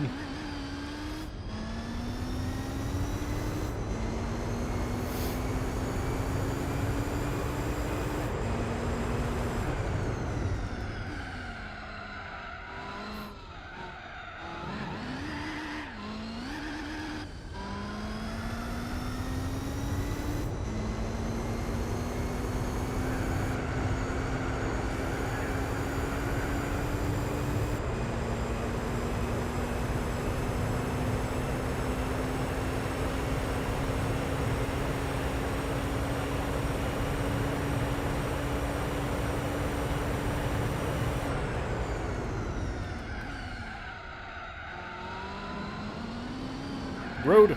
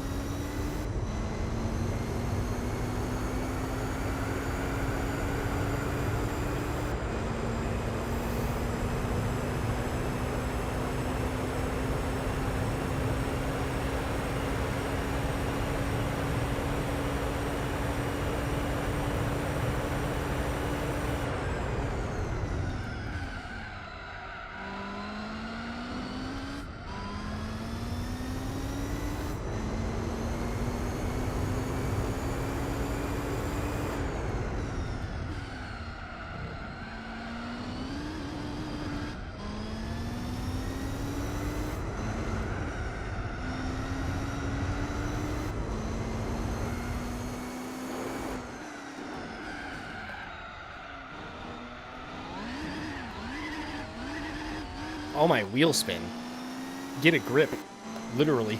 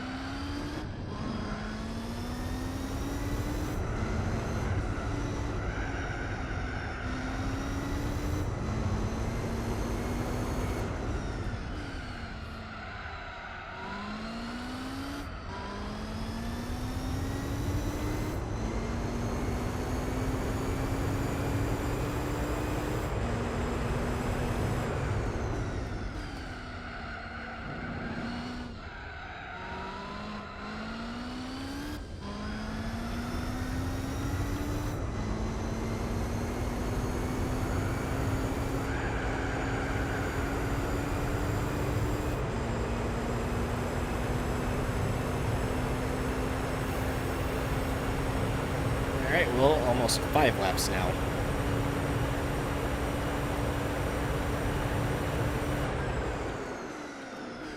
Bonk. Didn't mean to do that, but whatever.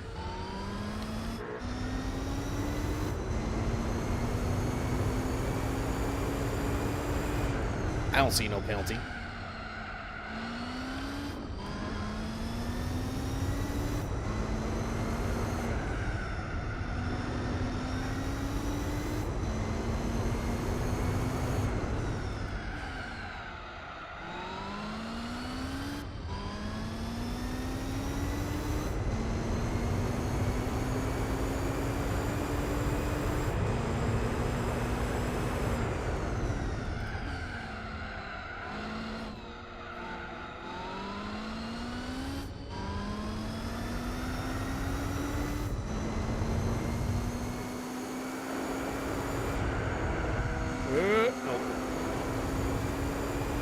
Tried to get around cleanly, but kind of awkward mid-corner.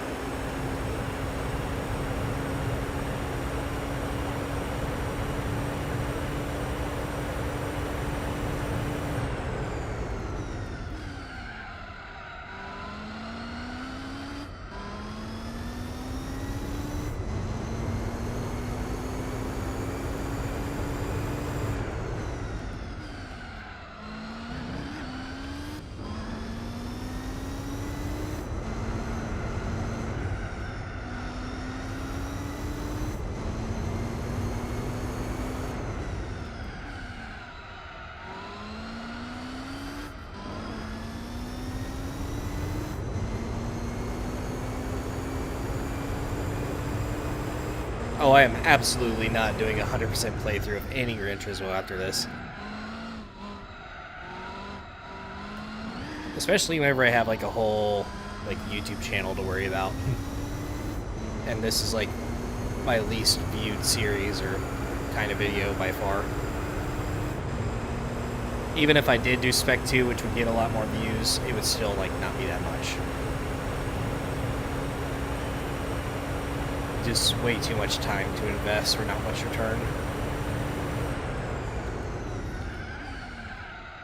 And I started this like 5 years ago in 2020 at the very start of the channel, and then I started doing side quests, grew too much, and now it's like this series gets no attention compared to my other stuff.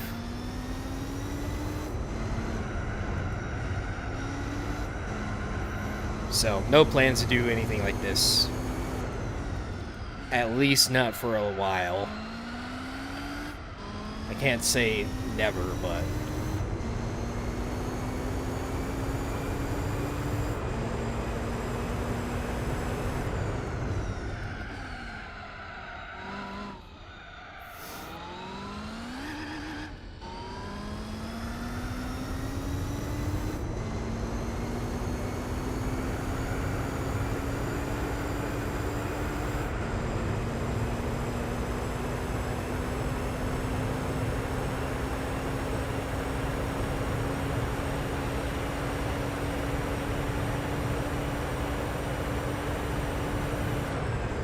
Honestly, I've been burned out of this game for a while.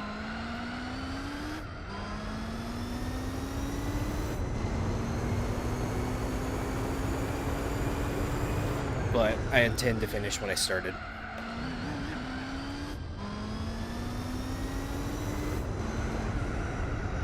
Plus, I want the accomplishment of being able to do it.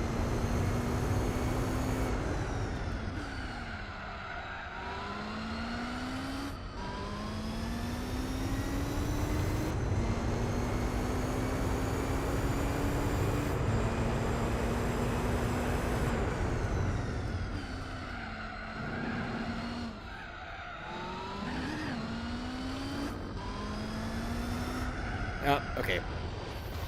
Screwed that up.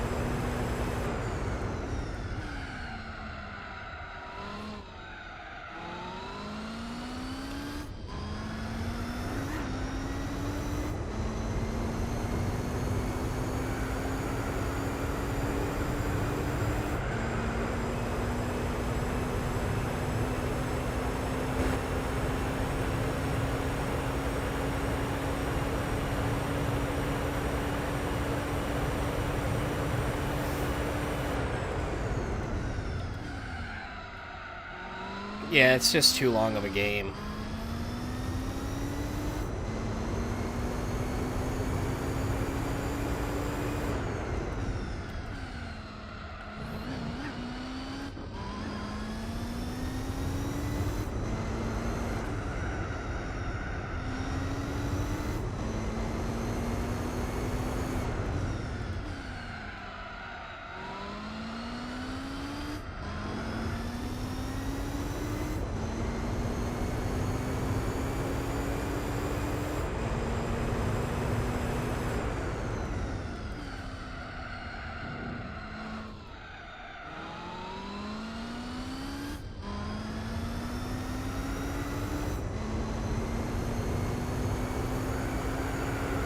Oh, I actually forgot to check my percentage before I started this race, but I'm past 90%.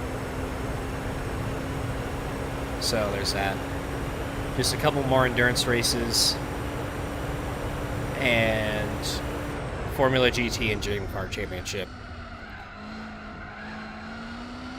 And I gotta go back and get golds on other championship races that I didn't get P1 in.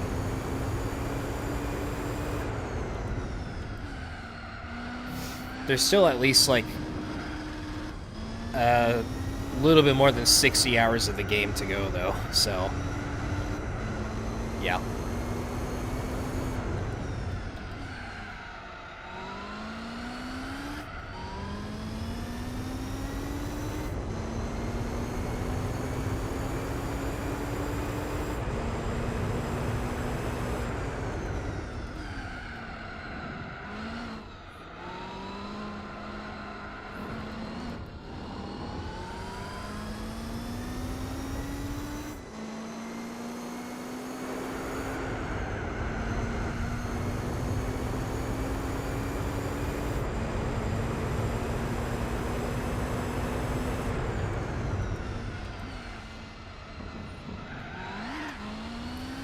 I know everybody kind of overhypes GT4 in every single aspect, but a lot of them that do that, they don't really actually try to go for 100%, especially A-Spec.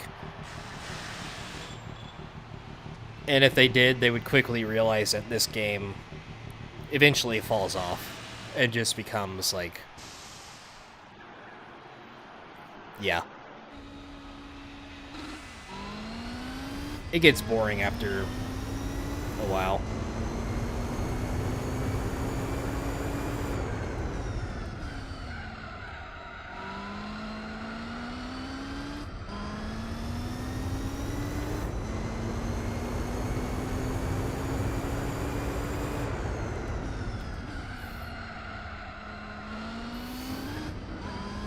That, and if A-Spec points actually had like a solid purpose.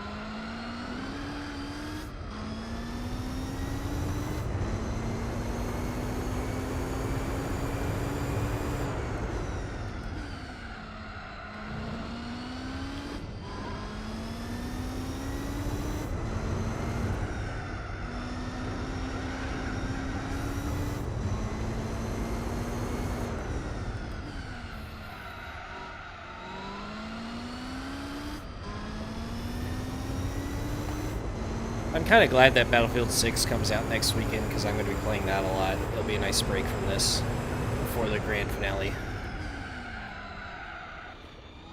I just completely failed that.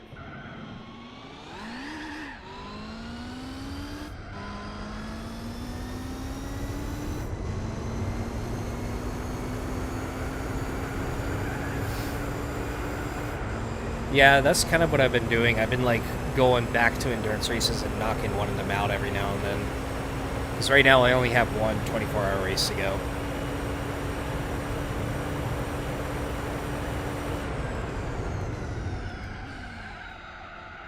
But I also have Tsukuba 9-hour right before Formula GT, so...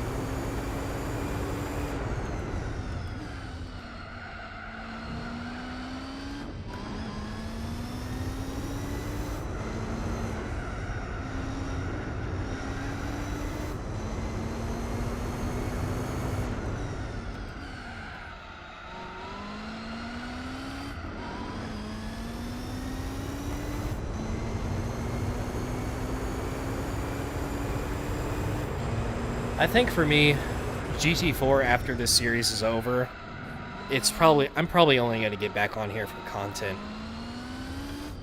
through Spec 2 and do like GT4 online. That's probably it. I don't think I'm ever going to be playing this game casually again.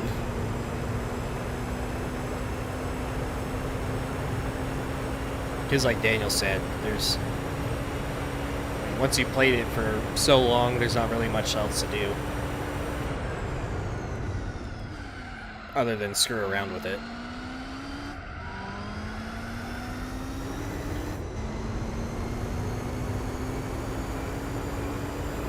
And especially considering the state of my channel, the worst thing for me to do after this would be to go and start another series, like with GT5, or go from the start and do one.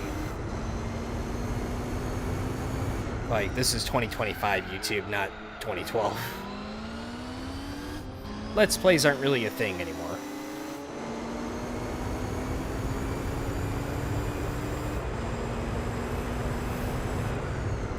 This was just like a COVID boredom project at the very start.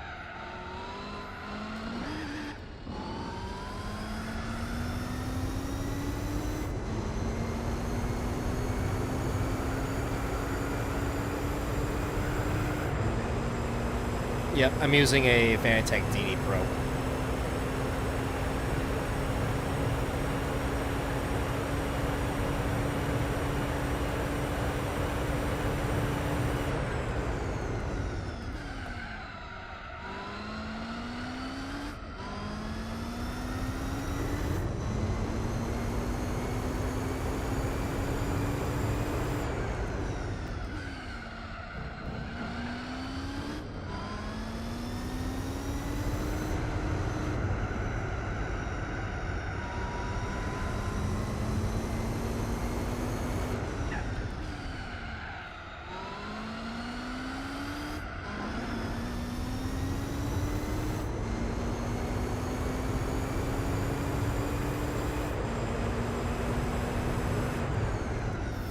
I feel like GT2 would be a nice one to 100% too. GT3, absolutely not.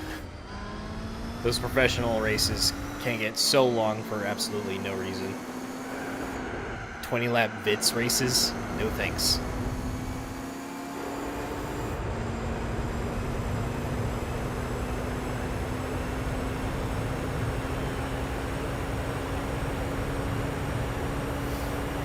That's why I think, like, after this, I'm probably gonna do more GT2 stuff, because I, like, have hardly touched that the past few years, and it truly is, like, my actual favorite GT. Or I'll just go back to just GT7 for my main content. With, like, 5 and 6 emulation sprinkled here and there. Who knows? Maybe 5 and 6 will have, like, a... This isn't the right word for it, but like a renaissance period like 4 did. A resurgence in YouTube.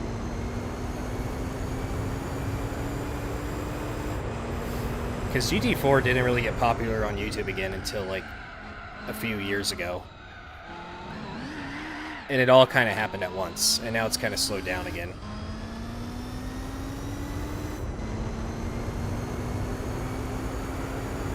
Every challenge you could think of has probably been done by this point.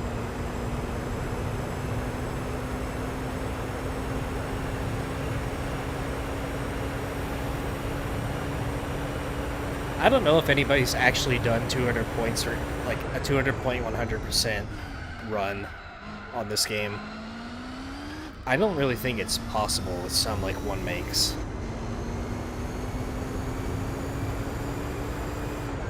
Unless you like cheat yourself a slower hybrid or something like that. But then if you do that, it probably doesn't count.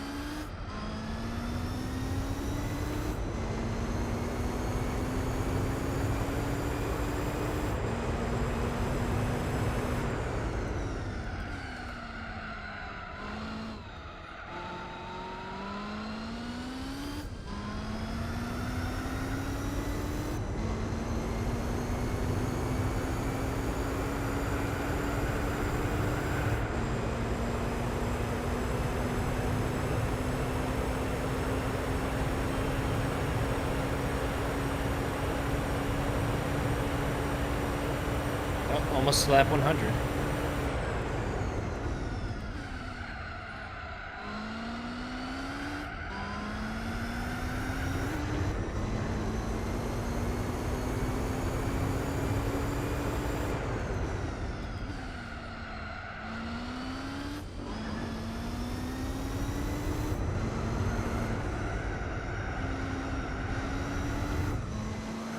Ah, get out of my way.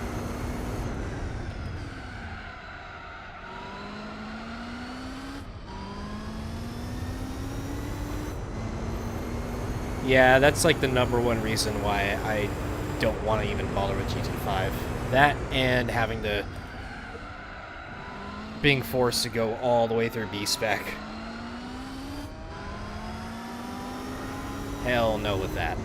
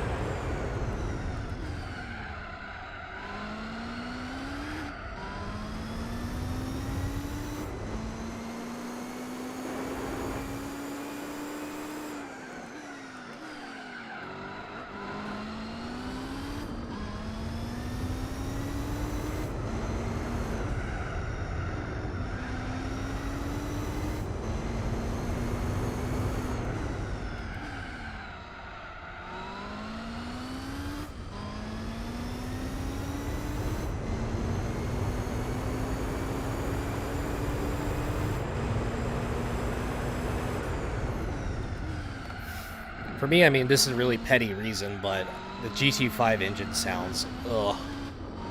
I can't stand listening to them. Having to hear that the entire time you're driving, that would get so old so fast.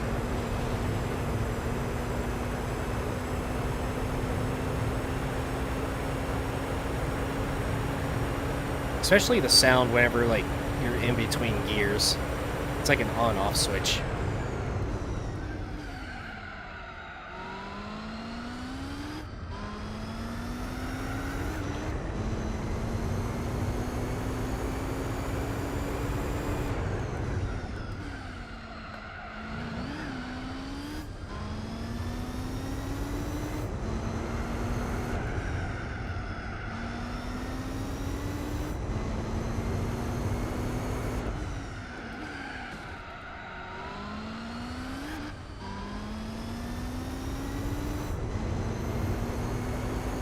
Yeah, for sure. I mean, 5 and 6 easily have the worst sounds of every game.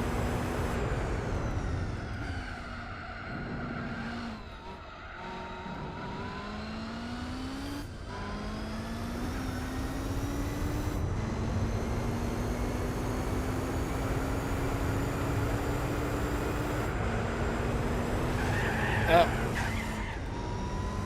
Oops.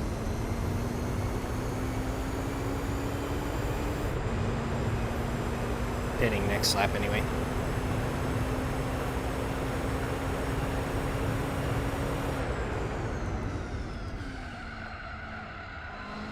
Yeah, and B-Spec is part of the progression as well.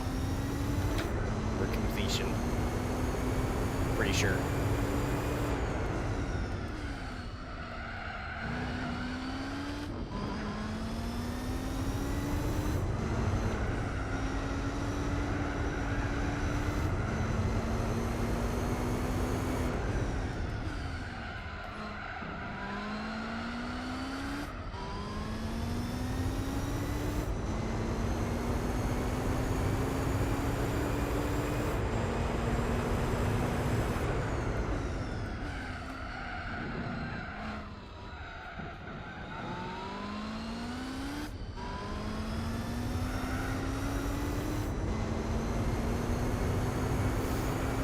Alright, time for the pits again. I need to do a quick restroom break. But it should only take like 2 minutes. Alright, BRB.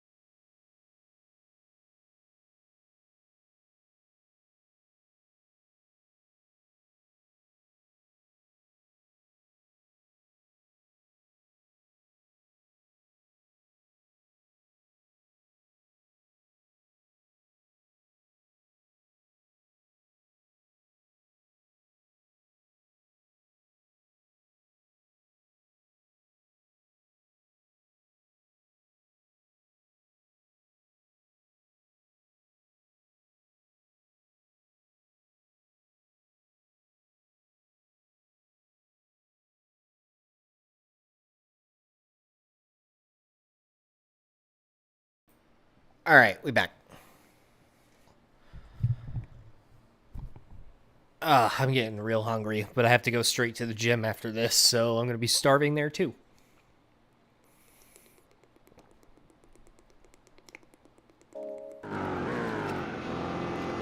No, I'm gonna starve.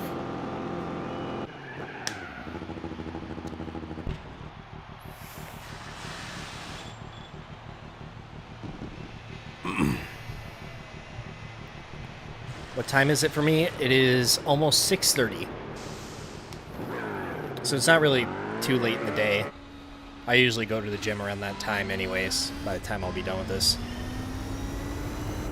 We're almost halfway done, so actually not too bad. It will be just a little bit shy of 5 hours.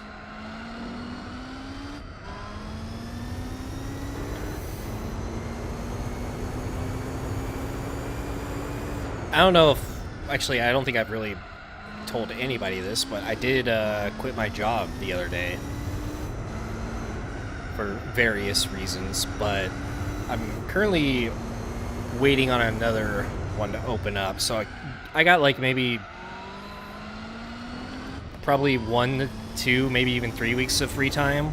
So that's why I've been like streaming so much recently. If I can finish this series before my next job starts, then that'd be more than ideal. And even better, if I finish this series before that, and I can start stockpiling some videos for ad revenue season, then that would be even better. Because I am going to be like away from home like a lot for November and December. And probably working a lot again too.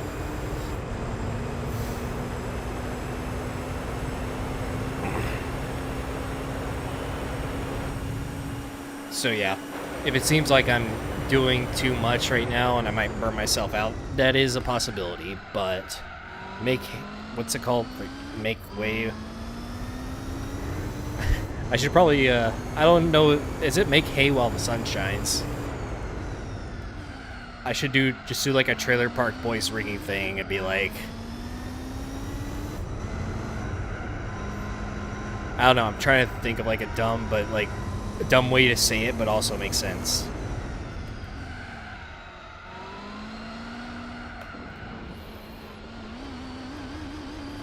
Make say while the shoe shines or something like that. I don't fucking know. Anyway, let's see if I can learn how to drive again. Anytime I pause the game for a few minutes, I suddenly forget how to drive.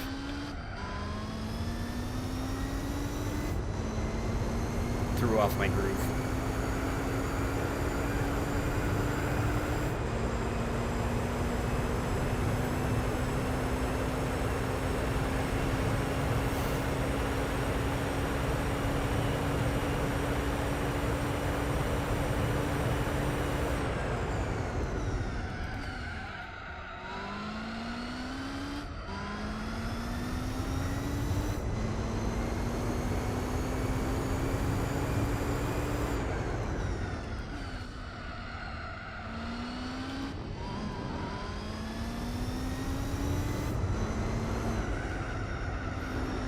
I'm hoping Spec 3 is a banger, though. GT7 really needs it.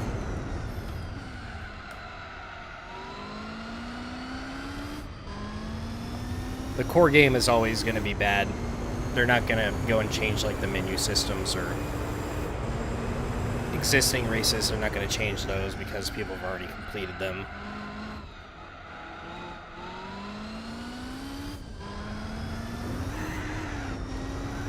Probably. I will be working weekdays at the new job, so I would pretty much only, like, my only days off would be during the weekend. But for November and December, I'm going to be gone almost every weekend, so that's kind of why I want to stockpile some content before then and get this thing over with ASAP. Work on some videos I can upload through November and December. And by the way, these videos, they're probably not going to be anything special, just my usual stuff. GT7 clickbaity gameplay videos. that somehow get a lot of views, but yeah, it's kind of like shooting from the hip, really. Sometimes they do well, sometimes they go nowhere. Oh, there goes my mouse. Whereas these kind of videos, they always go nowhere, hence why I don't want to really do a series like this anymore.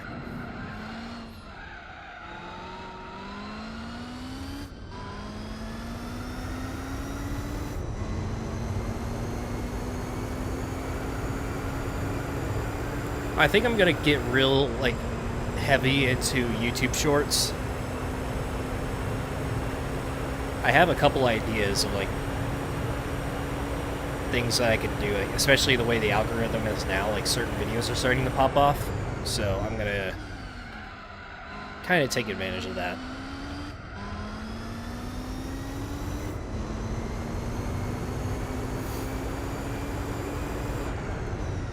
I don't have a set-in-stone concrete plan, but I have plenty of ideas to get this thing going somewhere again. And GT7 news content is probably not going to be one of those. I don't want to be terminally online to keep up with that.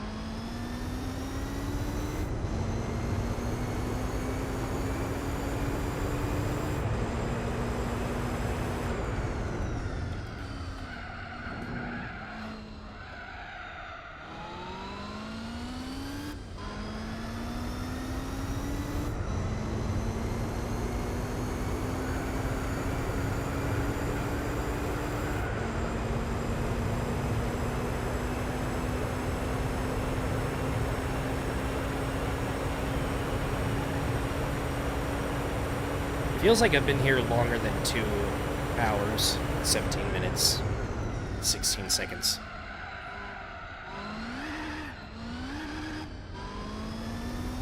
I guess it's just because I've done so many laps around here so far. Tsukuba's gonna be so bad.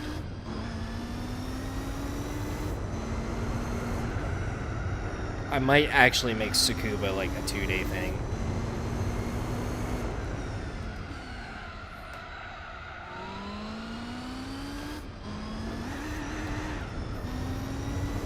Oh yeah, there's that too. I kind of forgot I spent 2.5 hours doing that.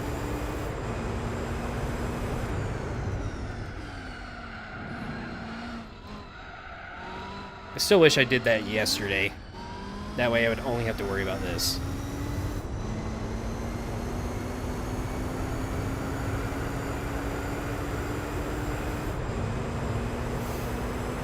Tomorrow for the Dream Car Championship, that's only going to be about 2 hours as well, so that'll be a short one. I thought about doing like half of this race today and then half of it tomorrow. In fact, I am still thinking about it. But I'm okay for now, so I'll just keep going until I can't.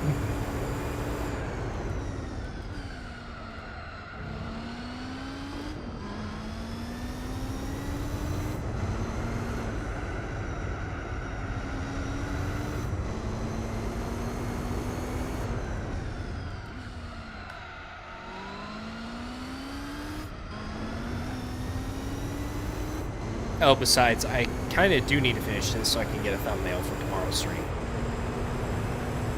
I keep forgetting about thumbnails. Easily the most tedious part about this series. I have the footage, but oh, I forgot the thumbnail, so I have to open the game and go and find a nice replay camera angle and get a screenshot. Not all.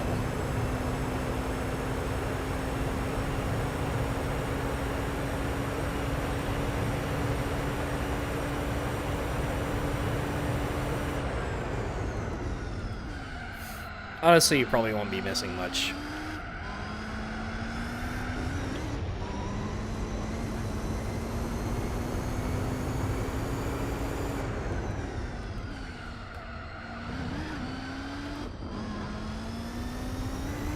Oh no. Get on the road.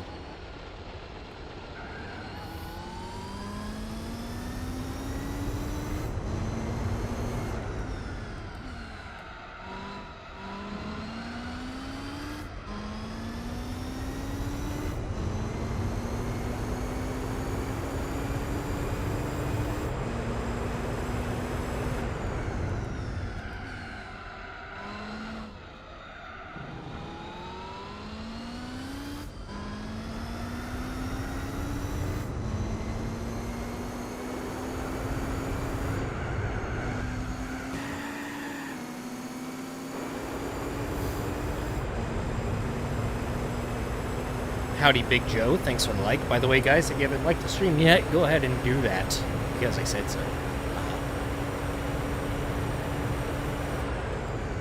I just realized, like, I never ever asked for likes on my stream, but I probably should start doing it. Farm that algorithm a little bit.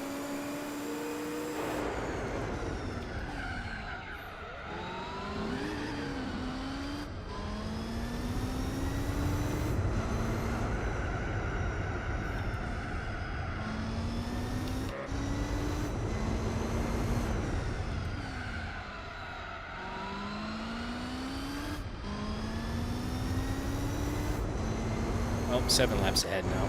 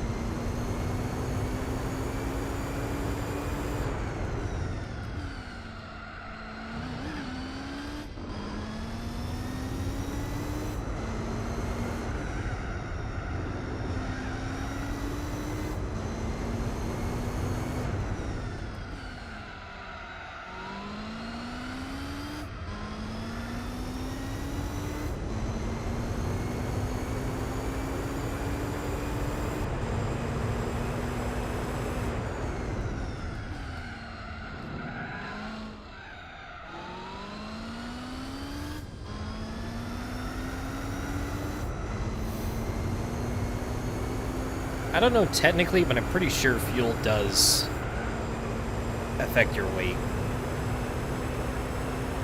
in this game.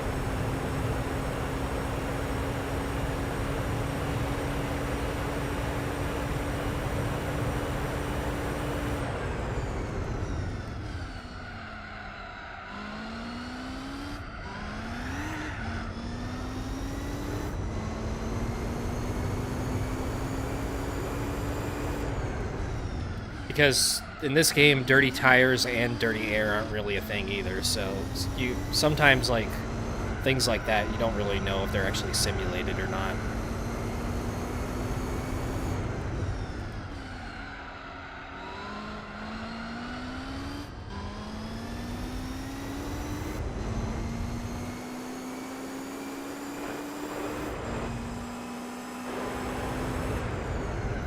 Oh, bonk.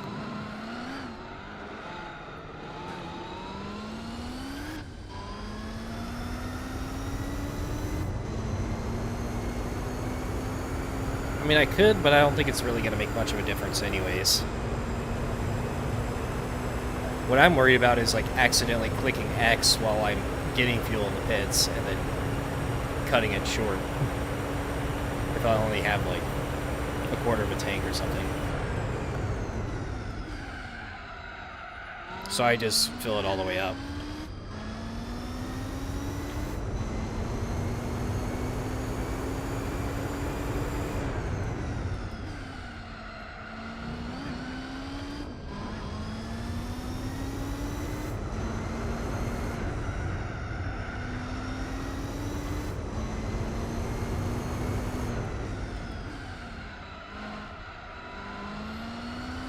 Am I supposed to pit at lap 120 or...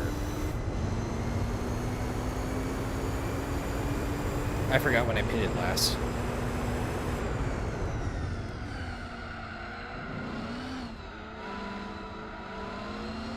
Pretty sure it's now. Yeah, they're already orange. This is my 12 lapper.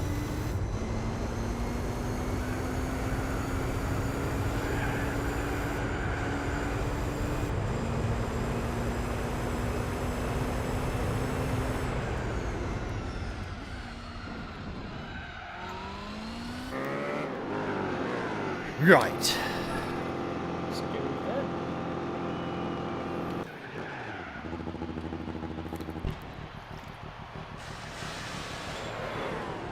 Man, just barely halfway done.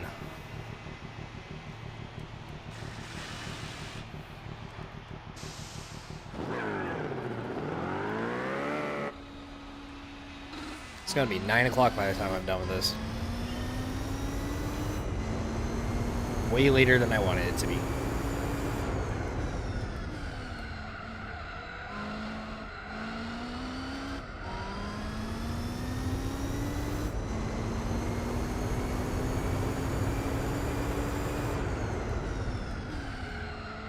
But I'm gonna finish it tonight. So we can have a short stream tomorrow, and then I'll have a little bit of extra time to do some stuff and prepare for the days ahead.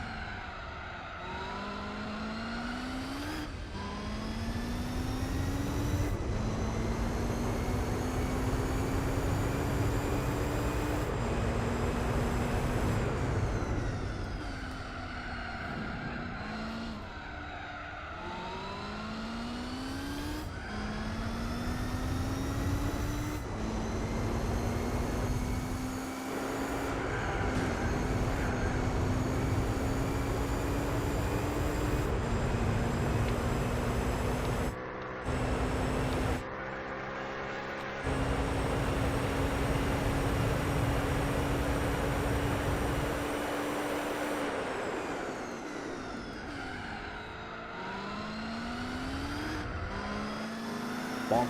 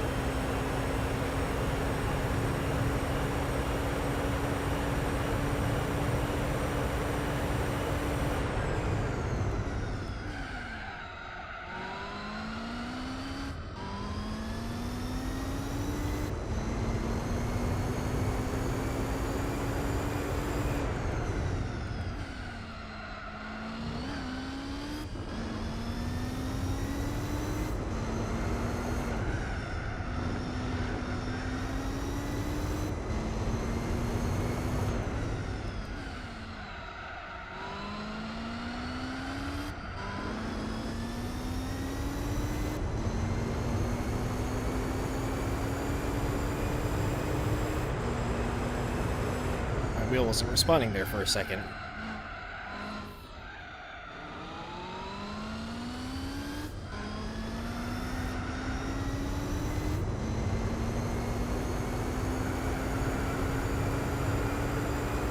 Be like that every now and then.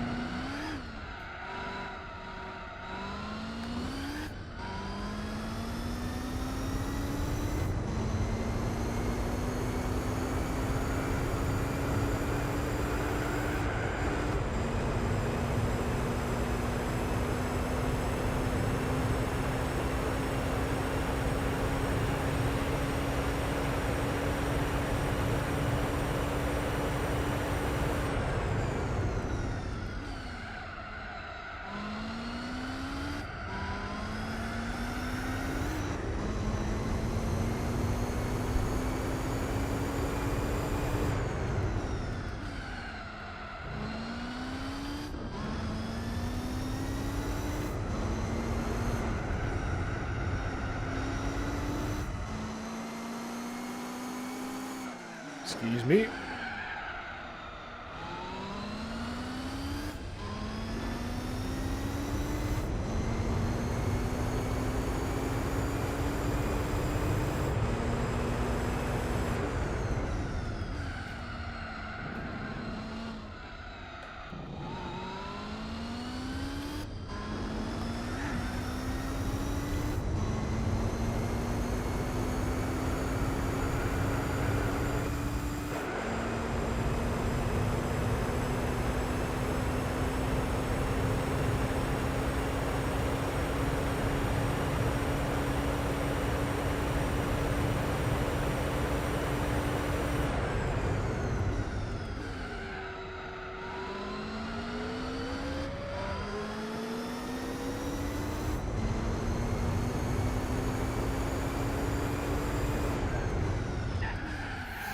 Alright, I need to stop clipping the grass right there.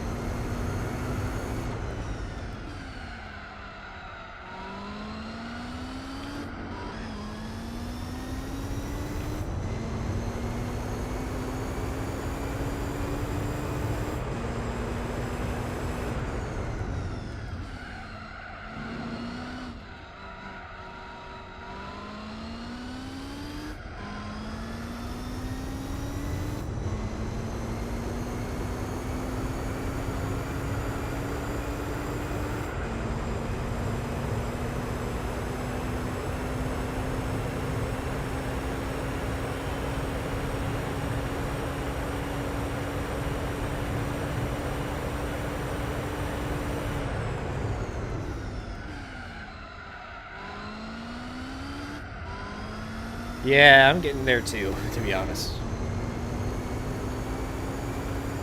Maybe the best idea would have been to do just half of it today and half tomorrow, but I'm gonna keep pushing. For now, at least. We'll see.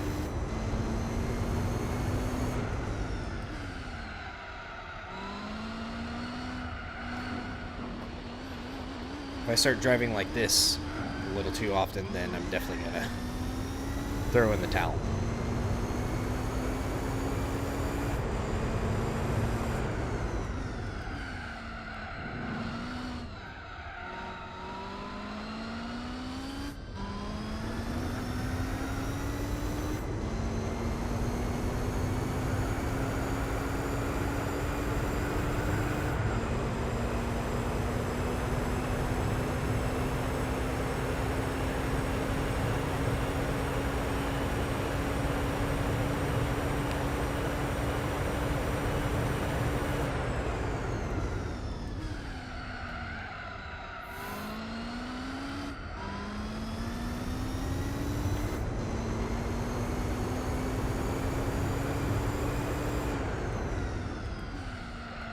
Alright, Daniel, see you next time. I know you said you won't be here for the next 3 days, but it's alright.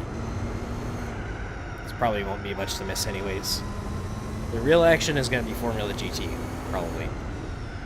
Until I learn how to drive the car, then I'm probably going to smoke everybody.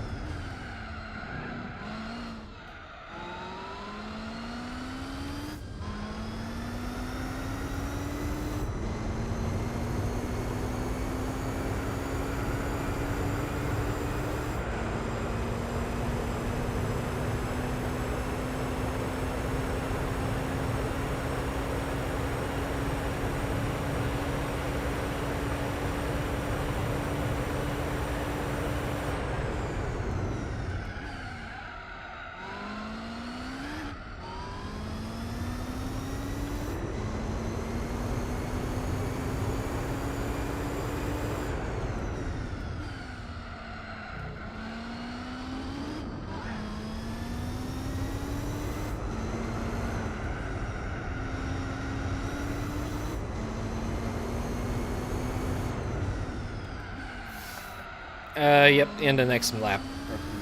Lap? Yeah, end of next lap I'm pitting.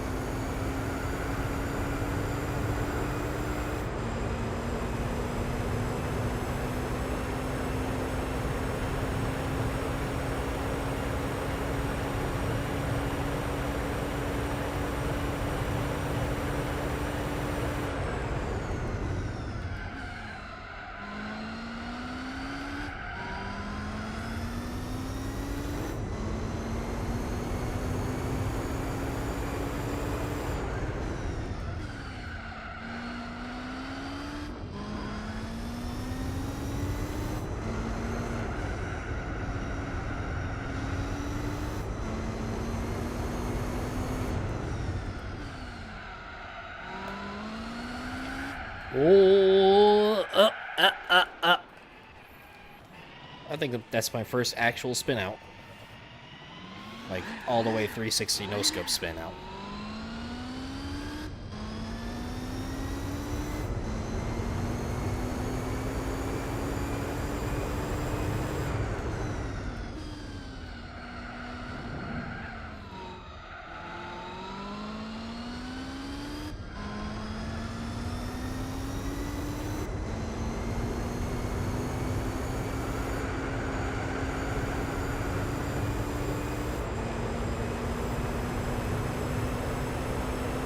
Pit stop.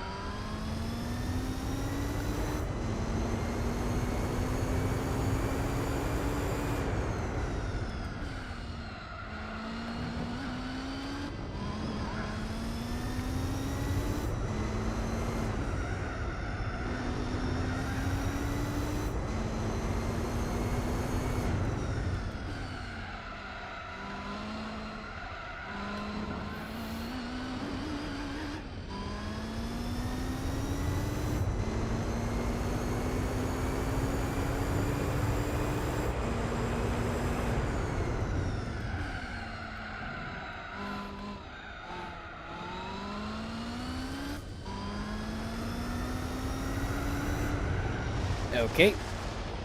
Cold tires. Noted.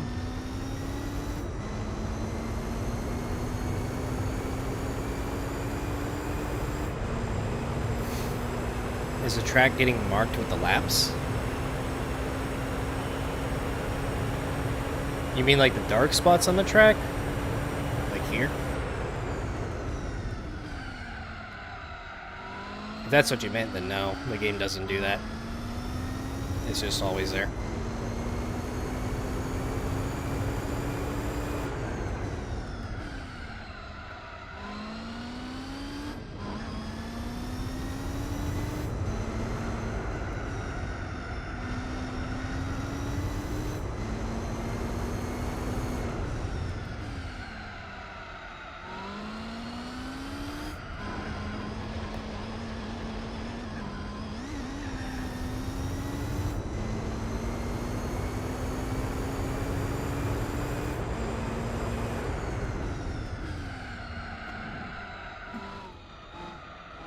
That's probably just a coincidence.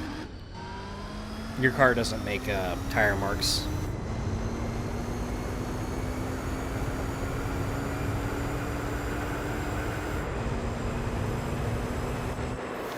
I'll be right here.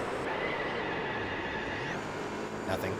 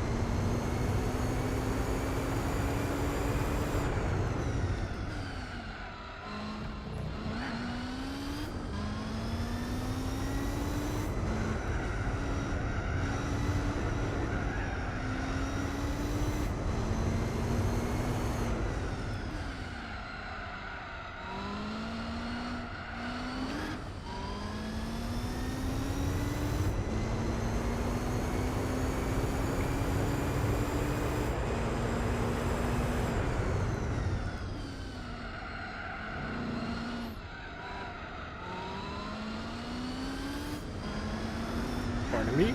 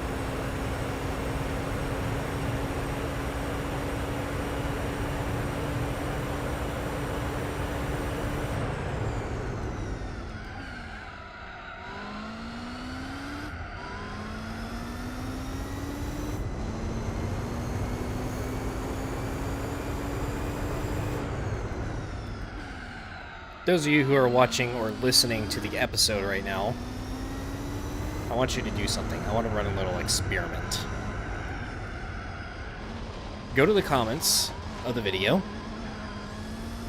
and leave a comment saying swag. You can even include it in your actual comment if you want. But I want to, just a little experiment. See who all is watching or listening to this right now. That is all.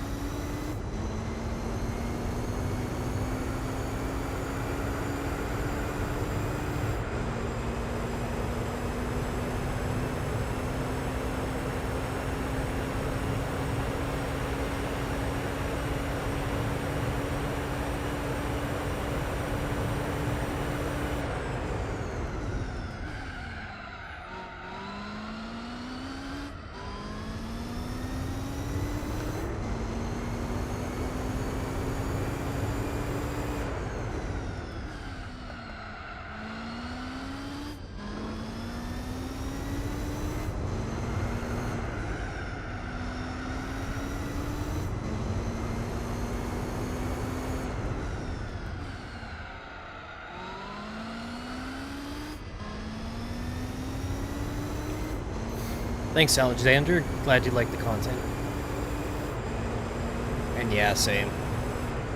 That's basically the only reason why I'm here, is because I played this a ton as a kid, and now I've discovered emulation a few years ago, and I was like, bet.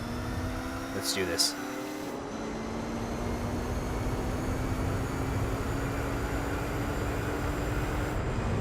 And here in a couple weeks, it'll all be over.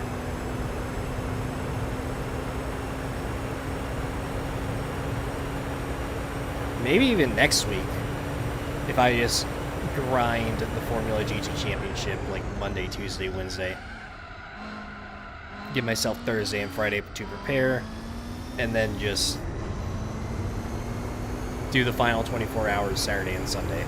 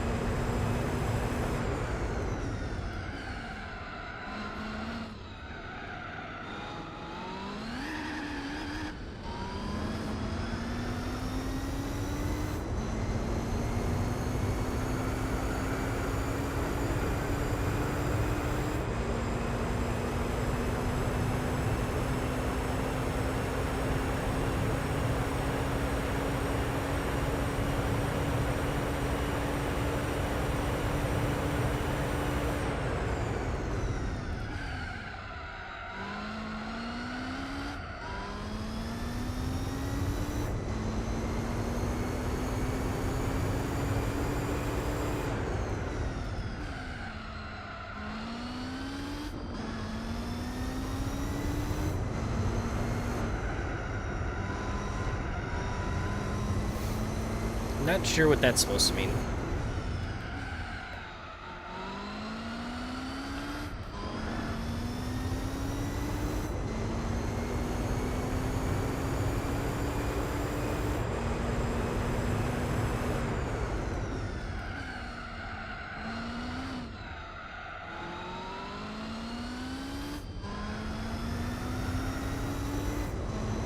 I've basically at this point just shut down and gone into autopilot mode.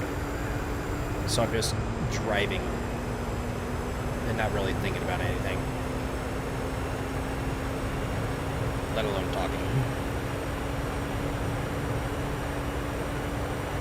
It's kind of what happens when you lock in.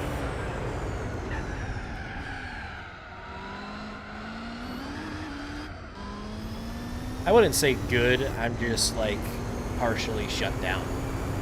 But that's what these races do to you.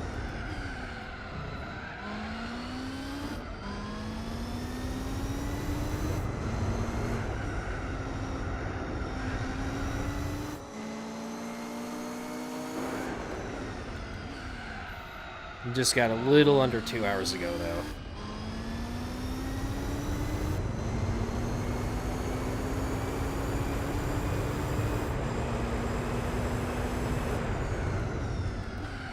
No, I should probably pit this lap.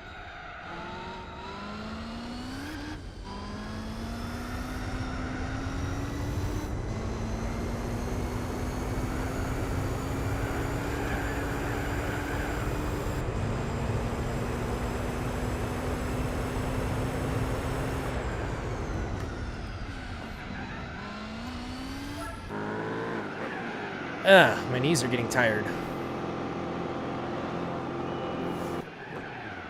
Having to be static at a certain angle on my pedals. I'm supposed to be hitting leg day after this.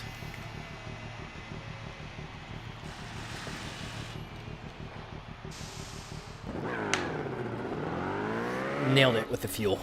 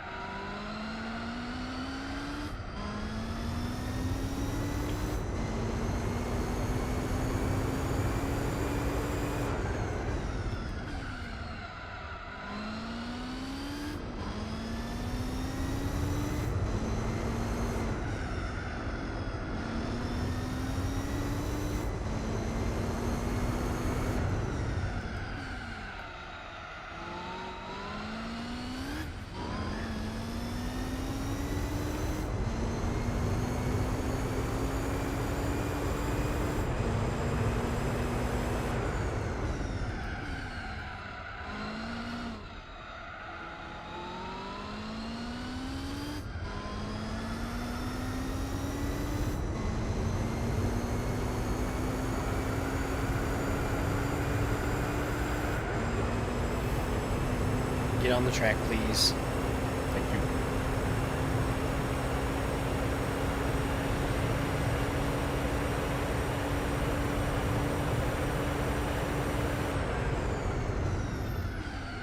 Yeah, thankfully I'm almost done with this game myself.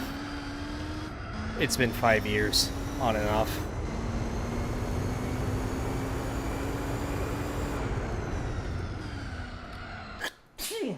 Gotta sneeze again. I did not want to do it mid-corner again. I remember what happened last time. Anti-good things.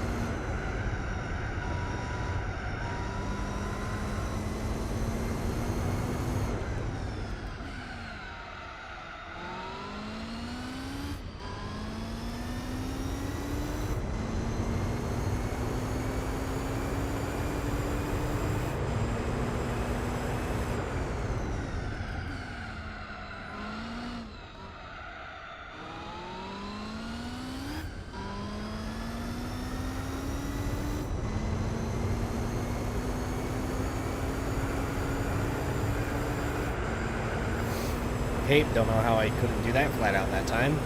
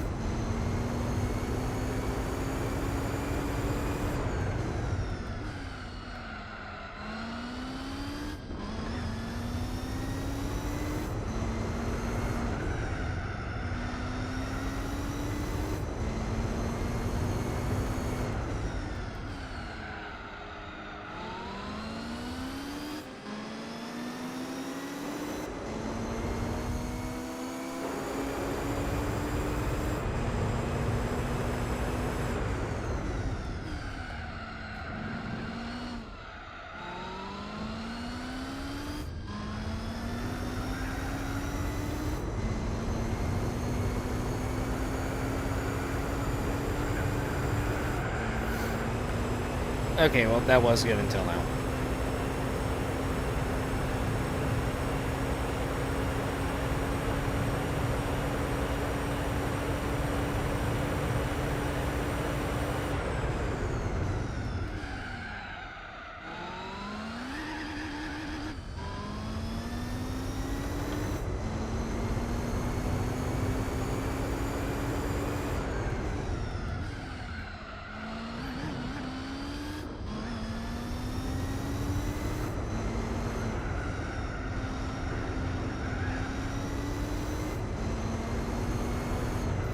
The best money grind is actually the DTM car championship in European events. You can get like over 3 million credits per hour. And you can V-spec it too.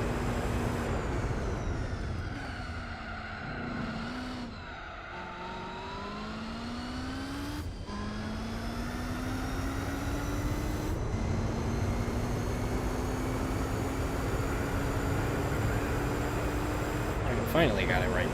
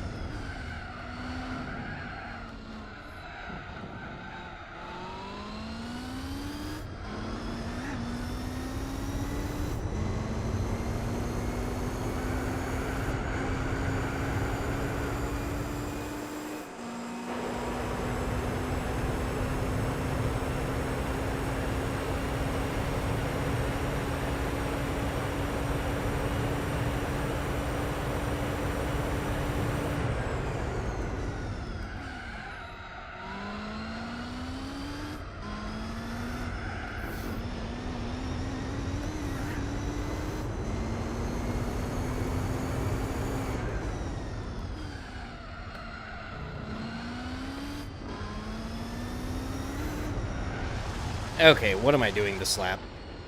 I think I'm starting to lose it.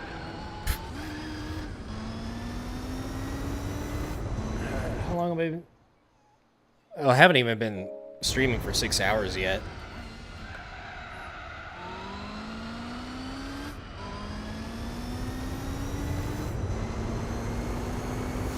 I think emulator has just a tad more input lag, but you can also use like whatever controller you want. I'm using a wheel right now.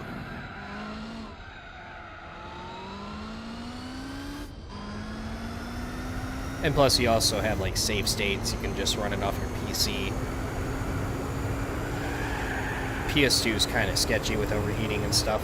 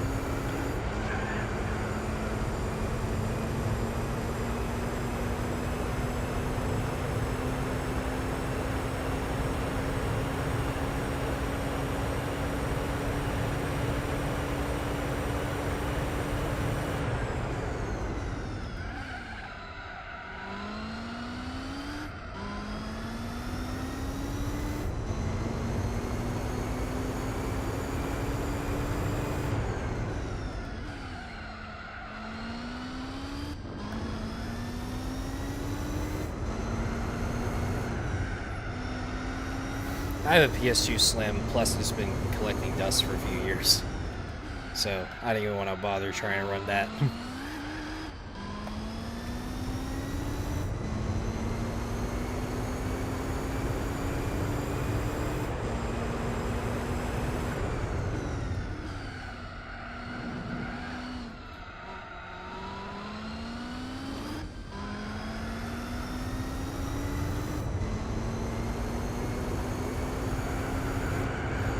I had a FAT, but eventually it died with the disk read error.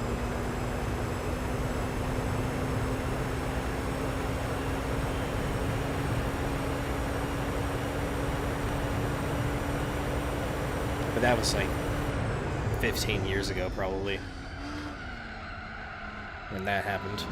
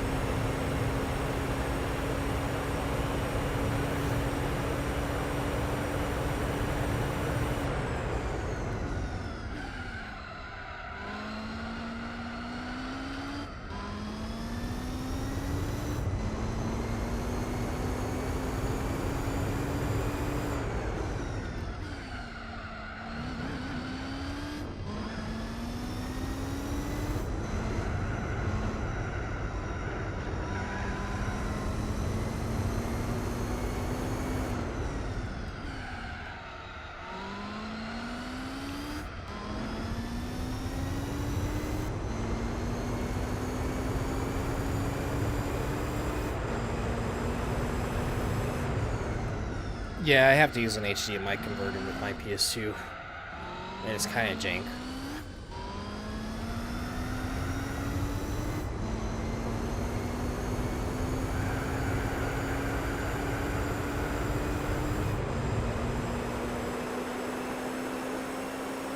Get a nice substream here.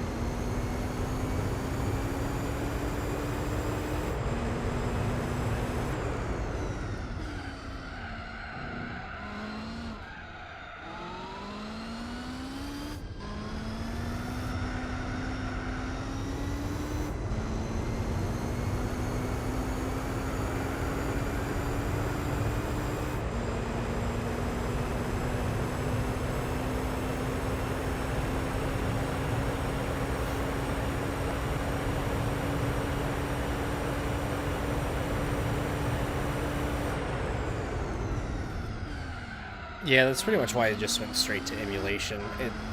Even though like the setup seems a little complicated, once you get it going, it's just way more convenient to do everything off your PC. Plus, be able to use whatever you want with it.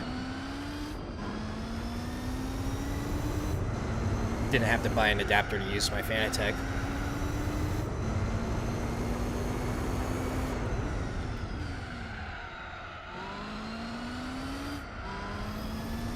I don't really care too much about the whole novelty or what's the word I'm looking for? Purism whenever it comes to gaming or media and stuff.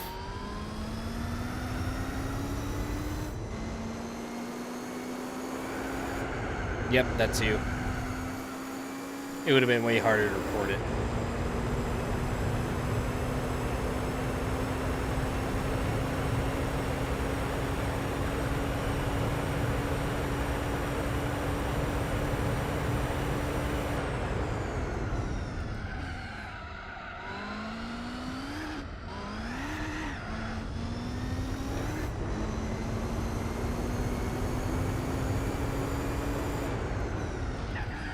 Okay, there we go again. I need to stay out of that.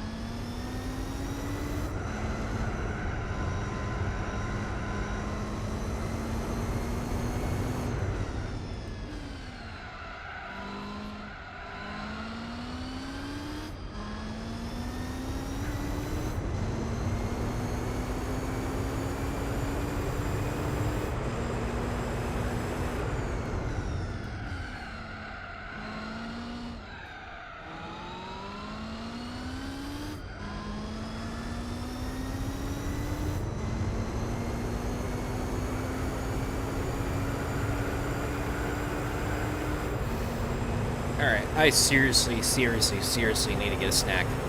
My stomach has been crying to me for like 2 hours. Let me go do that real quick. I'll be back in a sec.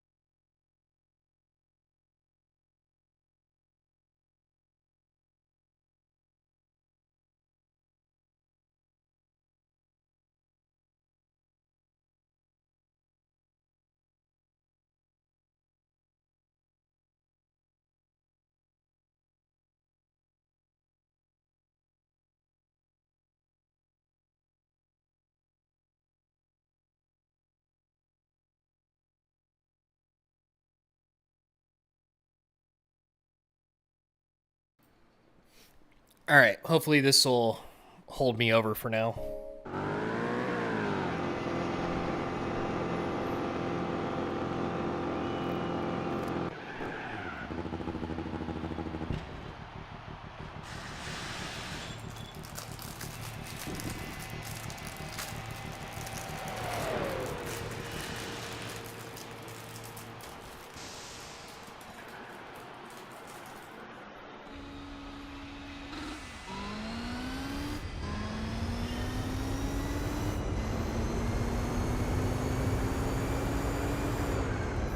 Just gonna put some more laps in while I munch.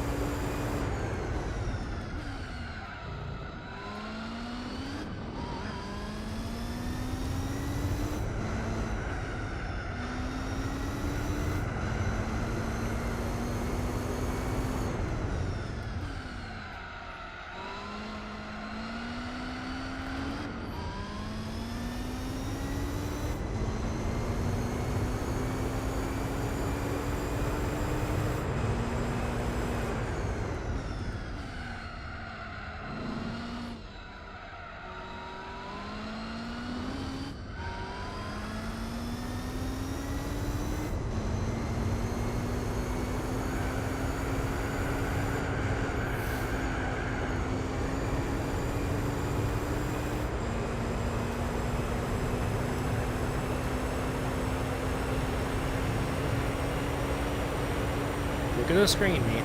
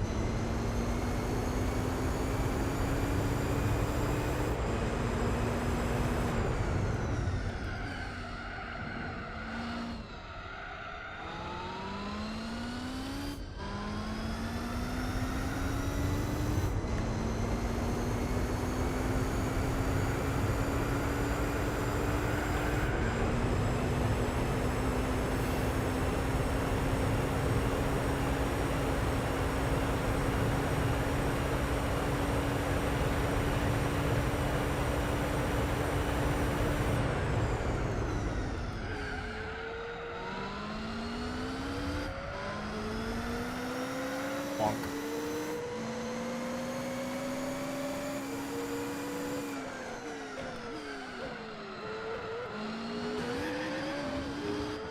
Alright, you can get out of my way now.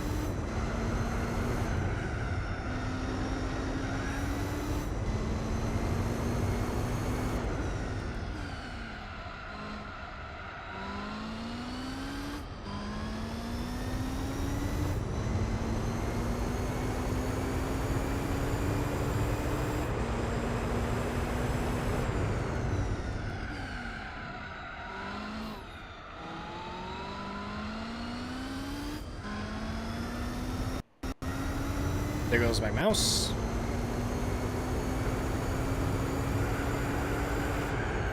Okay, I don't know why I can't really nail that corner consistently anymore. Did I fall off, or did the car fall off?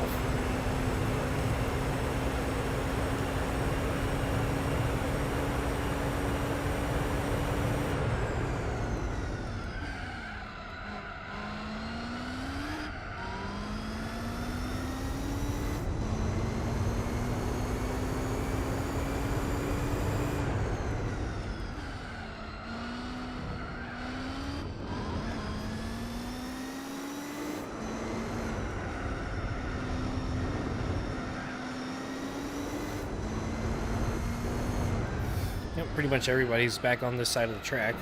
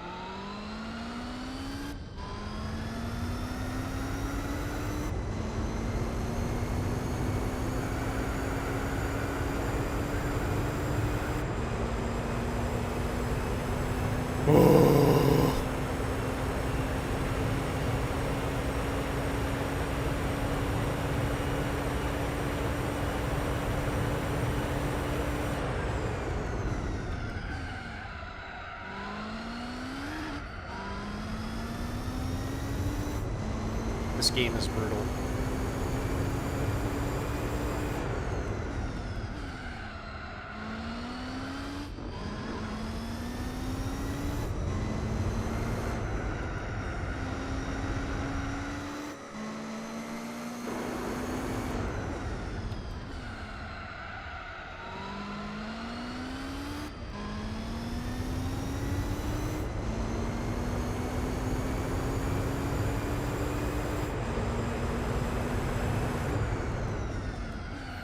But I must go on.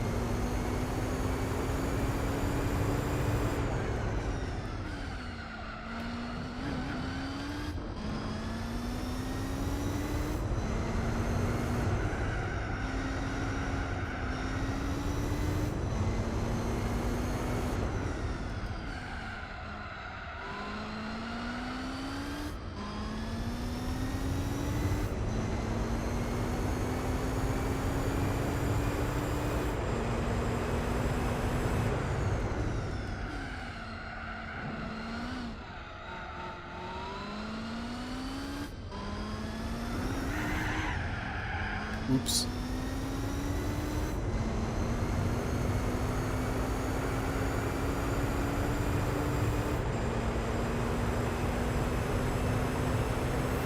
He'd stop.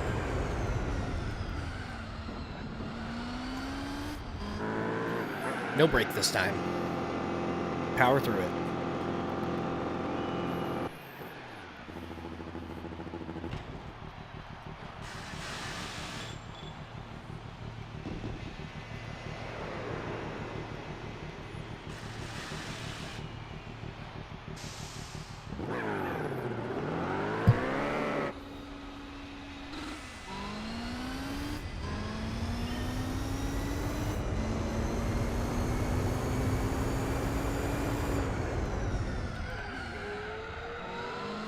Work through the pain.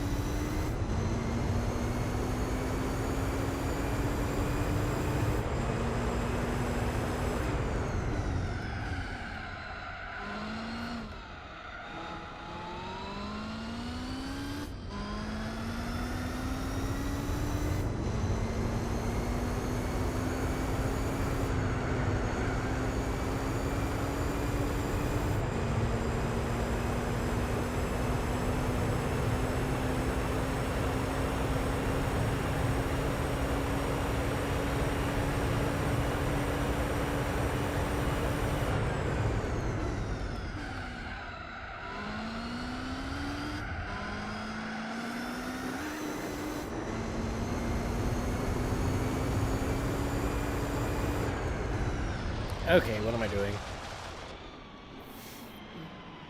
Didn't think I'd end up over here.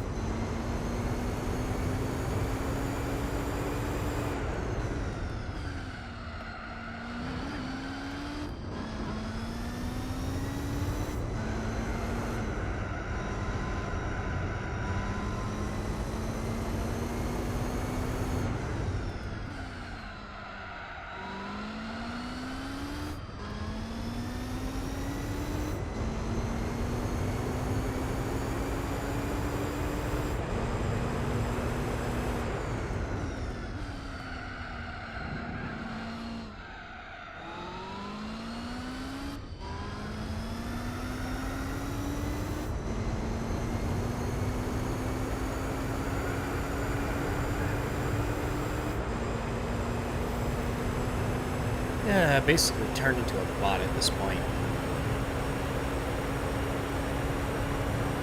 My nervous system is just doing everything automatically. I'm just sitting here, nothing going on.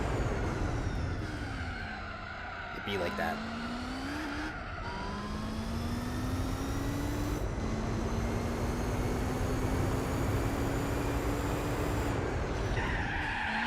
And because of that, I'm screwing up, therefore adding extra time to the race I really don't need.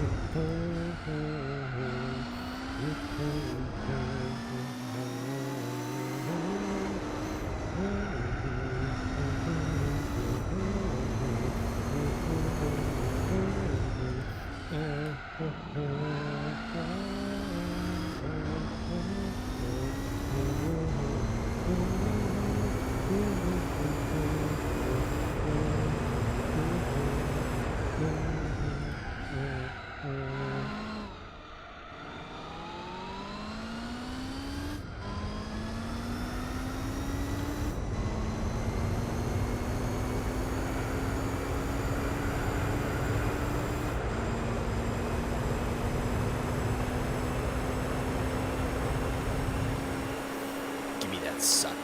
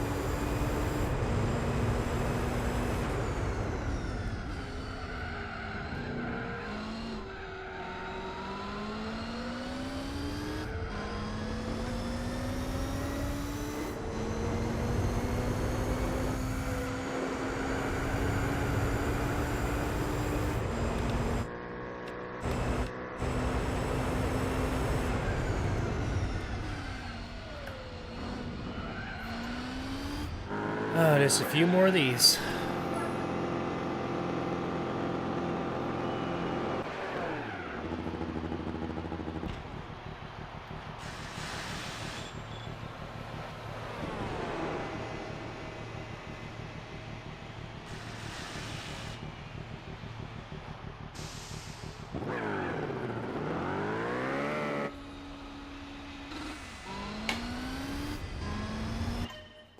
One sec.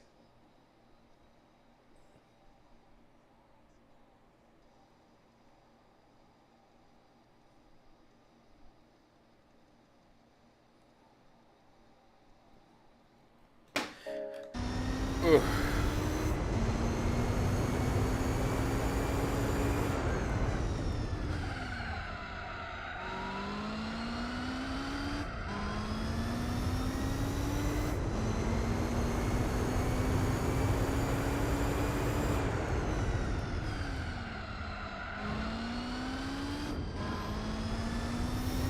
My traps are starting to get sore a little bit.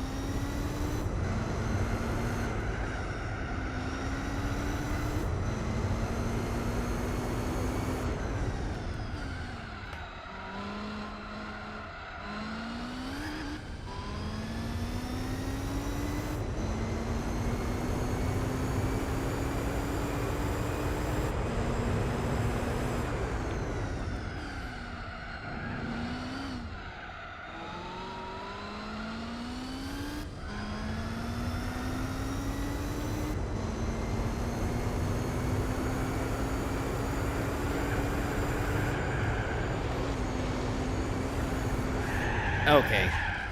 Right.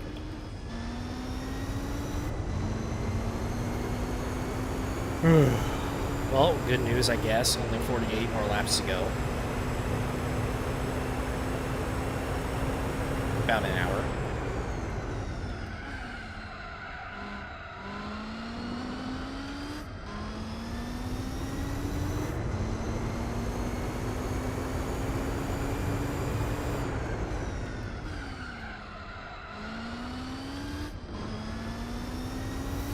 Yeah, the 787B and the R89C were kind of neck and neck until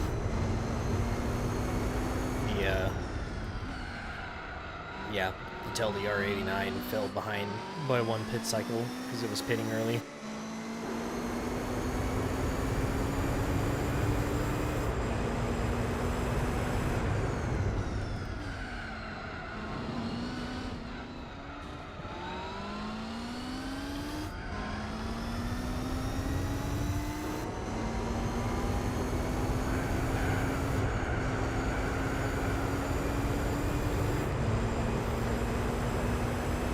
This is a very, very mind-numbing race. More than I thought it would be. I don't think I've said a word in like 30 laps.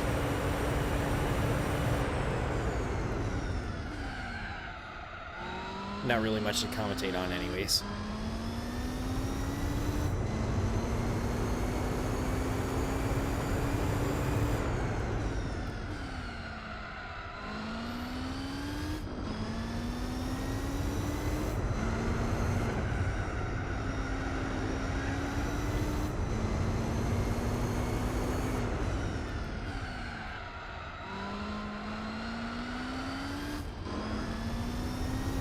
grinding away.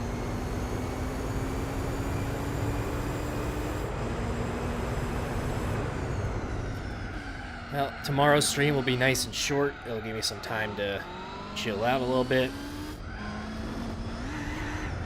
But it'll be the calm before the storm, because the day after, or at least the stream after, I don't know if it's going to be the day after, but the stream after, oh boy, Tsukuba for 9 hours. I'm still dreading it.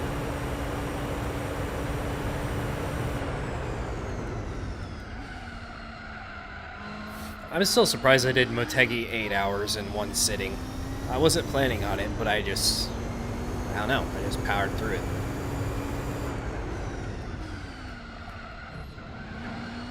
I think the chat kept me active enough during that. I don't really remember much. It was like 2-3 years ago.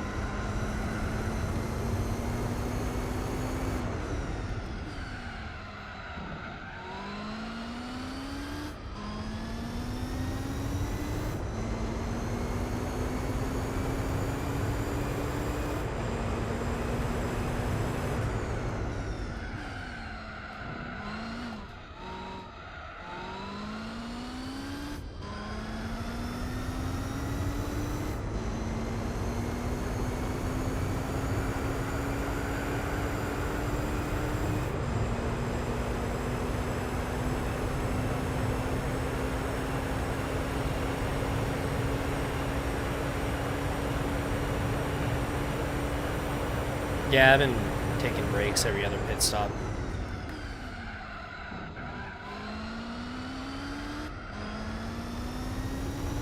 Tsukuba's gonna be tough because I want to do it in one stream, but I think the limit is 10 hours for a YouTube stream, and that basically leaves me 1 hour of intro and outro and breaks. So I can't really pause too often.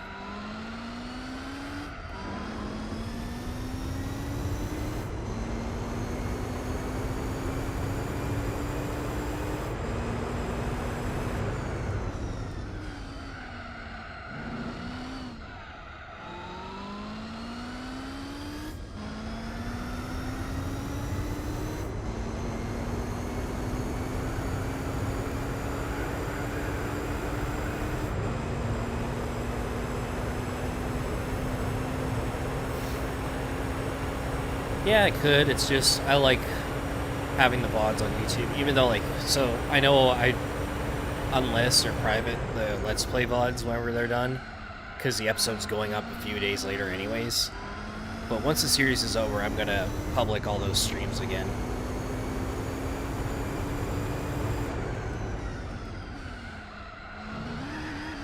And plus, I haven't really, like, streamed at all on Twitch, so I'm not even sure how viewership would be over there. I could try it though.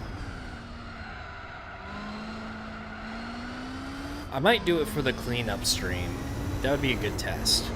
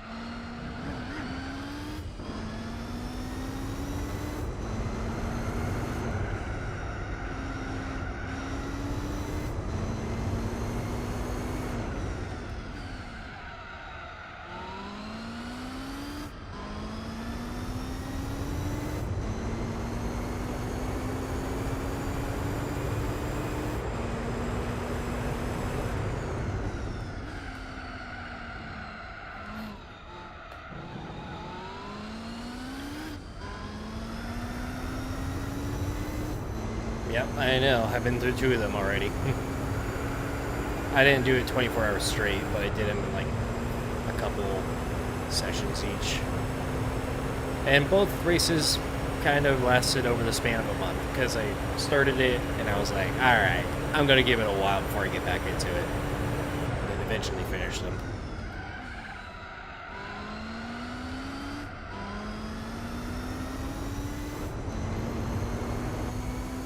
This time we're just bulldozing through everything because I'm almost there.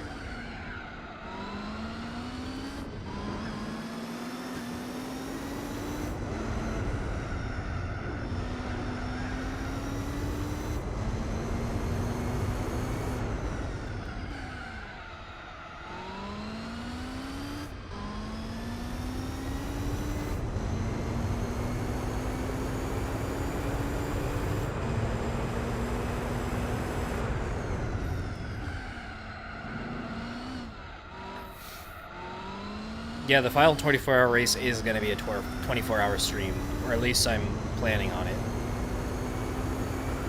I don't know if I'll actually make it the full 24. I might not make it 10. But I'm going to try.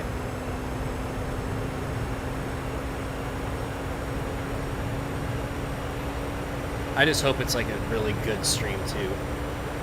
So I'm going to do like quite a bit of promoting it beforehand.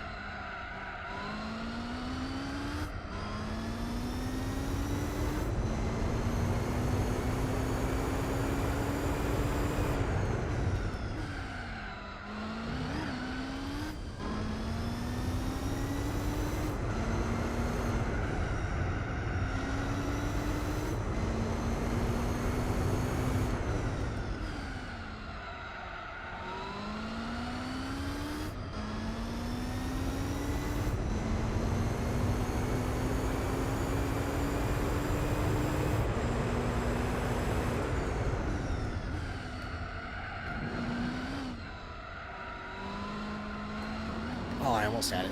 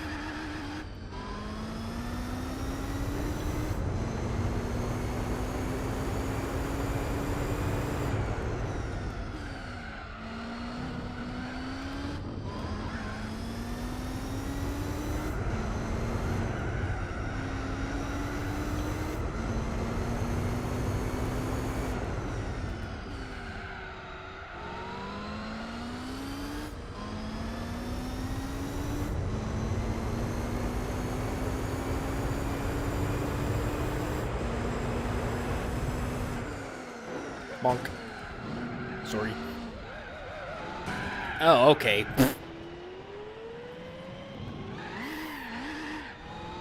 That was unnecessary.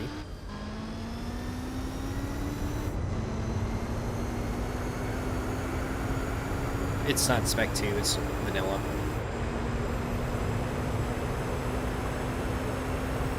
Well, emulation vanilla.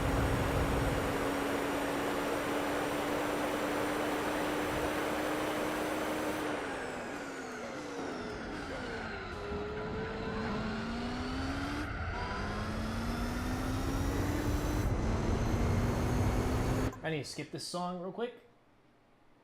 I keep forgetting to remove it from my playlist. It's not a banger.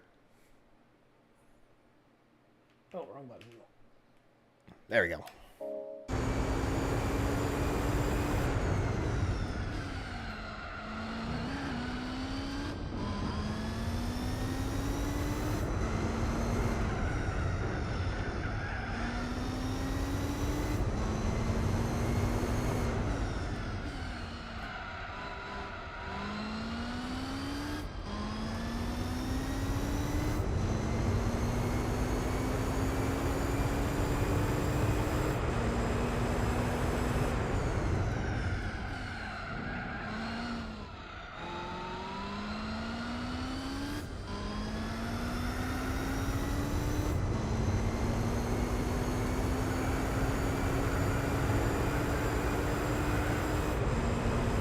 Yeah, I mentioned this earlier, but once this series is done, then the only reason I'll ever have, or I'll probably ever want to jump back on GT4 again is for content. And pretty much all the content will be Spec 2, probably. But I don't know exactly what kind of content I'll be doing.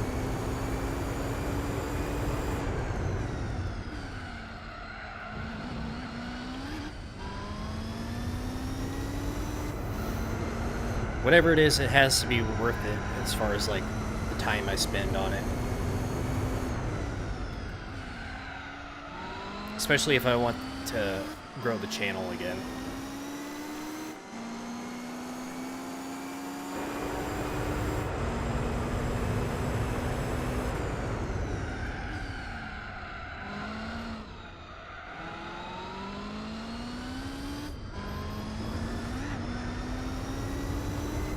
Pretty sure I was supposed to pit last lap.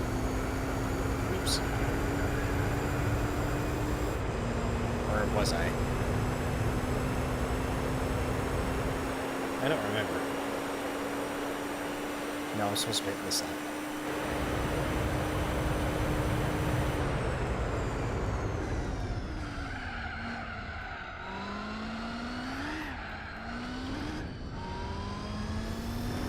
No, I didn't. I never tried Project A-Spec, but now there's like a bunch of drama and controversy behind it, so I will not be playing it. Not until it gets like revamped or renamed or something.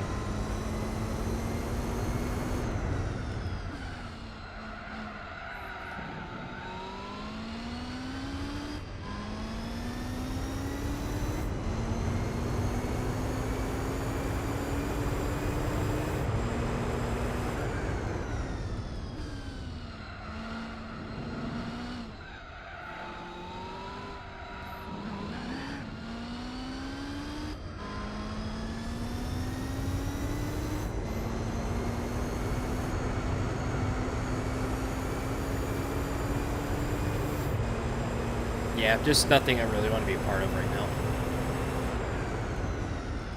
It looks really cool though, and I've been wanting to try it forever, but just never got the time.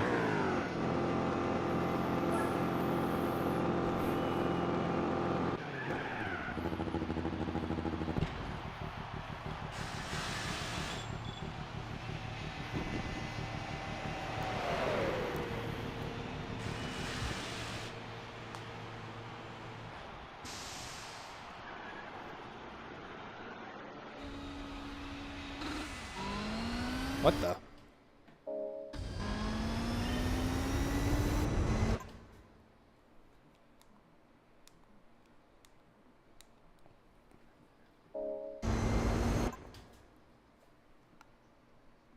What just happened?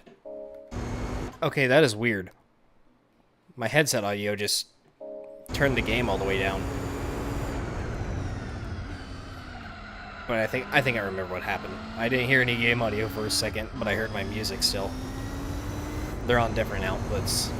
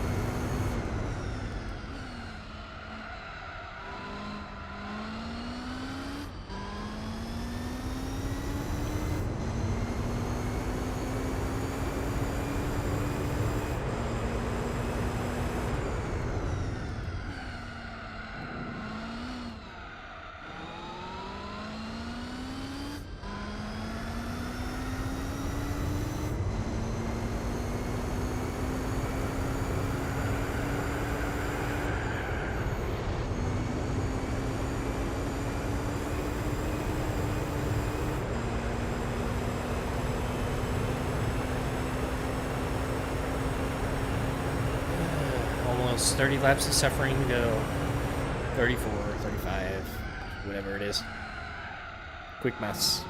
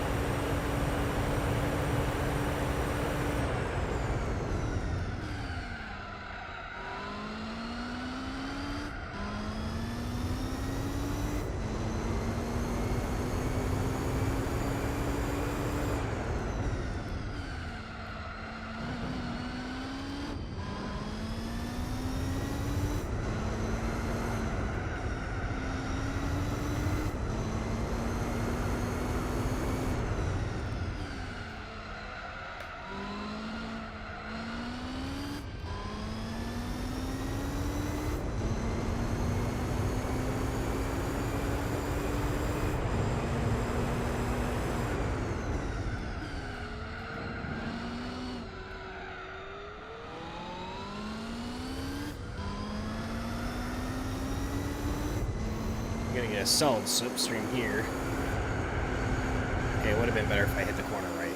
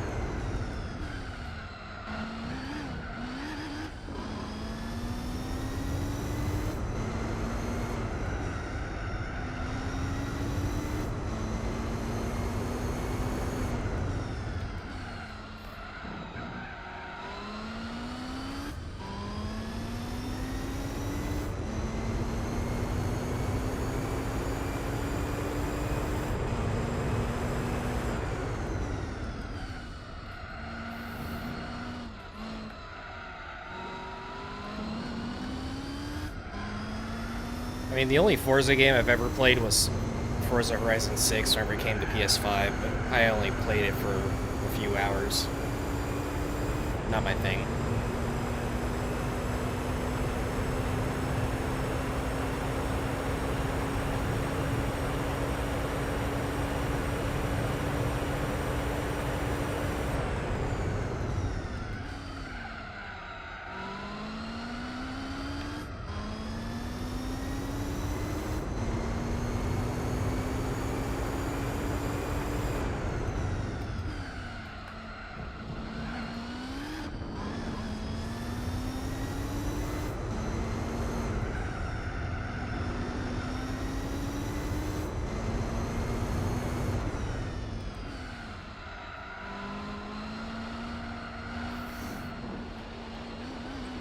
Need to stop being throttle happy. Oh, man.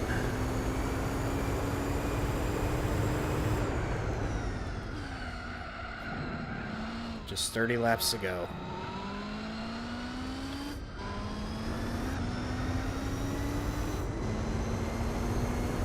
Oh yeah, 5. Derp.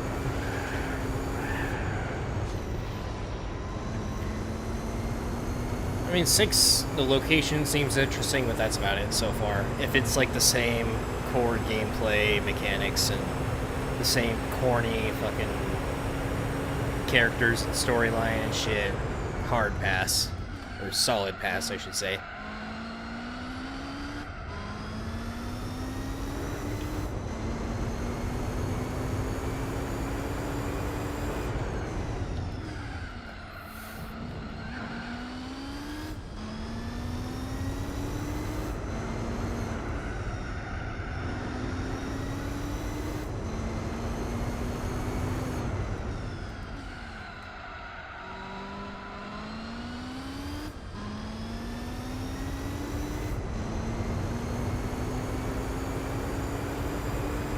I was tempted to get Forza Motorsport 8 or whatever they're calling it these days, but okay, that's the first time I actually screwed up this. I thought about getting it just for content reasons, but decided against it.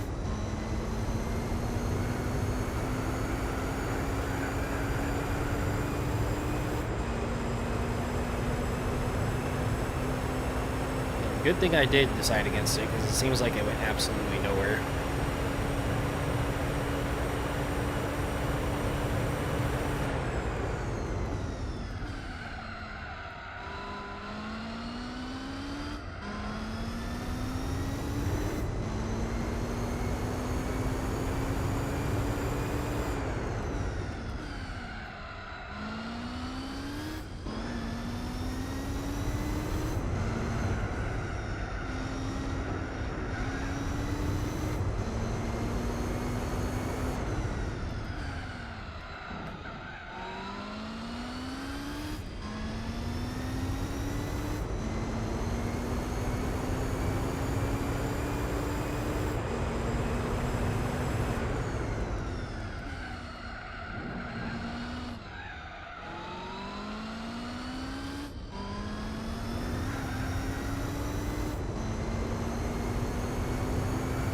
Oh, I didn't even notice. Lap 200.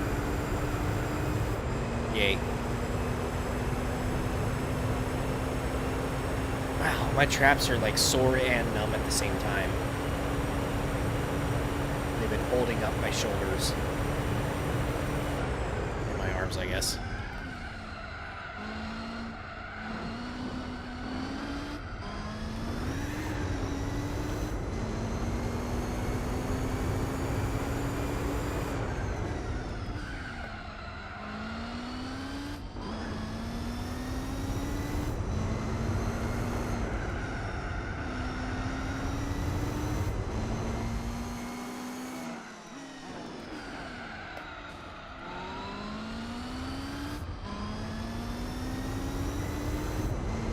How are you? Dying slowly. Feels like.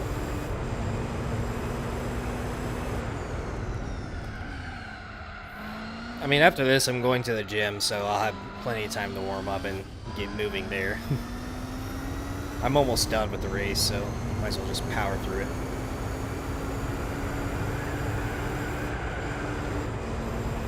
A little over 30 minutes to go.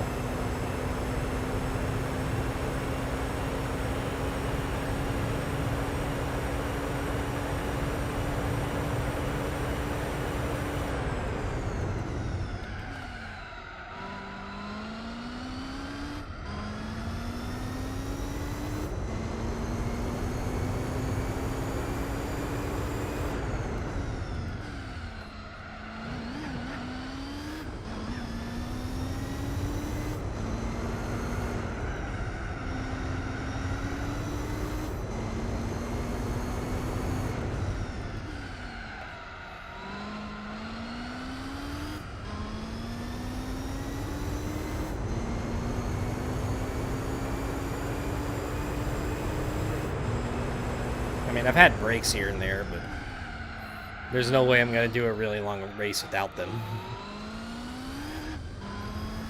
Not only do I have to get up and move around, I get hungry, I gotta take a leak, etc.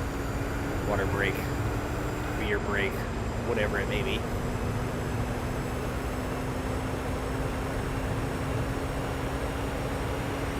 Speaking of beer break, I might have to do, like, in the last 2 hours of the 24-hour stream or something, I might actually have a little booze. That'd be fun, like I did with the Nürburgring 24-hour. It'd probably be dangerous after staying up for that long. Now that I think about it, and having so much caffeine, or whatever else I need to keep myself awake. But I'll think about it. I guess it depends on how I'm feeling by then. Definitely don't want to throw up.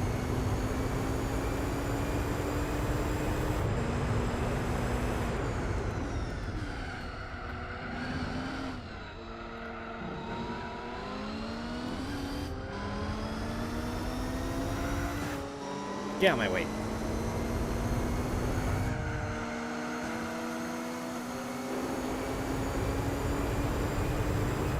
Okay, lap 205 is what I did, I think.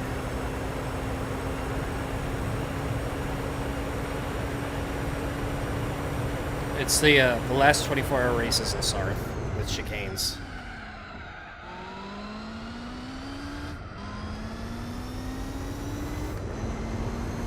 I like Crown and Sprite, Captain and Coke, and lager beer. I'm a basic bitch. I don't really try new things that often. Hence why I'm playing this 21-year-old game. Aw.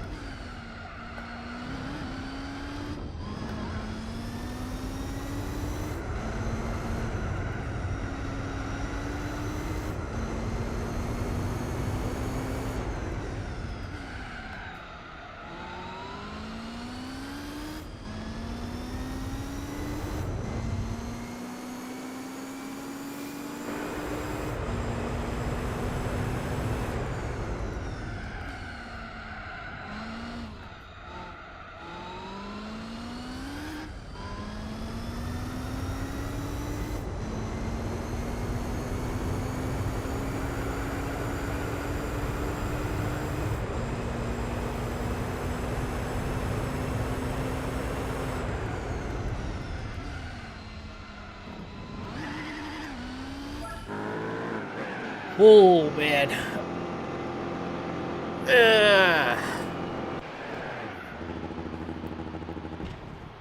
Alright, next pit stop.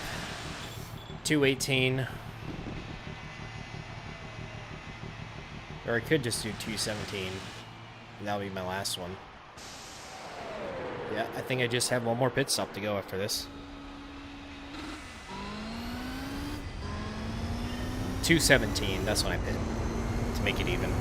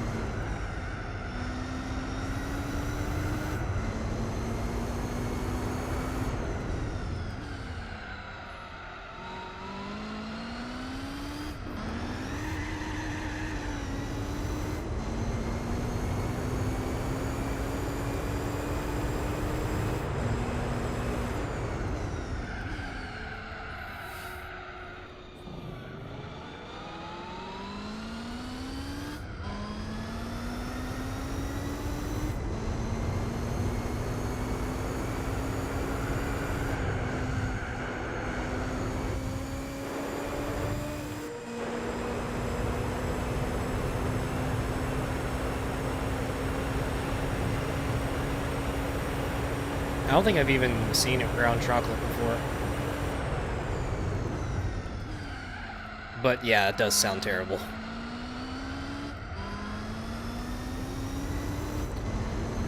Crown is weird because it feels like you get a different flavor, or like it doesn't really feel that consistent. Because I remember the first Crown Reserve I tried, I loved it. But then the next one I got, it kind of had like a funny taste to it. Especially like after the ice melted. And it was just like weird. So I just play it safe and get the regular Crown.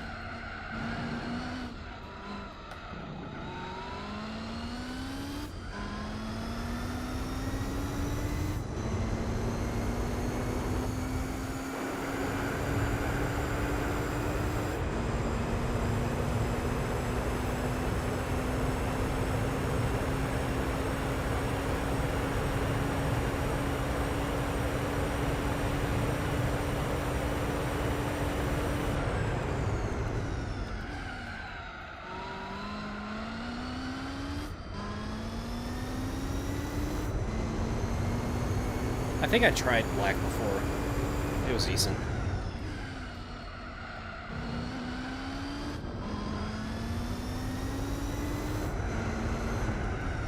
I tried that, reserve, apple, and vanilla. And I'm a big vanilla guy. I love vanilla stuff, but I wasn't really that impressed with Crown Vanilla.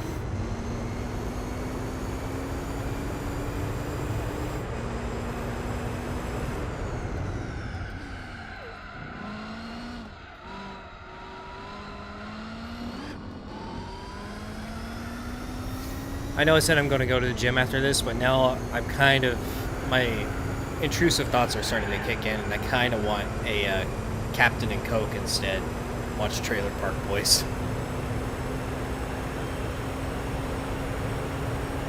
Captain Morgan Spice, to be exact, with vanilla. That shit's good.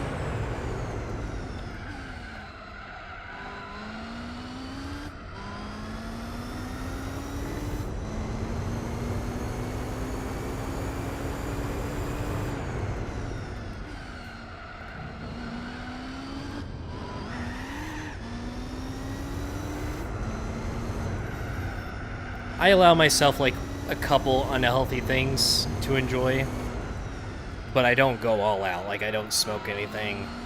I don't eat, I mean, I eat a little bit of junk food, but I don't like devour candy all day long. Most of my meals are either par or above par healthy, but I allow myself energy drinks and booze every now and then.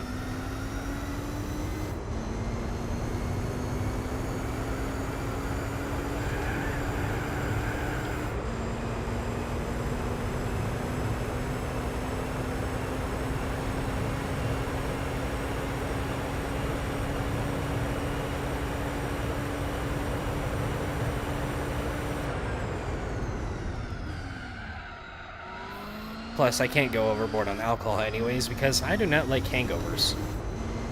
Anti-fun. It's basically the one thing that prevents me from going too far on any given day.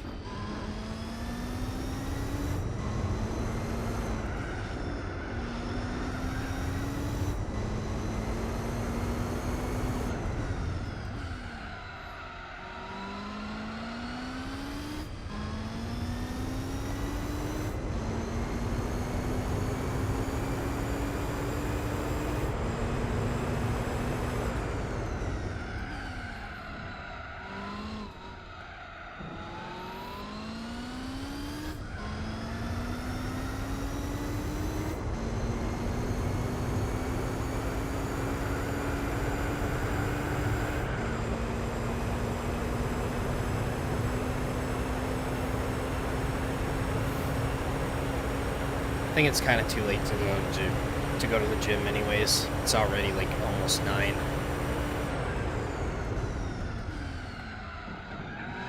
Here's me giving excuses to not go do leg day.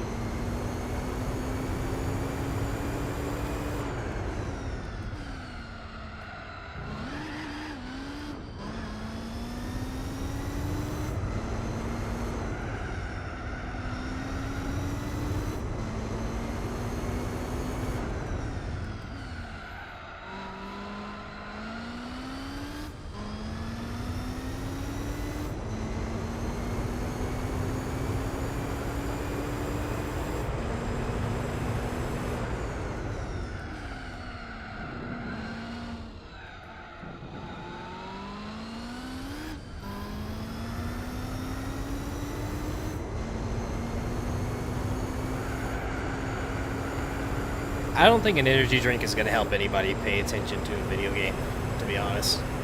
I mean, I could be on 400 milligrams of caffeine and I could sit down on GT7 and then just completely zone out after 10 minutes of driving. It happens so much for me.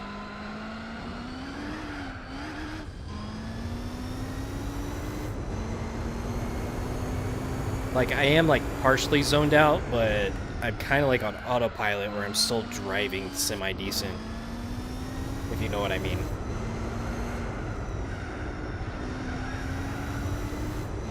My body is doing things independently of my brain.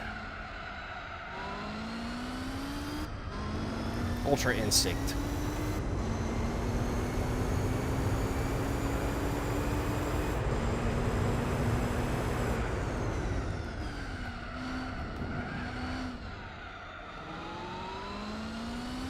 Then again, once you do the same thing over and over again over 100 times, it's kind of muscle memory.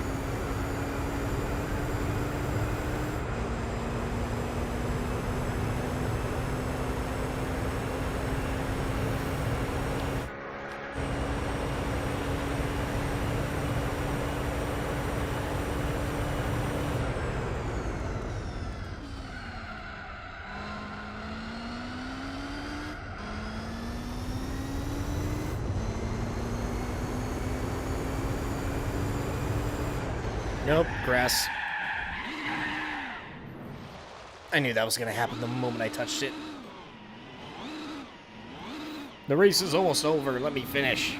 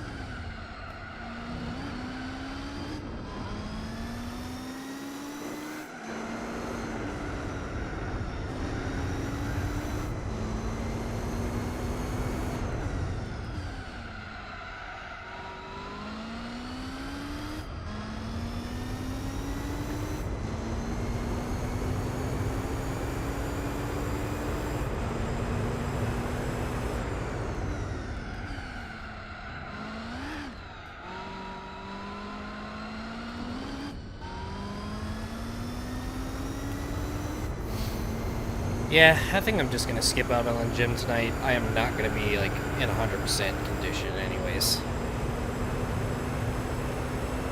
Might as well save it.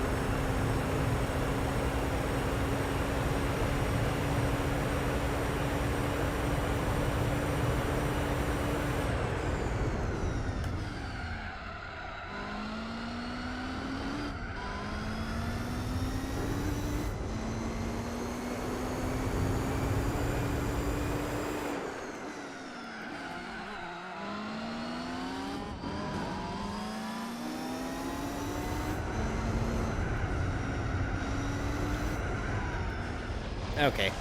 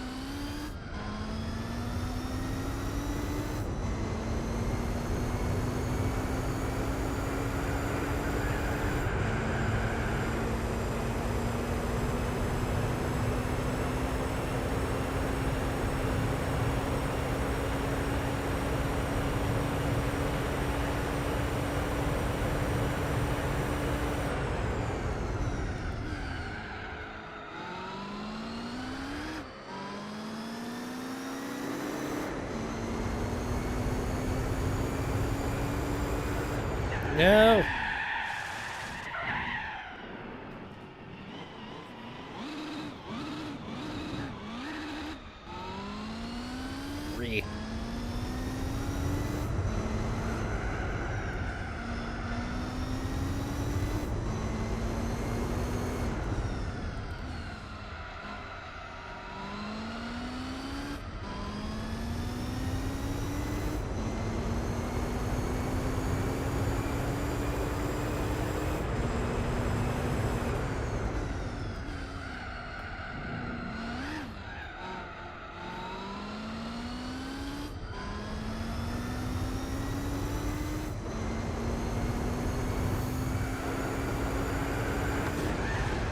course. Nice line there, guy. Alright, let's go ahead and pit. This is our final one of the race.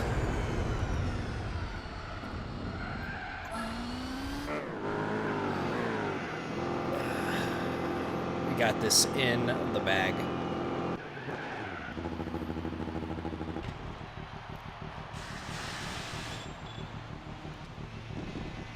Ugh. I don't need the fuel.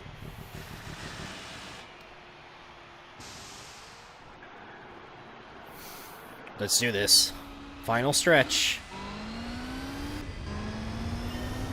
Let's put down some solid laps.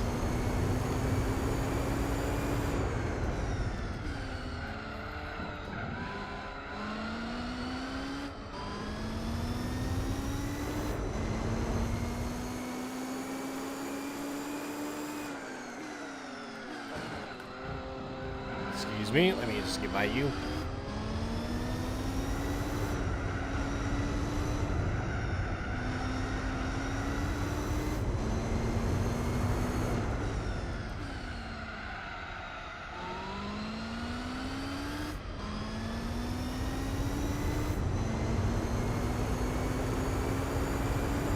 Yeah, I started at GT2 back when I was a dashing young lad.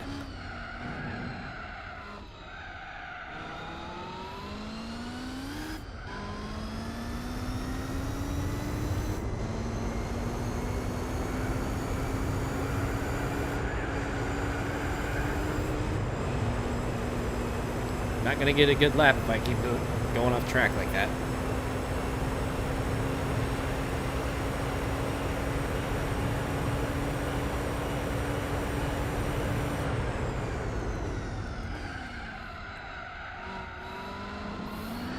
And if I...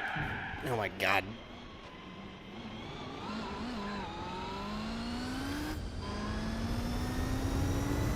Everything is against me.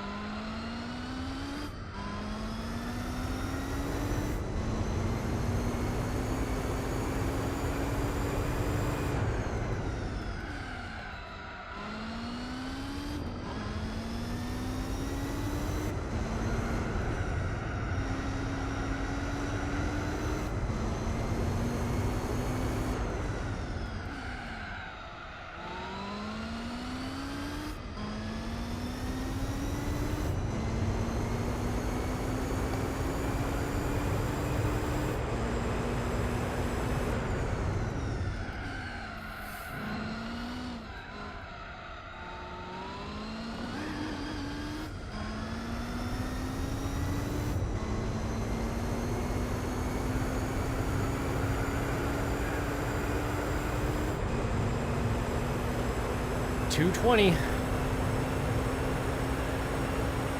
9 to go.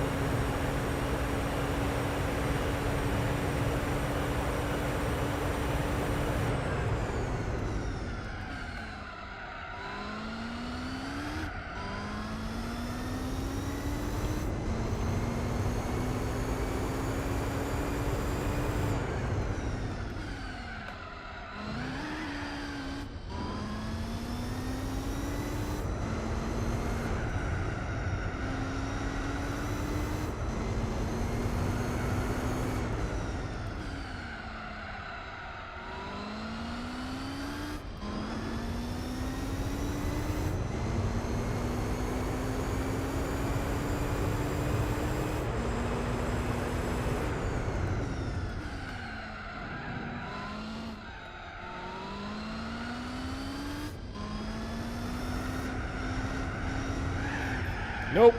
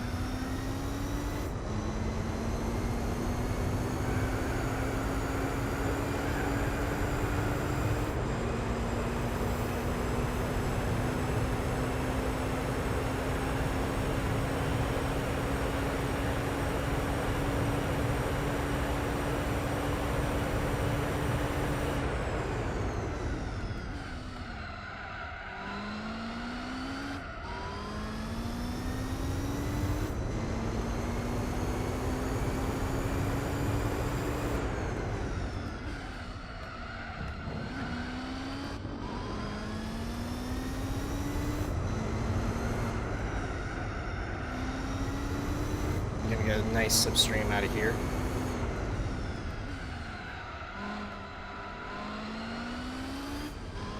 Maybe.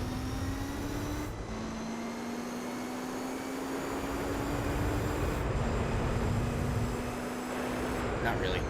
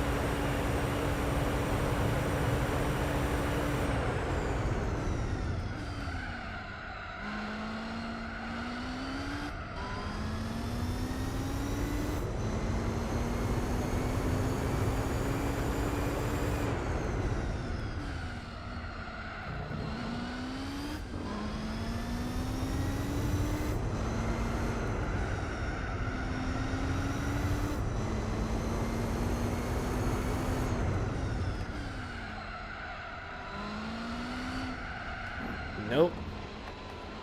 Throttle happy.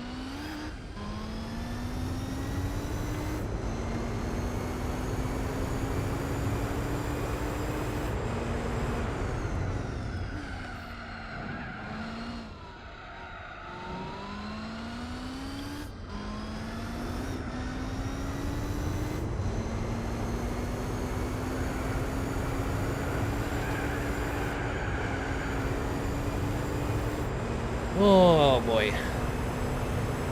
Alright, there's just about 5 laps or 5 minutes to go.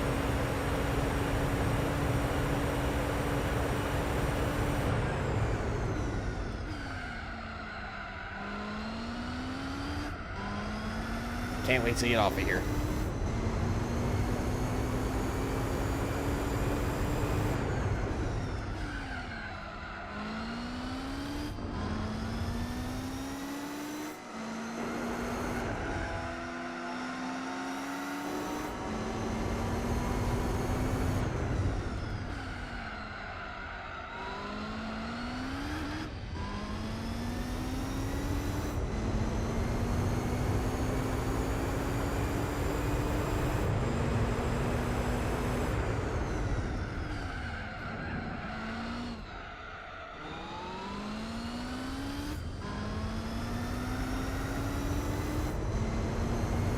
It's second nature to say, hey, hey, hey.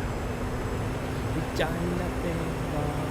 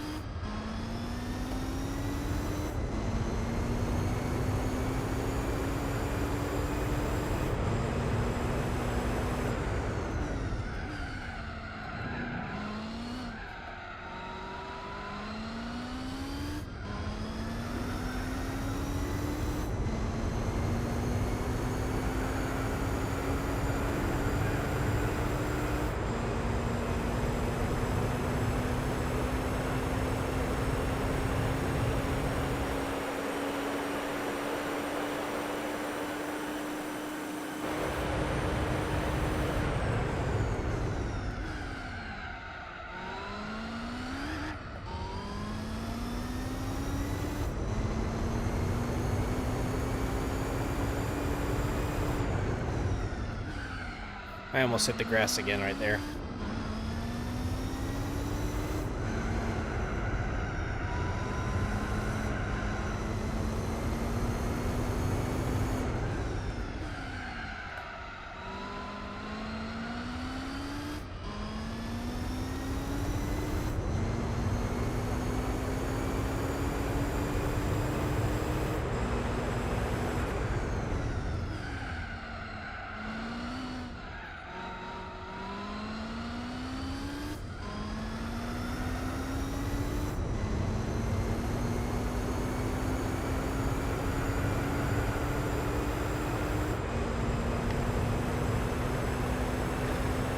Two to go.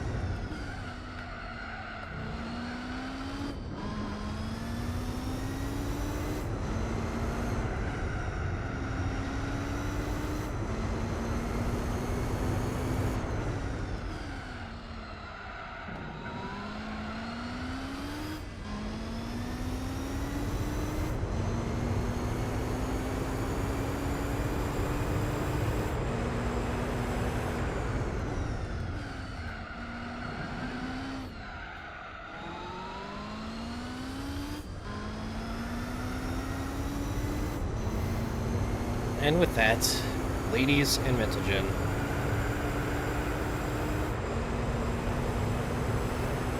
we have finally begun the final lap of this absolute snooze fest.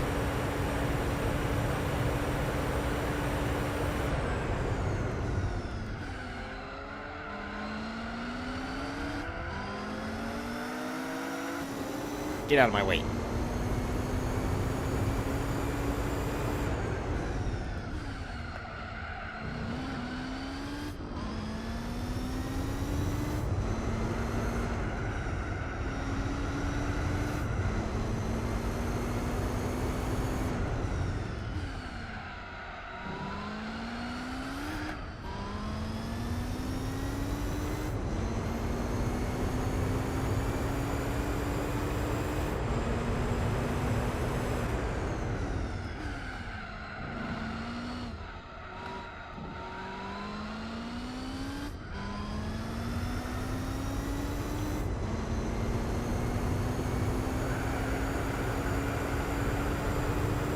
Oh my god.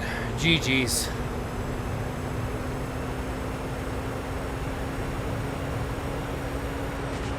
It's over.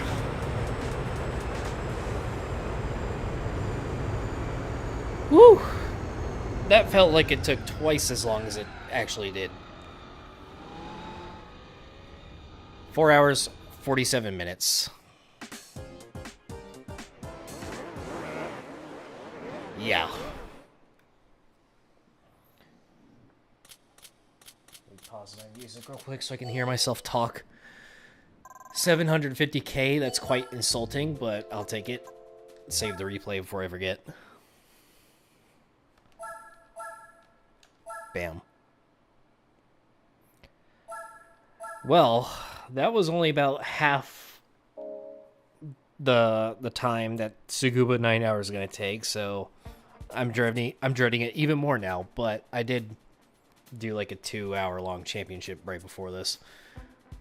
I've been streaming for, more like a 3 hour championship, because I've been streaming for 7.5 hours so far. So let's get this over with and get out of here. Tomorrow's stream is going to be nice and short at least. But yeah. Yeah, we win the car that I just drove in, but with the livery this time, so there's that. Hence why I used the Stealth Edition car for this race. There's really no room left in the Let's Play to use that car.